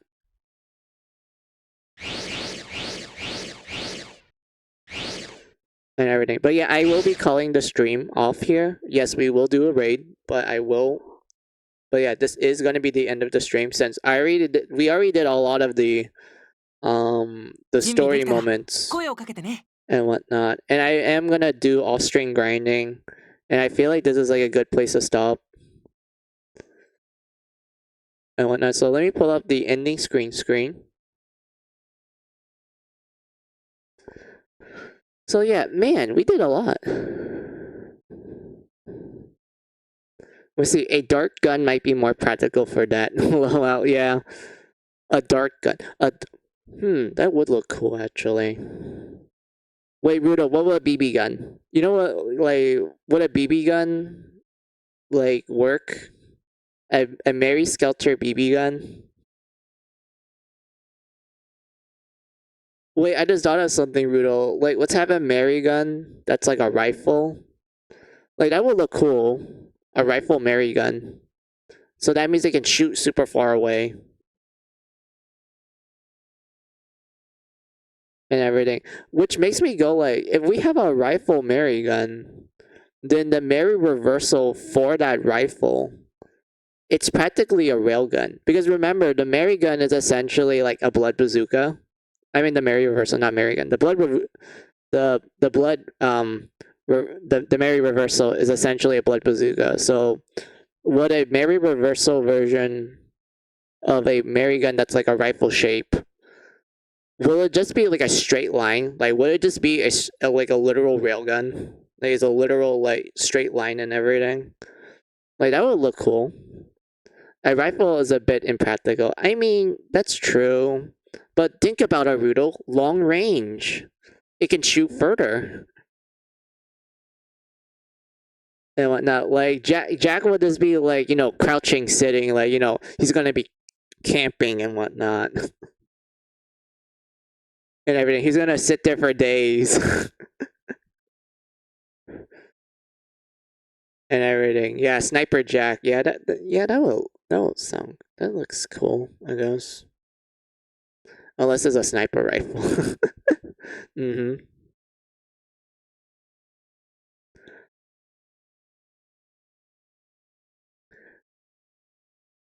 But yeah, man, we did a lot, Rudo. We did a lot. We did affection events. We did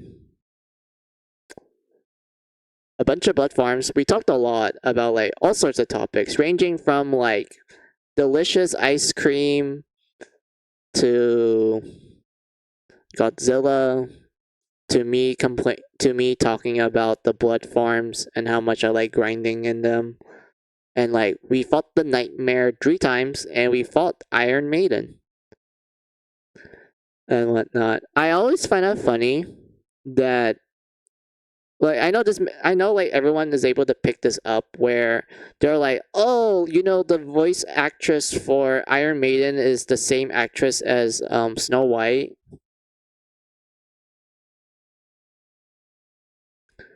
And such, like, it's the literal same voice and everything. You just make Snow White more psychotic and that's it. I always find it funny that they made Iron Maiden essentially the Genocide Pink like member that Juice team fight. So it kind of becomes a situation where it's like, oh, Snow White is fighting herself. it's her other self. It's the shadow self. And whatnot. It'd be more funny if they kind of did it with like the other characters. I mean, the other Genocide Pink members as well. Because for Jack's team, you can tell by like how they interact with like certain members of Genocide Pink. Like for Jack's team, they're facing Guillotine, and her voice actress is the same one as Sleepy. Yes, Guillotine's voice actress is Sleepy's voice actress. So, in other words, Guillotine is essentially Sleeping Beauty, except she's awake 24/7, and that she likes to let's say off with their heads and whatnot. And then for Gallows, she shares the same voice actress as Dumbelina, so it's like you are like she's essentially like, hey, it's Dumbelina, but she like talks in slang and shit, and like she's a massive S, like dear lord. Let's see, what do you wrote down, Ruda? A carabine or a assault rifle, on the other hand, yeah, no, Mika will get on our case if we turn Jack's gun into a full automatic weapon. Yeah, I don't feel comfortable with like rapid fire Mary gun because like you're gonna lose a lot of blood. Like that's the thing, you're gonna lose a lot of blood, and it seems really impractical.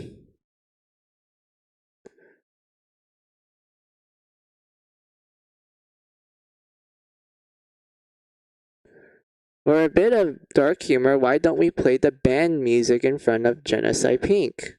Iron Maiden in front of Iron Maiden. Oh my god, I should have done that, Rudo. Like, wait, I won't get copyright strike. I don't think I'm gonna get copyright strike now that I'm thinking about it. Yeah, I could technically do that.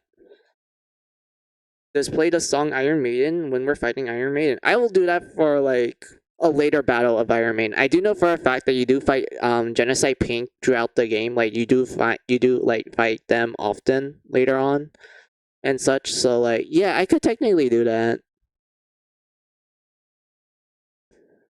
And everything. I think that's all for my recap. Like that's essentially all I can like say about what we did this stream. Okay, so schedule. Okay. So I would say the next time I'll stream will be either Thursday or Friday. It's one of those 2 days. I know I change my schedule often and whatnot, but I will guarantee you guys that it will be either Tuesday or Friday. I will give you guys more updates in the about page and everything, but yes, the next stream will be at Tuesday or Friday. Usual time as ever, like 11 a.m. PST time and such. That's all for the schedule update. And what else did you wrote down, Rudo? A song from the band Iron Maiden in front of Iron Maiden, the Genocide Pink member. Yep.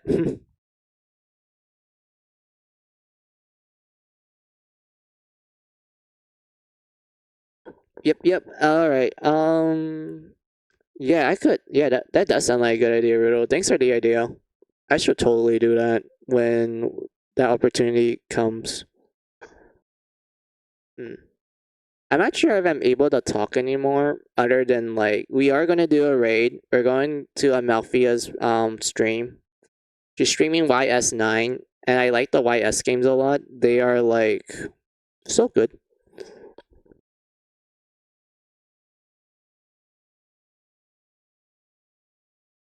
And whatnot. They're classics. I'm just gonna say that. I like the YS games a lot because they're like they just hit me in a certain way. I grew up with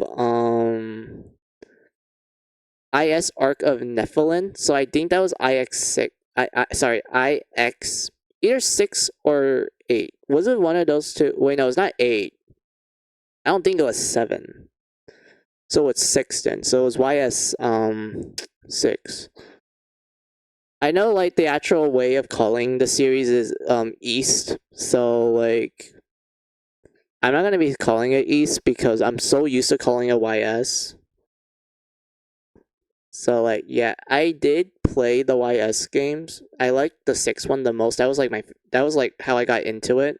And I do have a funny story about that one. So wait, you wrote down something, Rudo. Hold on. Sounds like the Genocide Pink will be annoyed if we play old school rock and metal music in front of them. Yeah, they will probably not like it. I feel like, yeah, I feel like they won't really like it at all. They're more like classical music or something around those lines, or J-pop and whatnot. But like, yeah, so I do have a funny story about like how I got into YS, and it was through the 6th game. More specifically, it was the PSP version of it. And if you're wondering, like, what's so, why do you have to point that out? Why do you have to point out that it was the PSP version? Well, that version was notorious for not being good. And I mean, like, the game, it runs decent and whatnot, but the loading times was god awful. Like, going from one area to another literally took, like, roughly a minute for it to load and everything. And it didn't help the fact that, like, graphical wise, I mean, it's on the PSP. Of course, it's gonna look slightly better than the PS2 version and whatnot. But like outside of that, the game wasn't bad. It was just the loading times that just made people not really like it compared to the PS2 version. So if you were to play YS 6, I recommend playing the PS2 version and whatnot. But like, yeah, I love that game a lot. That game was like fun, even though I felt like it was filler. Like the story itself felt like filler, but I really loved it. It loads as long as the Midnight Club 3 dub edition on the PSP. Then yeah, pretty much. Like that's honestly a fair comparison, Rudo. It loads that slow.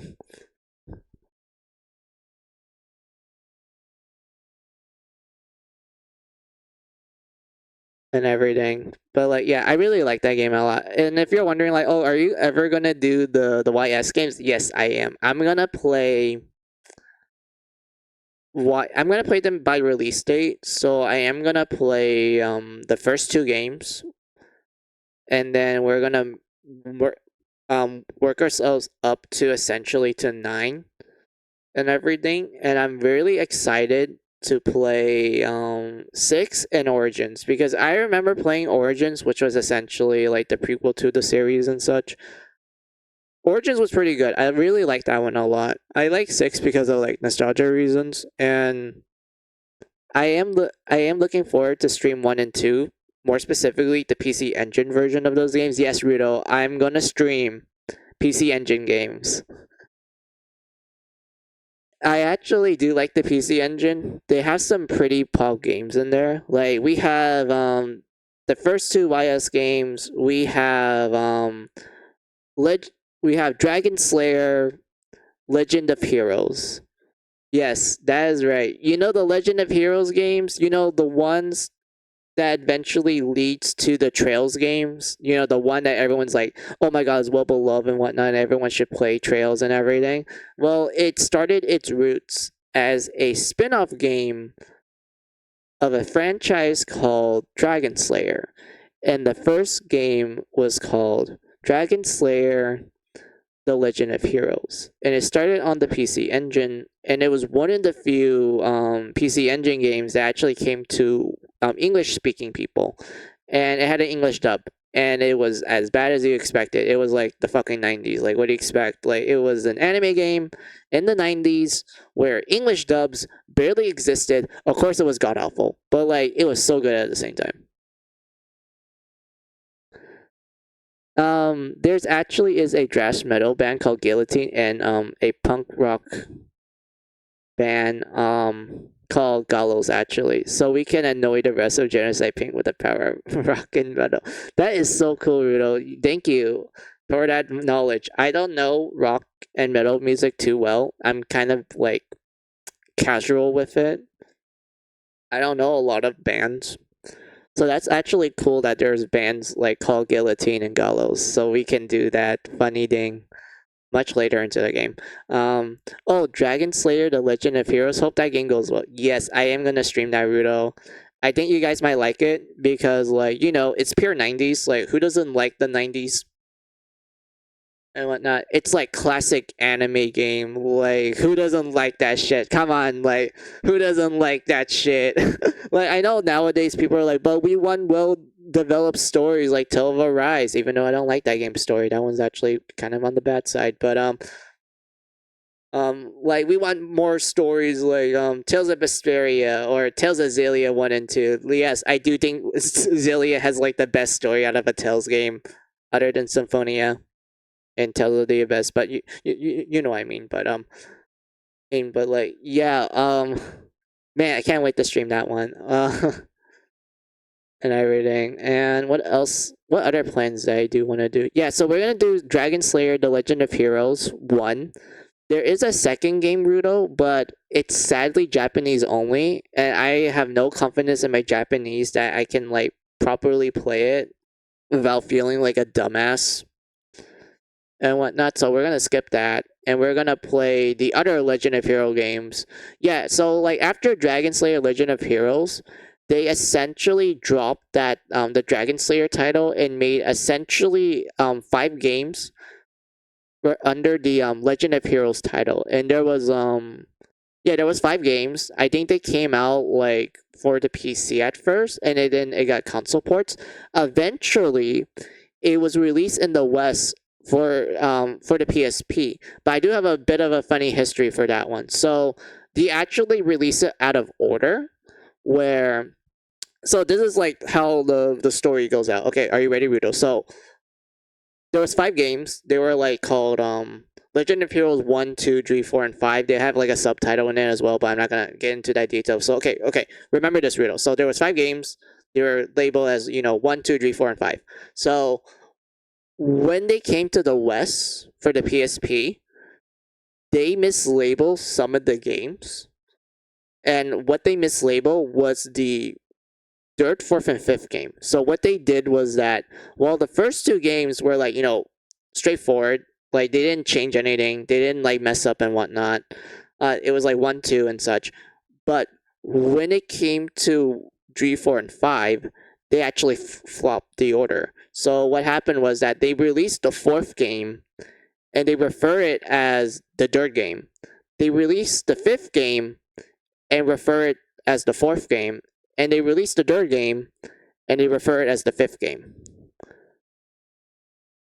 So they pretty much went out of order.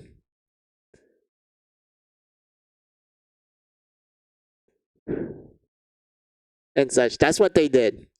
That is literally what they did, Rito. It was hilarious. I was like laughing when I learned that fact, and I'm like, yep, looks like I need to play these games in the proper order now, but because of the English, titles being misleading, I have to quickly correct people about like, oh, this is technically the 3rd game, but because of Falcom being Falcom, they labeled it as the 5th game.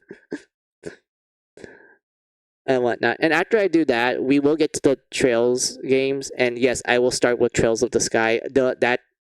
I love the trilogy. I love the Sky trilogy. It is so good. I love it a lot. I will be playing the PSP versions and whatnot. And when it comes to Trails of the Sky Tree, I was debating if I want to play that one on the PC or the PSP, because Rudo, if you are familiar with like the Sky trilogy, more specifically its PSP releases, what they did was that while they released the first 2 Trails of the Sky games on the PSP, it's like fully in English and whatnot, everyone's able to play and whatnot.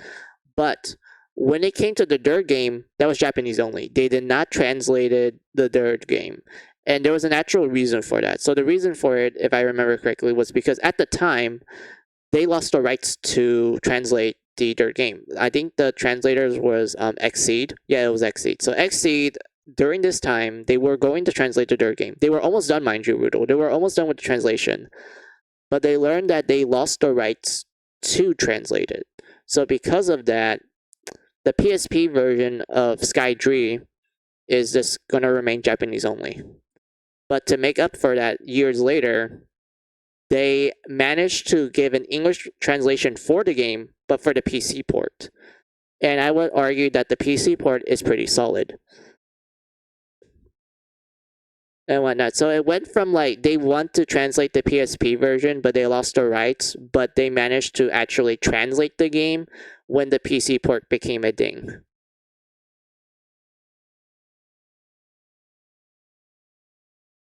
And such. So like it kind of has like a happy ending to it, Rudo. Like there's a silver lining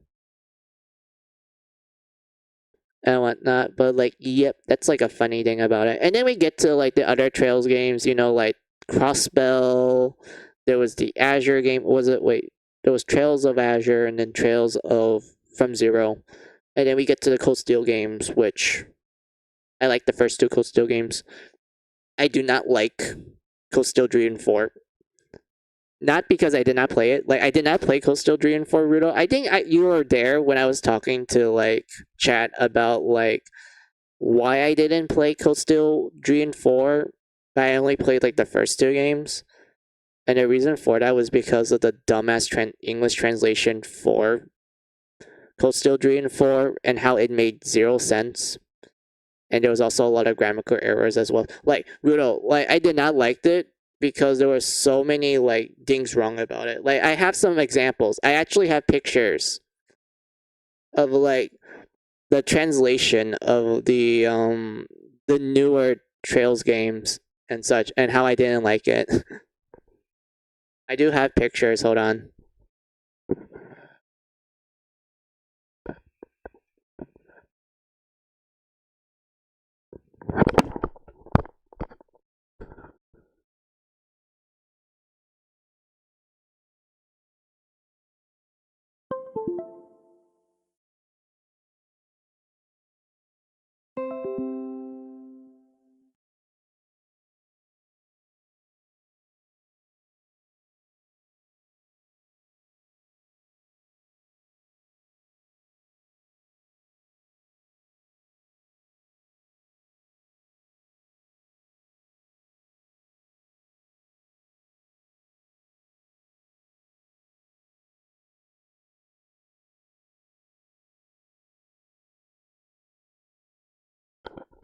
I do apologize. My laptop is kind of loading slow right now, so it might take a little while. But yeah, I didn't really like how they handled the translation for like the newer Trails games.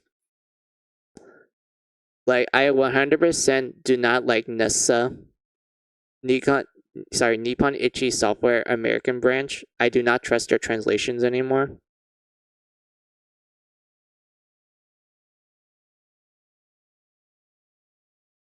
Where is it? I remember taking photos of it. I am trying to look for it. Sorry guys.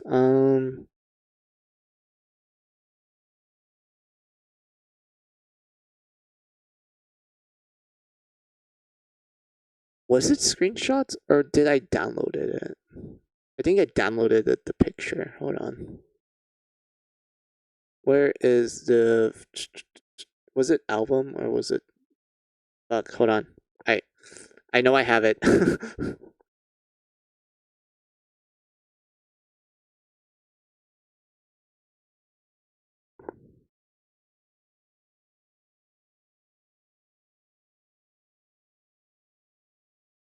Okay. I found it. So it was in the download folder. Got it.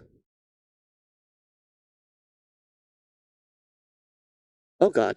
Okay, it's loading slow.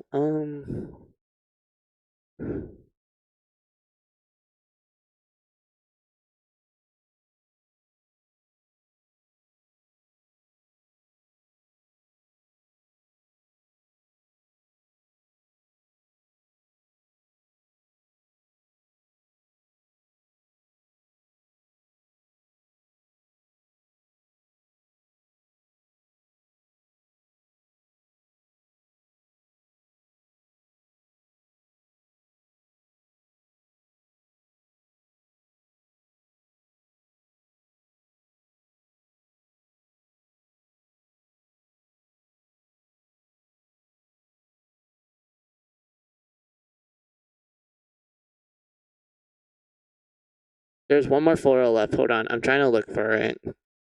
Where is it? I remember. Was it this one? I don't think it was this one. Was it this one?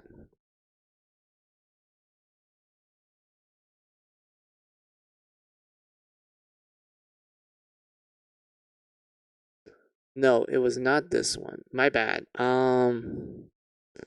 Where is that folder? I remember. Oh, I found it. All right, thank you. Yeah, sorry about it being a little slow. I'm looking for the folder. I mean the picture, not the folder. I don't know why the fuck I call it a folder. Anyway, so like yeah, are you ready for exhibit A?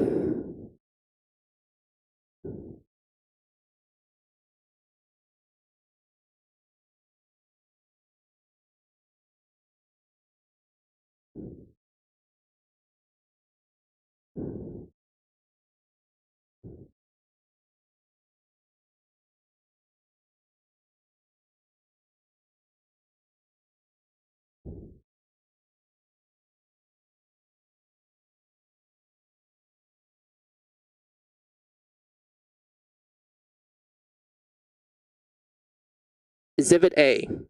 So the top is the original translation. The bottom is what Nessa decides to localize it as. And what's funny about this is that the top proves that they're capable of doing a faithful translation. But they decide, screw that, and just localize it as this thing right here down here. And remember, Nessa explained when they were like getting interviewed about their translation their localization process of doing Code Steel Druid 4. They say that they made changes to the script because according to them, Japanese humor is considered problematic and sexist, and amongst other things. So yeah, here's Exhibit A. So the top is actually the faithful translation of what the person is saying, while the bottom part right here is what they localize it into. And what's funny about this is that this is actually in the game, Rudo. This is actually in the game. When you get to this cutscene right here, this is what it literally looks like.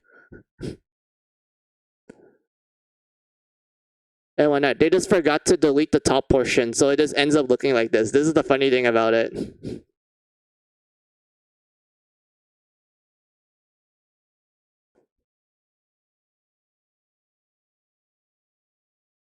Yeah, I know, right?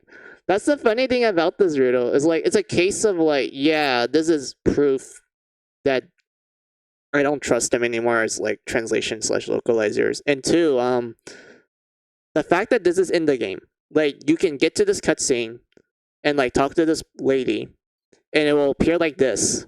Like this is real. This is like real. This looks like something that like is an early build and whatnot. But this is the final product, Rudo. Like when you buy the game like full price and whatnot, and you get to this is what it looks like. It's like what? Like how many like how long did they took to localize this? And then I look at the date of their localization progress, and it was like 3 years.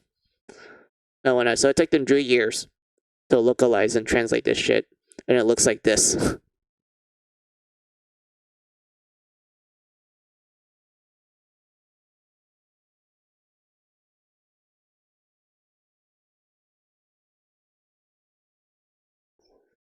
And then we get to exhibit exhibit B.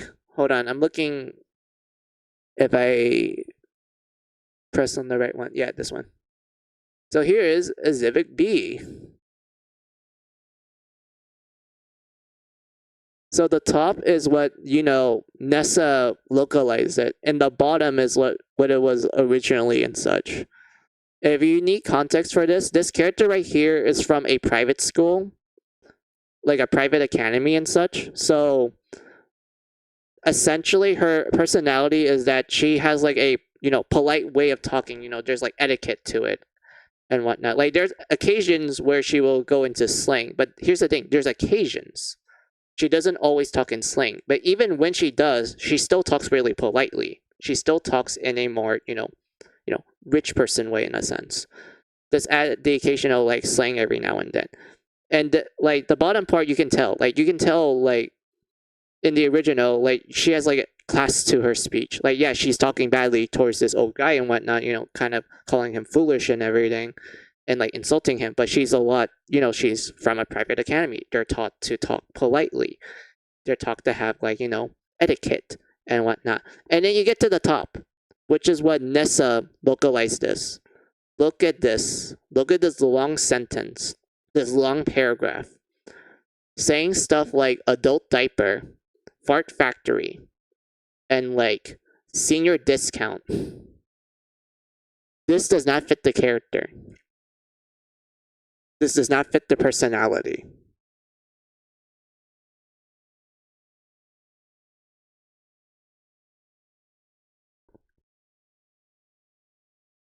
It doesn't. Yes, it does not.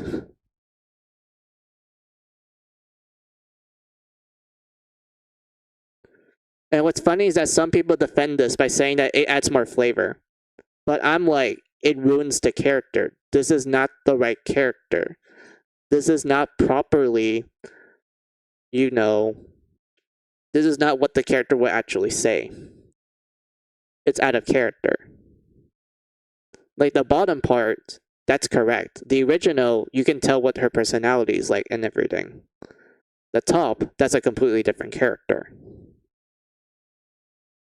And then we get to Exhibit C. This is the one that I took the most offense towards because it made zero sense to me. Oh boy. Wait. Before you read out, let me see. Oops, wrong button. Let me see if we can see this fully. Yeah, we can. Okay. Hold on. Wait a minute. There we go. So, I will give you some context. There is a character in the Cold Steel games. Her name is Scarlet. She is essentially like she's an older woman. She wears an eye patch. She wields a whip sword. I would say her personality is that she's a little sadistic, but at the same time, that's only in battle. Like outside of battle, she's a really kind person. She talks really nicely. She's kind of like a gentle and Nason-like character outside of battle. And whatnot. It's only in battles where she acts really sadistic. And yes, there's occasions where she does tease her friends and whatnot, but it's more like, older sister teasing, not like sadistic teasing and such. So in this context, she's talking to our main character about how she managed to get on a date with her like significant other and such. So the bottom one is the Japanese, like the actual the real line and such. So like we have Noelle talking to Scarlet, which is like, okay, good to see you again, Scarlet. And then our main character Lloyd is like, I believe this woman was, and then in this she goes under a different name called Waze, and she's like, yes, I was able to meet up with my beloved Lloyd. I need to point out that this is supposed to have a dash. She's not talking about Lloyd. Like, she's not referring Lloyd as her beloved. She's talking about her significant other, who's a different character. And she refers to him as my beloved, my darling, and such. The word that she uses, which is a Japanese word, which I don't know it right now because I can't read the kanji. But all you need to know is that when you translate it, yes, it means my beloved. But in Japan, it has a lot more significant meaning. It means that she really sees this person as like a very positive way, to the point that they're really important to her life. They're really beloved to her. That's why why does English translation, this fan translation, call it my beloved, which is really accurate to what the word actually means and whatnot. Then you get to Nessa. You get to see what Nessa wrote down. And what Nessa wrote down was that, indeed, as you can see, I managed to sneak away from my duties long enough for a hot date with my boy toy here. My boy toy. They change my beloved to my boy toy.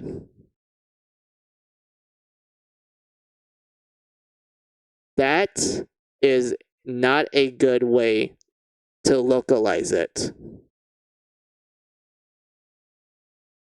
And Rudo, remember how I describe it to you. Remember, Scarlet, the character, she's sadistic in battle, but outside of battle, she's really nice. She talks to her friends in a more Onesan-like manner. She's really polite and whatnot. And when it comes to her significant other, she's quite lovey-dovey, and she wouldn't go as far to call him my boy toy. She would actually refer to her significant other as my beloved or my darling, indicating that they really mean a lot to her. But Nessa decides, call the significant other my boy toy. My boy toy. I hate this a lot. I do not like it at all, Rudo. This is no. They did not translate it correct. And I hate it.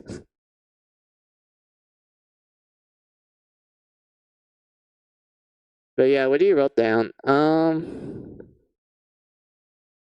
no, so it doesn't. Lloyd, wait. Bannings? Yeah.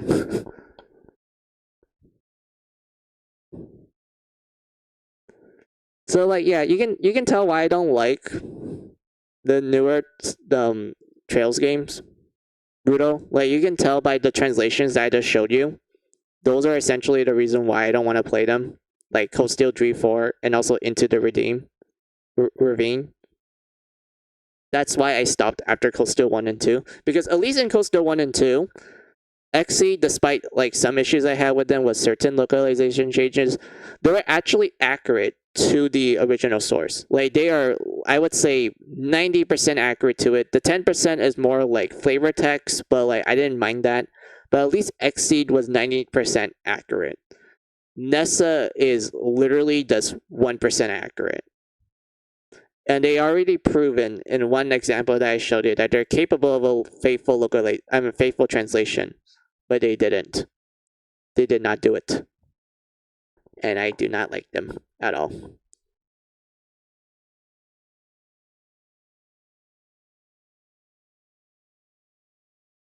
And whatnot. So yeah, thank you, Rudo, for like listening to me rant about that real quick.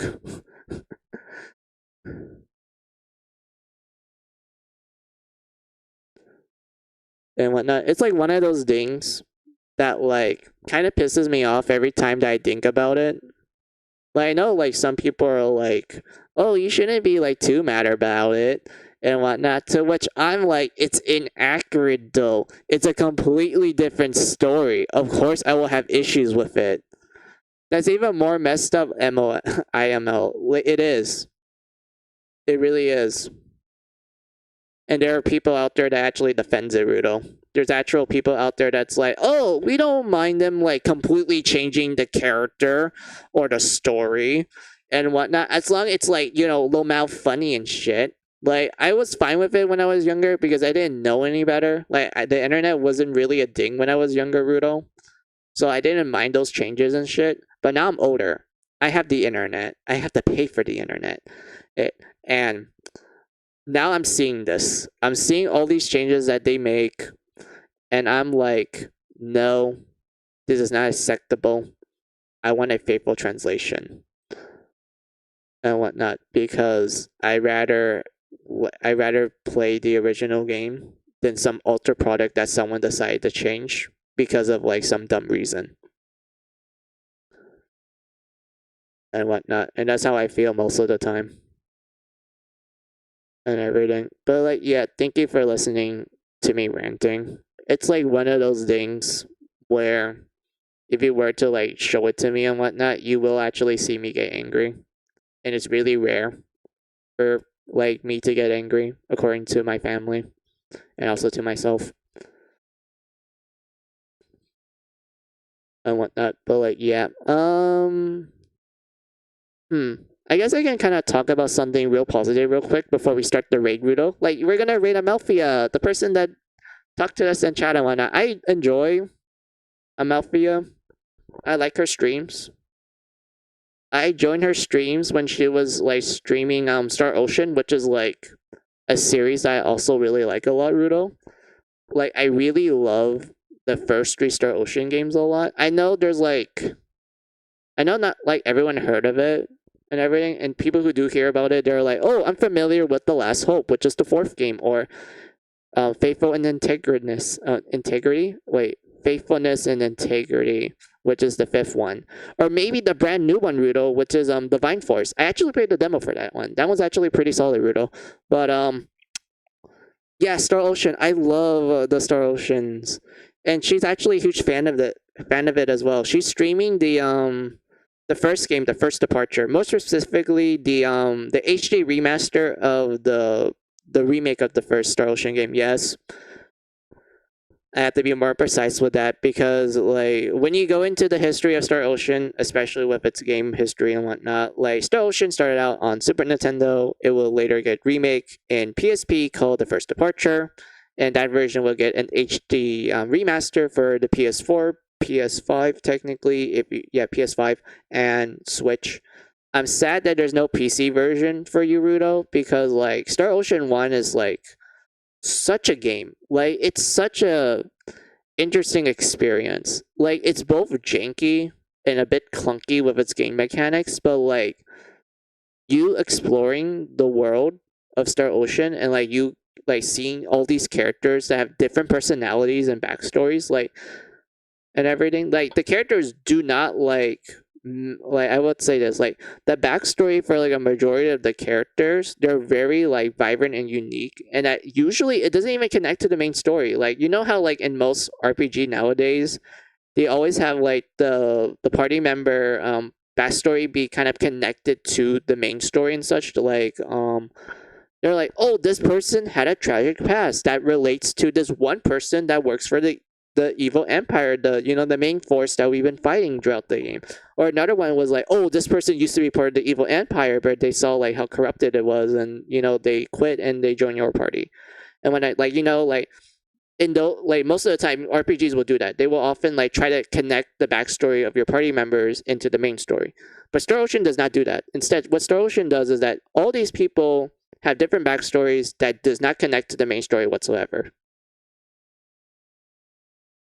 And whatnot. Like there's this one character who literally is this Goku, like Rudo. There's this one character that's literally Goku personality wise. He just wants to fight, he just wants to train. And what makes it funny, Rudo, is that he looks like Ranma from Ranma One Half. If you're familiar with that, and from that manga slash anime slash series and such.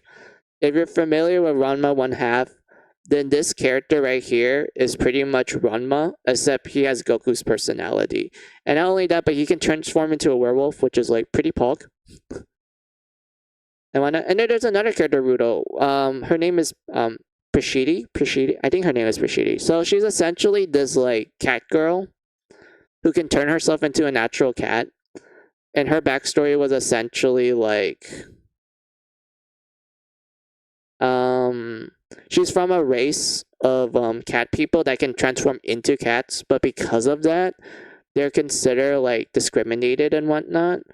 And the way how you meet her is that you meet her in her cat form, and what you need to do is that you need to name her by her actual name, and you need to have her ocarina, because you actually meet her early on in the game where she will actually drop her ocarina. You need to pick it up, and then when you meet her again in like one of the later towns, you have to find this mysterious cat that just gets along with everyone. You need to name the cat, Prashidi, and she will end up transforming into like her human form. And she notices that you have her ocarina, and then she tries to get it back, and then you tell her that like, well, you dropped it, so it's mine. And then you get like a little bit of her backstory, and she ends up joining your party. And what's funny about Prashidi is that she's essentially the comedy relief character, but if you give her a moveset similar to that of a monk, and she can actually stunt lock enemies to death. And what's even more funny about Naruto is that her weapons are literally kitty paws. Like that's literally her weapon. It's kitty paws. And they absolutely can stunt lock enemies to like oblivion. It's funny.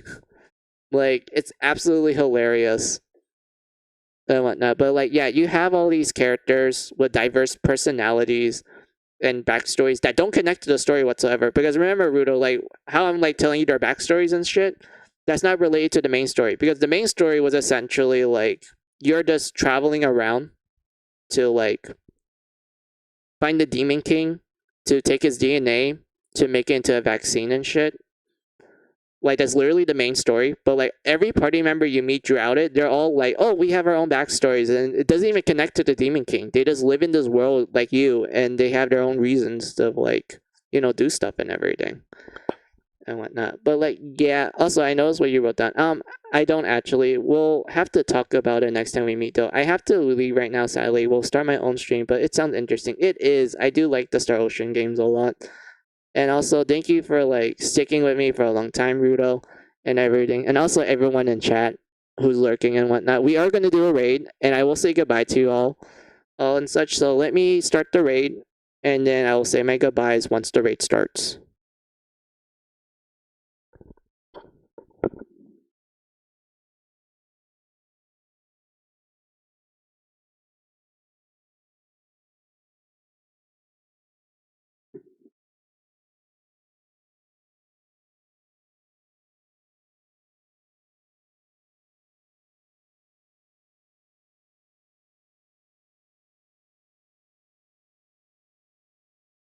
All right, so we're gonna excuse me. So we're gonna start the raid now. So I want to say goodbye to you all now, right now. So, all right. So have a good day.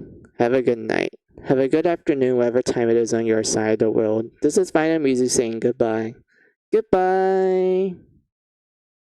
Oh wait. Oops. My bad. Wait. Hold on. Hold on. Hold on. It's giving me a 10-second countdown for us to get ready for the raid. Okay. Now we can raid now. So goodbye.